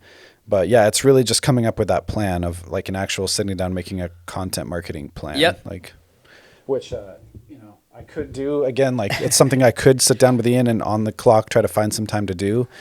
But it's more of one of those things like, hey man, like this is what I really want to be doing with my life in general. Yeah. Can I help you with that outside of this? And like, I want to be branching into that. And, I don't know. Well, and maybe just for this specific situation. If not the marketing stuff, then just making some videos for you. Cause I know what kind of videos I would make if I were you. Yeah. And I have some ideas of content we could produce. Like I could get 10 videos churned out a month if you wanted, blah, blah, blah. So yeah, I don't know. The thing, I kind of think I share your opinion on like, videos are great, but they're only so great if you don't have a strategy around them. Mm-hmm. I feel like just the way that I would approach this guy is, just, hey, sounds like you're doing a lot of this stuff. I've been having some conversations with some other people. I had some of these ideas just as far as maybe I know I'm already doing the social media management thing, but I was wondering, would you be interested in maybe listening to a proposal on maybe some suggestion, like, are you interested in maybe a social media management person? Because I'm working with this other group of people who happens to have these people in place. Yeah. This might be a really valuable asset for you. Are you interested? Because I think, it could be great for me. I'd love to do some more videos. I think I understand where you're going. Yeah. Yeah.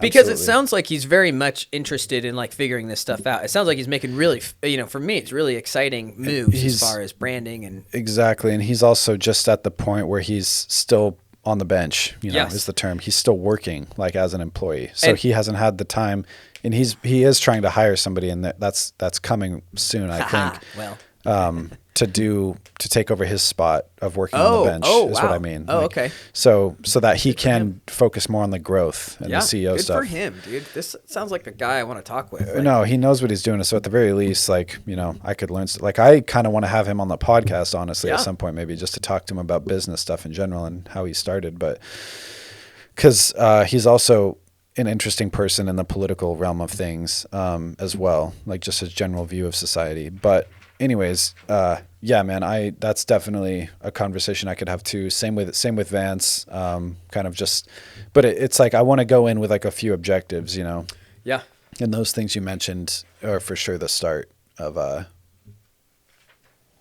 having like a set, like amount of work or expectation or anything like that. And the other thing too, with this guy, dude, just treat him like your friend, you right. don't have to have, this guy really strikes me as one of these people, like, dude, this is a mentor for you. Yeah. This is one of these mentors who's going to help you out.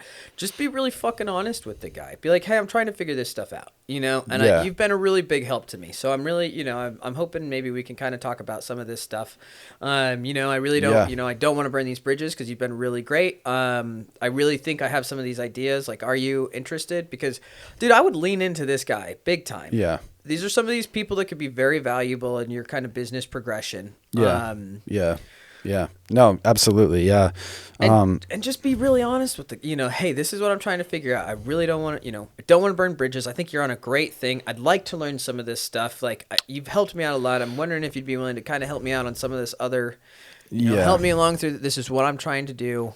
Right. Obviously, I want to help you as much as possible in this whole thing. So, like, is there something we can talk about? Right. Yeah. Yeah. That, man, that I definitely, no, that'd be, and it's his business, of course. And then, like I mentioned, the retro wormhole down there. That's funny. I just wrote that down. And there's also a lady I know who owns a clothing store over there in downtown Medford. What's it called? Rogue Wear. They just expanded into a new place. They're doing pretty well from what I understand. So, that's a conversation it's kind of the same thing. It's like I've planted those initial seeds, been like, yeah, I do video work. I'd love to come by and blah, blah, blah. But I think you're right. It's like, cause normally the approach is like, do some free work first just to like get in the door with them and then see if they like you. But it's almost like if you already know the business owner and like, they know what you can make and all that's there. And kind of like you said, I'm at the point where it's just like, I just want to get some clients type of thing. I really think like that's just one or two conversations away from happening for some of these. Oh, I think so too. And the other thing too, man, for the time being, we can come back to it, but just like get this working for free out of your head. Yeah. Well, I mean, yeah, I don't necessarily think of it as working for free. It's more like I'm willing to make like a fun little video if it takes like a couple hours out of my day. But yeah, but at the same time, those aren't the customers you want, dude. Yeah. You want a customer that's got money, that's willing to fucking pay, that knows what you've got to offer. Like, you don't need to do that. Those people are probably never going to be good customers. Yeah. Just right. Yeah. Just don't waste your time. Yeah. Yeah. No, totally. Yeah.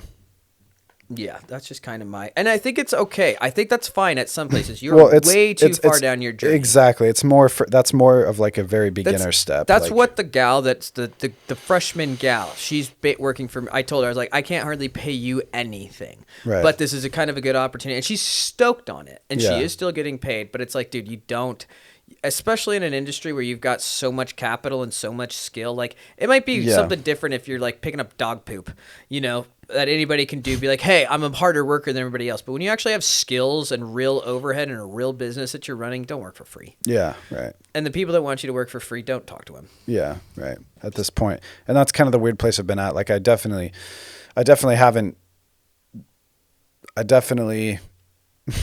have had plenty of opportunities for people to be like, can you just come take some pictures for me, do this, do that for me? And it's like, I've only recently gotten to the point where I started saying no. Good. Or started, you know, like choosing my battles more carefully and like figuring out, like where to do it. And that's why this thing with Shane was such a golden opportunity, because it allowed me to do that free for the business. You know, it's free to them.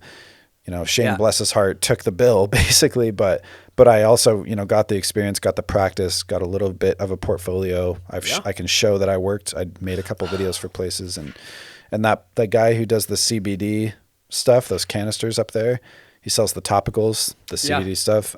He's another guy that I could talk to for sure, who mentioned at one point wanting some more video work. It's probably just, again, another conversation or two away from getting some from him as well. Stab myself in the back. But yeah. Sweet. So if that's the next set of action items as far as like things you want me to do from a business coaching perspective, like that will for sure be the next thing. Just following up with the warm leads. Yep. And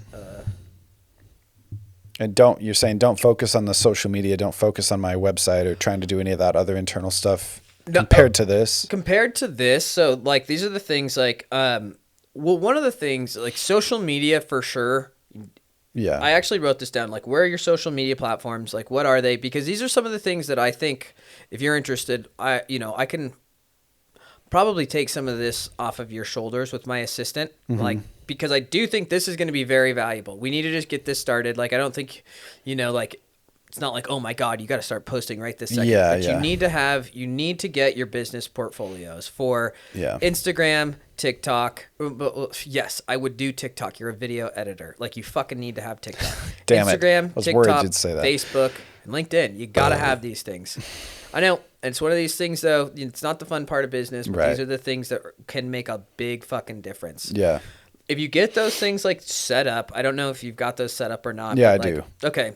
Everything. Do you have TikTok? Are they businesses? Yeah. Because they're Facebook groups. There's a difference between a page and a group, and you need. For the time being, if you do have these things, that's good. Let's get. Do you want me to send like login stuff and why don't you get them in a place like we'll touch base again and kind of plan our next meeting, but get them to a place where that's kind of easy. We can kind of just really discuss what the exact kind of plan of actions are after this. But get those ready so that we can kind of start posting stuff, at least come up with a plan. Okay.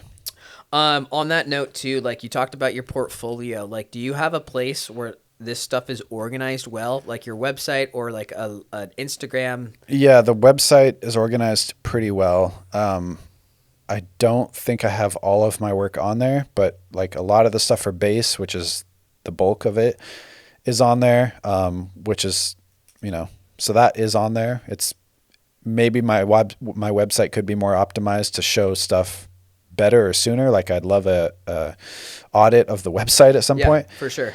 So we could talk about that. The work is out there. Like it's not like typically what you make is a reel where like all your work is meshed together in one video, type of thing. Mm-hmm. So I don't have that put together. I have all of the individual videos. Like I have the links to their Vimeo. They're posted live. I can share them at any time. Like here's an example of my work. So I'd more have to send somebody like 4 different links or a specific link depending on what their industry is to fit. Like I've never done something for your clothing store, but here's one I made for exactly. So I could show them that. So I kind of do. Okay. I just don't have that nice cohesive reel, which maybe that's more for like a video agency would need to see something like that.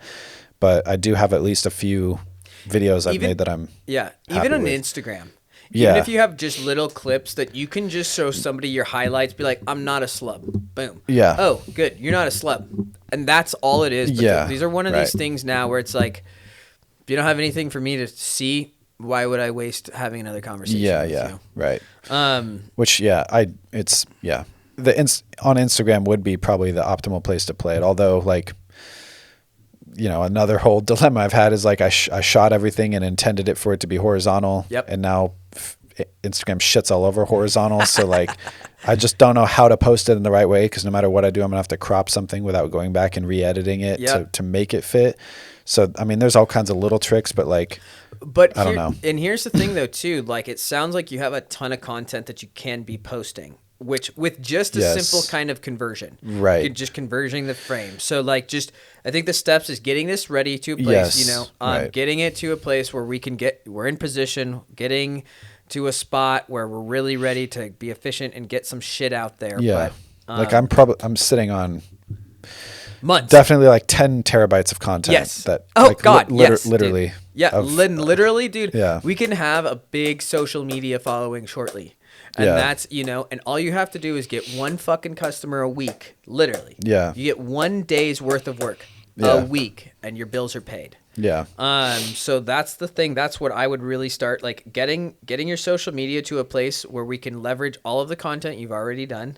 Yeah. That's going to be pretty valuable. On that same note, like, just kind of starting to get your portfolio curated a little bit so we can have something, a little prim and proper to just be showing people. And do you mean that as in like just the website itself, or like? That's a good question. Like, what the reason I say that is because what I want to be able to do is, if you talk to somebody, myself or anybody else, be like, hey, we have a video editor ready to go. Oh, can I just, what kind of work do they do? Yeah. Having something ready to go. Because just that alone, you've thought about this ahead of time. You are prepared for these conversations. Just that in and of itself can go a long way. And you don't even have to have great content, but just like, no, I have a website ready. That one click, or I can send you this link. Please just open this right now. It's curated.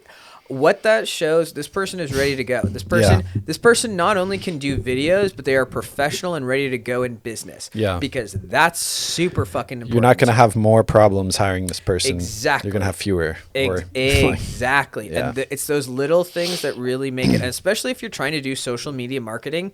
And like, this is one of the things too I recognize with mine. Like, I want mine to be very good, because that in and of itself is my product to show other people. Exactly. Yeah. Same thing with all of us in this little cohort or whatever, of like, no, we should have all of our own businesses together, having their shit together. So when we can show, if we had 4 examples of this, boom, look at this. And they're like, whoa, this is what all of yours look like. Yes, this is exactly what yours would look like. Yeah. Boom. Like, this is my social media page. It's ran by this woman. If you need social media, like, I don't run it myself. But I edit all these videos. But I make the videos. Yep. Yeah. Right. And all of that stuff. Like, that's what I'm trying to get. Cause I really do think if the 3 or 4 of us come together, help each other out a little bit, really get it to like, wow, this looks really fucking nice. Then we've got 4 other people out there all getting work for all of us. Right. So those are the things. And then, straight up, and like, I definitely want to like talk again this next week, but I kind of wrote a list of all of the people. Reach out to them. Yeah. And we can even talk, even like scripts. This is not a bad time to actually kind of come up with a script for either messages or phone calls. Just kind of, what you're doing, because this is the sales I'll process. probably go in and see him in person, honestly. I'll probably just walk in and talk to him. Much better to do. Yeah.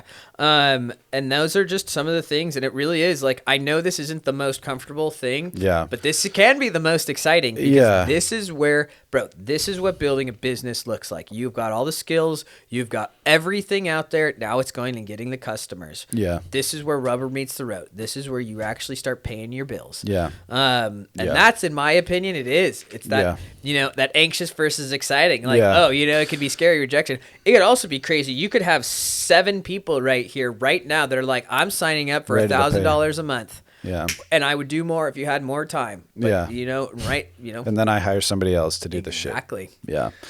Nope, dude, that's exactly where I'm at. It's like kind of pathetic, but it's just like, dude, but here's the thing. I know I got myself this far, but it's just like, yeah, it's just a weird It's feeling. not pathetic, and I'm going to forcefully interrupt. This is one of my principles: is aggressive encouragement. I'll allow it. Yeah, assertive positivity. Assertive those positivity. two. Dude, you're not stubbornly optimistic. Yeah. It's not. This is just what actually building a business is like. It's getting over these tiny, it's just being every single day. It's just making a little bit of progress on these little steps that we know we need to do. But this is so difficult. Like, this is the hardest part about, there's no one step in business that's difficult. It's being able to do all of the steps all of the time and making a little bit of progress every day, and hopefully putting some systems in place or some partners to help you out to make bigger and bigger moves every single time. But dude, it's not pathetic at all. This is the stuff that every business owner needs to do. Yeah. So it's not pathetic at all. You are just at this stage in your business. Yep. Good job. Appreciate it. And in 5 years, you're going to be like, I know it's pathetic. I'm only spending $100,000 on marketing. I should be spending $500,000.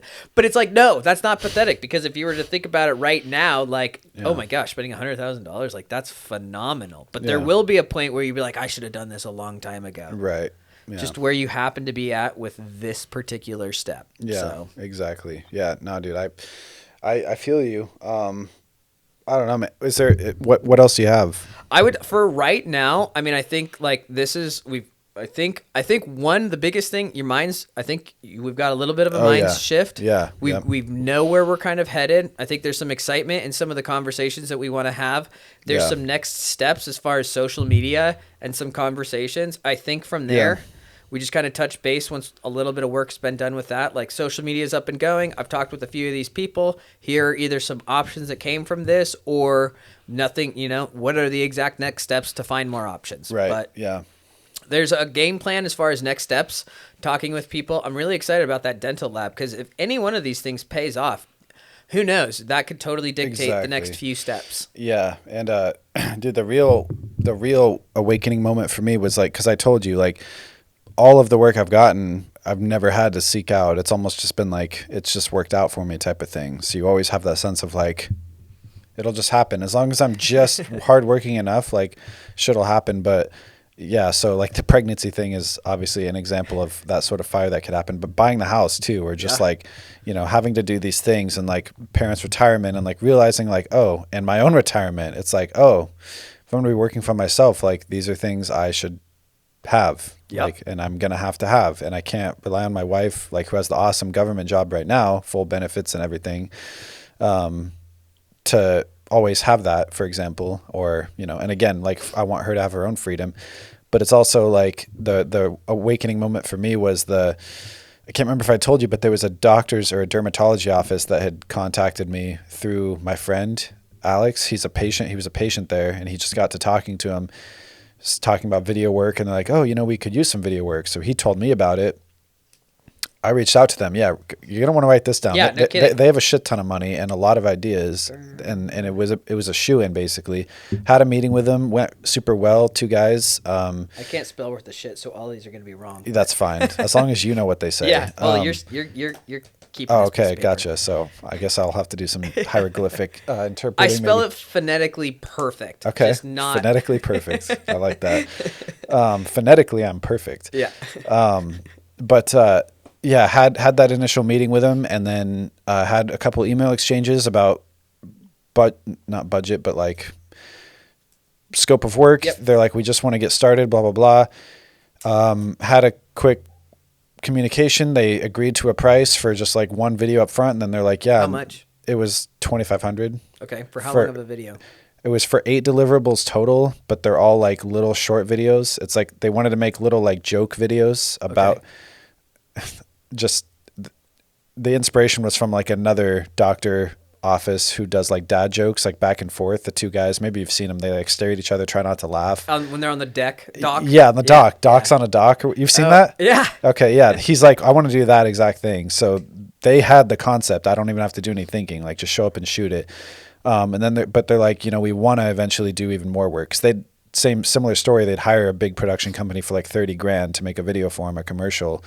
And we're disappointed with the result. Yep. And I'm just that is so fucking tragic. I'm I cannot even imagine getting a gig for 30. I mean, I can, but 30 grand. I was like, how can you drop the ball with that? You must just think you're so good. You can just say fuck off to this. But the audio was bad from what they told me. I didn't hear anything about it, but they wanted to start with me at like a simple, really simple shoot and then gradually work up. Got locked in at that price and everything. They agreed. I was like, let's just set up a day. There was kind of like, he didn't get back to me for like a week, followed up one more time. Yeah, sorry, been super busy. Didn't hear anything. Sent out like one more thing, didn't hear anything.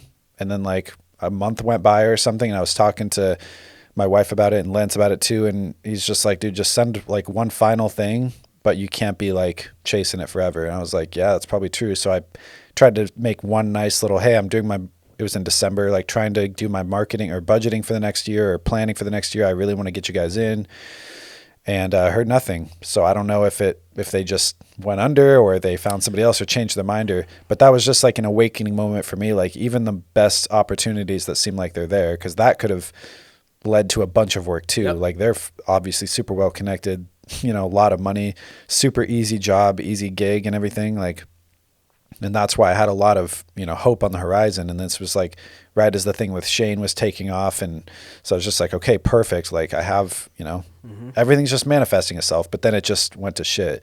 So I don't know if the potential is still there for one, or like what I would need. You think so? 100,000,000%. So I don't know, because like, well, I get, but don't you buy the argument that like, you don't want to come off as desperate either? Who the fuck gives a shit? You probably already lost. Dude, if you don't do anything, you're getting nothing from them anyway. Yeah, but you have nothing to lose. Yeah. And not only are you not going to, you might look.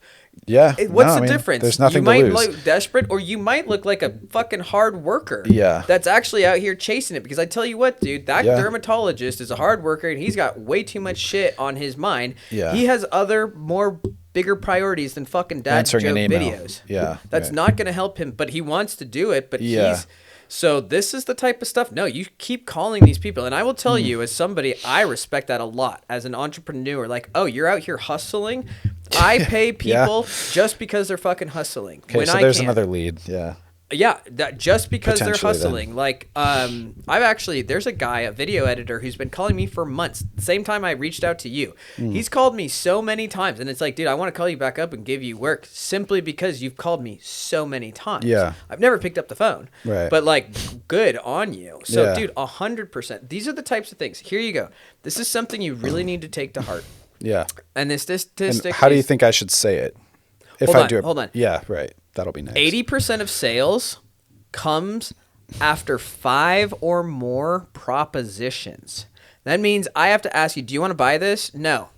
Do you want to buy this? No. Do you want to buy this? No. Do you want to buy this? No. Do you want to buy this? No. Do you want to buy this? Yes. You better ask him 5 fucking times before you even start. Well, that's the thing. It's like he already said yes. So like that's why we're in a weird. Hey, I haven't heard from you. Just curious. If I don't hear from you again, I'm calling you back tomorrow. All right. Hope you're having a great day. Didn't hear back from you, but I know you were interested in this. I'd love to do this work. Yeah. If I don't hear back from you, I'll call you back tomorrow. Click. Hey, still haven't heard back from you. Hope you're having a great day. You just fucking annoy them. Yeah. Yeah. Might as well. You go take the money out of their goddamn pocket. How to sell. And that's the thing, he said yes. Okay. That doesn't mean you're done. You're not done until you got the money in your pocket. But he said yes. Yeah. And he said yes. Now do more work to get the money. Yeah. Yes, I want this. Okay. Which, like, my own sadistic brain is like, are they fucking testing me? Like, is it maybe just the universe? I do that shit all the time. Bro, Ignore people on purpose? No. Or... I am so busy. I am so goddamn busy. I have 7 email addresses that I never fucking check. Yeah. I have an entire list of text messages that are weeks old. I've got 17 voicemails right now that I haven't checked. I mean, I am so backed up. And if any entrepreneur, like, until you finally got all your shit delegated and you're just have got it finally running, if you're running a real business and trying to hustle, absolutely not. You have 15 number 1 priorities, and 14 of them are on the back burner.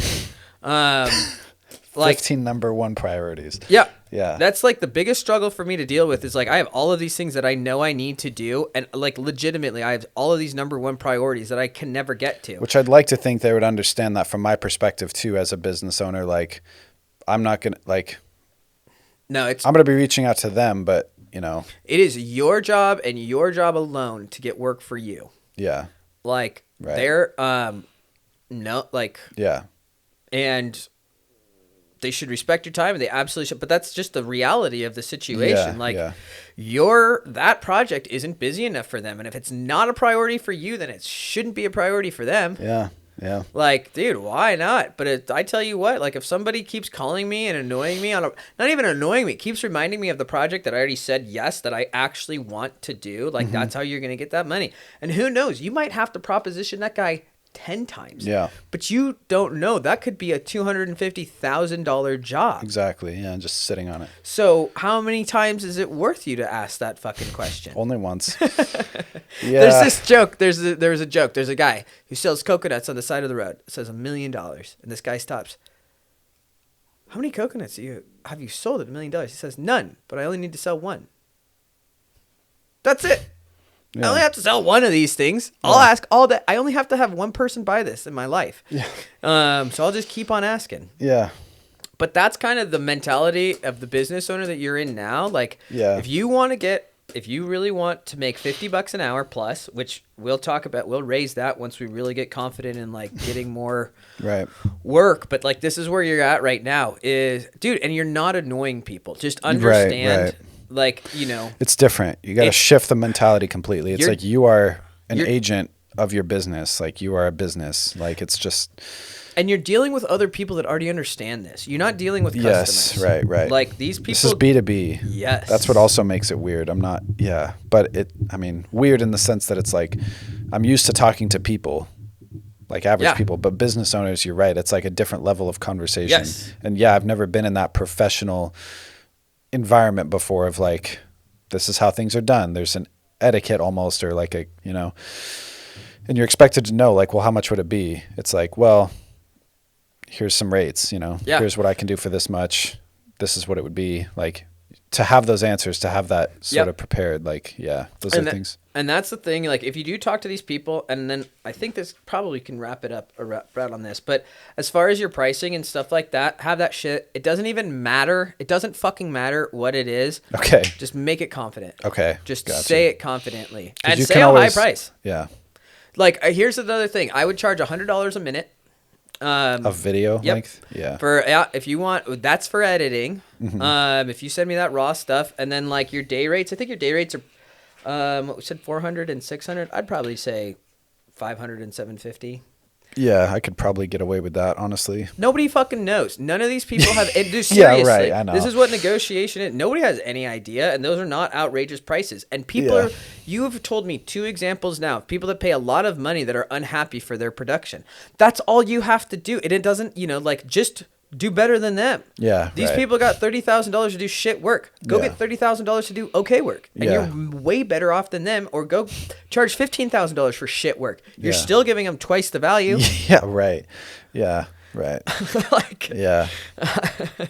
No, that's a good point. So like, don't be worried about charging too much, and you better fucking expect people to drop their jaw and be like, that's too much. You say, okay, you're absolutely right. Do you know anybody that can afford that though? Yeah. You're not my customer, but do you know anybody that is? Yeah. Because I'm not changing my price. I'm not sacrificing for some Joe Blow business that I don't know, that you probably are terrible at business, which is why you don't have any money to pay me in the first place. Right. Yeah. Like, no, is that a realistic amount of money that you think businesses have to spend on marketing, or for? Of course. The ones that understand marketing, of course. Yeah. Especially like, and not only that, your dentist guy. Oh yeah. I mean, he just spent an ungodly amount of money on a 3D printer. We just got brand new. Exactly. It's like, and so you can look at some of these people, and like the dermatologist, you should be able to get to a point where you look at them, you understand marketing enough. You say like, listen, dude, you need to be doing this. I understand enough about business and your business and where you're at. Like, shut the fuck up. You don't have $700 for this. I know what you get charged. You're an idiot. You do have money, and that's you the thing. should pay me. Yeah, exactly. Because this is a good thing for your business. Because I know my quality. I know what I actually bring to your business, and I know you want it. Yeah, right. Yeah, dude, it's a mentality shift. That's exactly what needs to happen. Like, or, what I'm embracing. Like, in these approaches, in these conversations, it's like. And, dude, these dermatologists and these dentists are charging 5 times what you are. Yeah, exactly. Like, who am I to fight? Dude, exactly. For sure. Like, not reap some of that. Yep. Yeah. And the other thing too, so much of this. Well, in dental offices too, like I kind of already have an in with some of them because of working at this dental lab, and he knows them. So I'd like to think I could even branch out. These fucking dentists charge $1,000 for a fucking root canal, which takes them an hour. Yeah, they've got money. They literally charge 10 times what you do.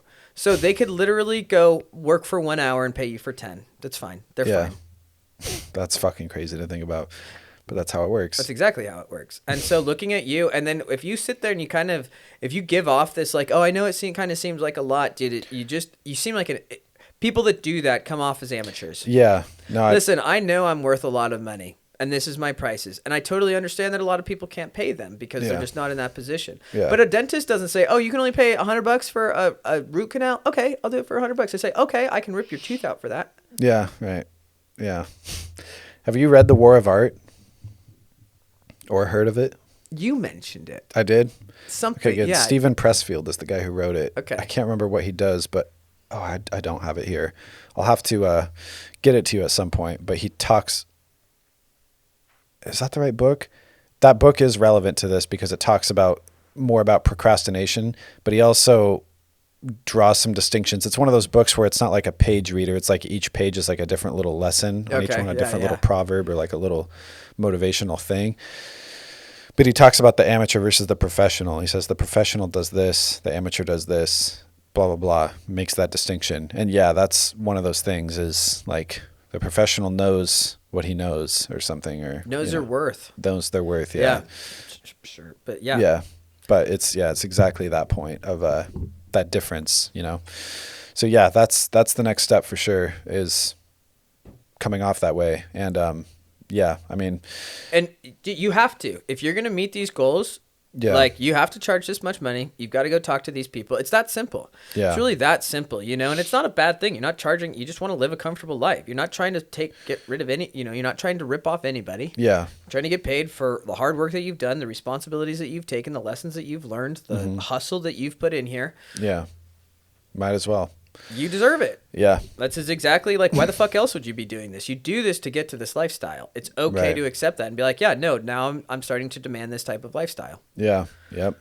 Yeah. No, that's exactly it. Like that's the next step. Like just get to that point. I'm glad I'm realizing this now rather than when I'm 35 trying to still do this stuff. But yeah, that's, yeah. No, I'm glad we did this, man. A lot of takeaways for me for sure. A lot of stuff I can do, I can work on, and a lot more clarity of like how I can go about doing it too. Dude, and I think just kind of getting in this mentality of like, okay, I'm starting to put in this work to grow this business. I think that hopefully that shift of mentality, Yeah. But here's your homework. Oh, sick. That's why I signed up for this. Those are, there's not much to it, and most of them are spelled wrong, but those are all the contacts that you've listed that you should talk to. Yeah. And then just social media and portfolio. Yeah. And so for social media, like, what is it you're wanting me to do for that, do you think? Let's get to a point like I kind of have all the assets organized and compiled really. Okay. They're not optimized for social media, but I'd want to like put some thought into what I'm going to post and when and how often and where before I do any of that. So this is kind of one of the things that I kind of would like to take off of your maybe, and this is one of these things maybe we could trade as far as labor. Yeah. I would like to be able to take that off of your plate. Yeah, that would be sick. Yes. That would be great. Yeah, because so what I'm doing, this is one of these things that I think maybe we can figure out as far as value and trades or whatever. And again, I know you got to get your bills paid in this stuff, but I what I'm hoping is, I'm dealing with this. I'm paying this other new social media manager to come in and start implementing the plan that we have and help train me and my assistant on like the efficient way of doing this. But my assistant is now, it's like, okay, we are big into figuring this stuff out and really leveraging content. And so figuring out and just figuring that out. Right. So like if you have another social media platform, like we can basically apply the same principles, which we could talk about. We'll talk about like, these are like how often we try to post and this type of stuff. If you can help out, like one, you provide whatever content you need for your website or your social media. And then whatever, we can kind of figure out maybe exchanges as far as my own video work, whatever. I'm not that concerned about this at the moment. Right. But just, I feel like that is something I can take off of your shoulders with my assistant. Okay. And my system is like, okay, let's get this figured out. Let's get your social media rocking and fucking rolling, man. Let's get you posting regularly. Yeah. Let's figure out what that is. Like, I can get her to post regularly already, as long as we've got content coming from you, and then we can get, with this newest manager, really get more efficient and really figure out these systems of trying to get like this. What would be fucking great? This conversation right here. You and I could pull a month's worth of content from this exact thing, from the exact same clips. Right. Yeah, exactly. And that's what I kind of wanted. That's what I'm trying to do at the beginning is like, okay, how do we all leverage the same type of content for all of, so we all pull, well, let's grab everybody else's bootstraps and pull each other up. Yeah, right. Exactly. Yeah. So, I mean, I know I can do that starting off as well. Within the next couple of weeks is getting you some of the clips from this and from the last one as well, which I kind of already have put together. I don't know if that's what is your timeline for how soon you'd like to have some of these assets for your own stuff, at least, if not for mine, but yeah, I mean, as soon as I can, if I could be, I want to be putting out content extremely heavily last week. Yeah. Okay. Like, so, and I'm literally like, I mean, I've got a whole file of all of these videos up that I'm trying to edit, but it really is kind of like I'm a little bit not necessarily, don't have a ton of money coming in, but it's also like I need these things in place because just having, being able to post, having a social media manager is only so good if you have good content to post, but it's only so having good content to post is only so good if you actually have somebody to put it on social media. Yeah, right. So I'm at this place of like, okay, I'm trying to get a couple of people in place so I can do it all. Jump into this and actually make this work for everybody. Yeah, right. So I have a ton of content that I would love to be pushing out. But I also understand, just like how it all has to come together at the right time. Yeah. And my opinion, like, let's get you kind of chugging along, get you in a place, kind of where I'm at, my priorities. I got a lot of shit going on. I would love to get content posted, but I also am kind of at that place where it's like, okay, I think I could probably, there's a few people I think I can probably get to commit to some help for marketing and social media type of stuff. And so kind of like, okay, if I can get work for you and we can get you kind of chugging along and get your bills paid and hopefully maybe with this other gal as well, we might have some more time to focus on some of my stuff. Right. Yeah.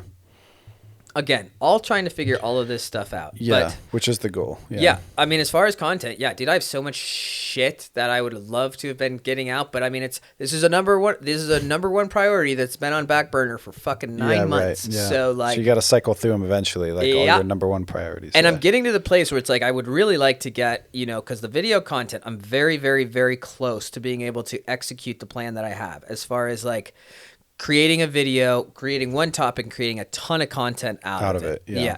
I also am at that. I have this other project where I would love to sort through all of this other content that I already have, even just to be posting shit to show how far I've come. Yeah, absolutely, dude. I mean, that last conversation, for example, especially was there's so much. I've been combing through and pulling it out. So I will send you that, dude. And even on something, maybe what we could do just tentatively, why don't we have got those we've done 3 recordings so far now, dude. If you spend some time pulling out some cool clips of anything cool like that that both of us could post, why don't we work on that? So you can hopefully, so again, I can leverage the work that you've done, but you can be specifically creating content for your social media stuff. That also helps me out a little bit. I could have my assistant posting all of that shit. So that could be one thing that maybe we can start doing. If you've got some time, start pulling some cool clips out. And actually it would be fucking super badass because you're trying to do the podcast too, right? Yeah. I mean, that would be, Dude, if we can just strip the audio from those 3. Oh, yeah. You've got a podcast. I've got a fucking podcast. We could post both of these things long form on our YouTube. Yeah. We've already got this content sitting there. Yeah, right. And so just tentatively speaking, like that is some content you could be working on right now that could benefit both of us. Right. that we don't have to, we've already shot. Yeah. It's already there. It helps us both. Yeah. And if we can start, because I really do think starting to create this content, starting to create these social media platforms, that's just something that needs to happen sooner rather than later. Because all of that stuff is for lead generation. So any one of these videos could be that hook that gets another customer in. Yeah. Okay. So tentatively, that's kind of what I would think. You got that type of stuff to start chipping away on. If you've got some time, start pulling out some badass content. Is that still rolling? Is it still red? Okay, cool. Sorry, go ahead. No, and then start pulling out some stuff. And then we can actually then we have some actionable stuff to start posting on the social, and I can have my assistant start working on that, and then we are actively now helping each other out and growing this shit. So. Yeah. No, I can definitely get you some of that stuff, probably even this week. And I'll have these few action items to go over. I definitely need to have that conversation with Vance as well. I don't know if that's on here, but it's probably not. Let me throw that on there. Is it not? No. It was probably on another page. Yeah, I made like 4 lists since we have a list maker. But I for sure need to be doing that. And then I can compile some of that stuff as well. When do you want to meet next? I guess then in person or Zoom or whatever. Like, not every meeting has to be in person necessarily, but if you want to, I'm fine with that either way. Yeah, dude, I think kind of from here on out, we should be at least doing, because I guess kind of the other thing too that I would like to maybe offer you as well is my entrepreneurial coaching type deal. So like the accountability type thing of just like, hey, were you able to, Yeah. So that'd be a different nature of meeting, I suppose, than like the actual work getting done, just the general like guidance on things, I suppose. Yeah, but even what I say that to just kind of say is like, I think we should just plan on at least meeting once a week, just from here on out, having a standing meeting. Yeah. Especially right now we've got some stuff to figure out. We've got some work to do, just getting content, getting this stuff. But what day works? What would be like a good day for you to just kind of regularly check in? As of right now, Fridays work the best. Okay. So we could shoot for that for sure. Okay. But if it needs to change, Friday's great. You're off work at noon? No, on Fridays I have the whole day. That's why it works the best perfect. For me. Because it's just a Monday through Thursday thing. For the dental lab, Yeah. I've got. Which it could be an afternoon if it's during the week, but. Yeah. So why don't we just? I've got Friday's meeting. How about we just? I could call you after my meeting with my assistant on Fridays, which we usually get done around. What about 12:30? 12:30 phone call for Friday to touch base. Yeah. And then and of course, if anything happens before then, or if like you've got any questions, or you're like, hey, I got this really exciting conversation, or I would just rather talk, like, dude, I'm very open to this. I want to get to the point now where it's like, let's really fucking commit to helping each other out. Like, let's get this shit actually going. Like, let's get you. Obviously I got my own shit to do. Yeah. But let's start making progress of helping each other out. And I think one of those main things is just kind of the accountability. Yeah. No, it really is. It's just like going to the gym. It's like, yep. You don't have a gym buddy. Sometimes it's going to suck. Yeah. Trying to go, dude. Yeah, for sure. That's why I'm trying to get a gym in my garage, a little home gym. Nice. So I don't have to go to a fucking gym. But it's something, again, I know I need to do. But yeah, between the lack of accountability and just like time, really, that's really what it is now. Like the whole thing you're talking about, trading time for money and decreasing that ratio as much as possible, is like exactly what I'm feeling. I'm like at this dental lab, I'm literally trading it 1 for 1, probably even less, because I'm worth more doing that video work there.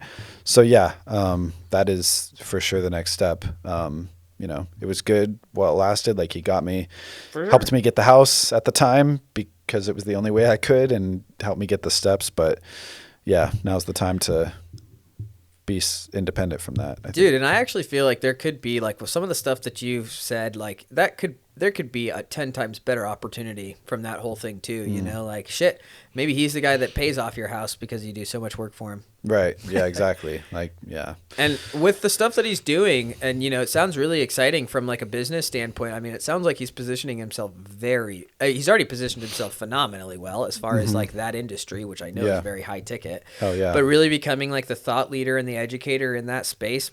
brilliant. And dude, he's always buying up all these dental labs that are going out of business. That's a whole other thing. A bunch of dental labs have gone out of business in the last so many years because they didn't keep up with the demand, or he phrased it to me one time. So obviously he knows what he's doing, but around here locally, there's hardly any now, but every time there is one, he hears about it, calls them up, asks what kind of equipment they're selling, will buy it for himself for our lab to reinvest in. He'll buy all the old equipment as it's going out, or they'll give it to him, or like he's trying to not absorb, but he'll call them for their employees to see who wants to come work here instead, after they go under or after they close. That's how we hired our last person. Nice. You just gave me, I just had kind of an epiphany. One thing I'm actually trying to do right now is I'm really trying to surround myself with other successful business owners, because I myself am looking for a mentor. Dude, I would love to just talk. I would love to talk with this guy, because I know he's got a kindred soul, and he's probably got a lot that I could learn from. And possibly there might be some things that I could help him out with. But dude, this conversation has really shed a lot of light on this individual. Yeah, no, and we talked about it last time too. Like, he paid us all a little bit more because of inflation. Yeah. Too, which I guess isn't something one has to do as a business owner. They could just say, fuck you. Yeah. Yes. Which I didn't realize. But yeah, he's like, yeah, I wanted to give you guys all that. So, and yeah, he doesn't provide any health insurance or anything like that at this time. I know he's always wanted to, but it's like, I think his thing was like, he'd rather pay us more hourly than provide insurance for us all, because there's only like 12 of us right now. But his idea is to grow. His vision is to grow, but it's just, he can only do so much working on the bench too, Yeah, man, I'm kind of excited to just even talk with this guy. Yeah, maybe you can just put that bug in his ear too, because I really am actively looking to surround myself with other successful. Well, I won't say I'm not throwing myself in that group, but successful business owners that are making money, are making moves. Because I want to, those are the types of people I want to be surrounded with. Yeah, no, absolutely, man. I get that, and I also want to have you talk to my friend as far as one other person that I want to see become more successful. I mean, there's a lot of people, my brother, for example, too, I need to figure out, he could use some coaching too. There's people like that who or Alex even, who need to make the first big leap of okay, think about what you want to do, really think about it and decide. They need that. I have some of those people, but then this other guy, my barber, actually, he's, already got his own business. Scissorhands, yep. Yeah, he was a super cool dude. I don't remember his name. Andrew? Yeah. Did you meet him? At the party, dude, super fucking cool, he's fucking awesome, yeah. You guys were chatting forever. Dude, yeah, I'd love to chat with that dude. He's at that point, too, where he needs that extra level. He just needs to level up.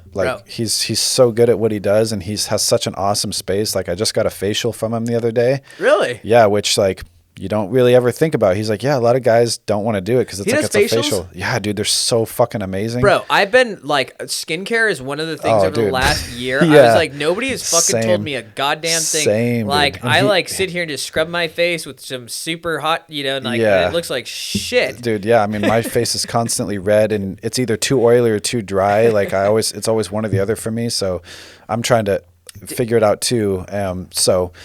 Yeah, and he's like, yeah, not a lot of guys do it, and only 10% of my clients get it. My dad started going there because my brother and I got him hooked, and he got one. So my dad bought the facial for me. He's like, you got to do it. Dude. And he's so good. He's got the massage involved, 3 hot towels. It's a multi-round thing, and then you get your haircut, your cologne, shave. Dude, I would He's got such a cool little shop. He's such a cool person because he'll match your energy level wherever you're at, type of thing. He's got alcohol there too, which maybe not for you, but he's got the whiskey and stuff there, and you just sip on your little drink. And dude, he's the type of business owner. Talk to him, would you? Because regardless, I would love. I mean, I don't know. He's the type of person I would love to help as far as social media presence. He might actually know the barber that I go to in Ashland because he suggested, he's like, go to this guy in Prestige. So I kind of went there and I found another young guy that might be about his age. But because barbers are one of those, and I try to talk up this other barber. I was like, you guys, oh my gosh, you guys are artists. You are one of these industries where you could charge whatever you want. You can easily be a 6-figure artist and you can make more money on Instagram than you could cutting hair if if you're actually really good. Yeah, right. But like, dude, if you actually marketed this stuff, like that's kind of what I mean. Like if there was an actually good targeted social media campaign for that guy, like you actually target the dudes that want facials, like probably not a huge market, but it's probably a lucrative one and it's probably a loyal one.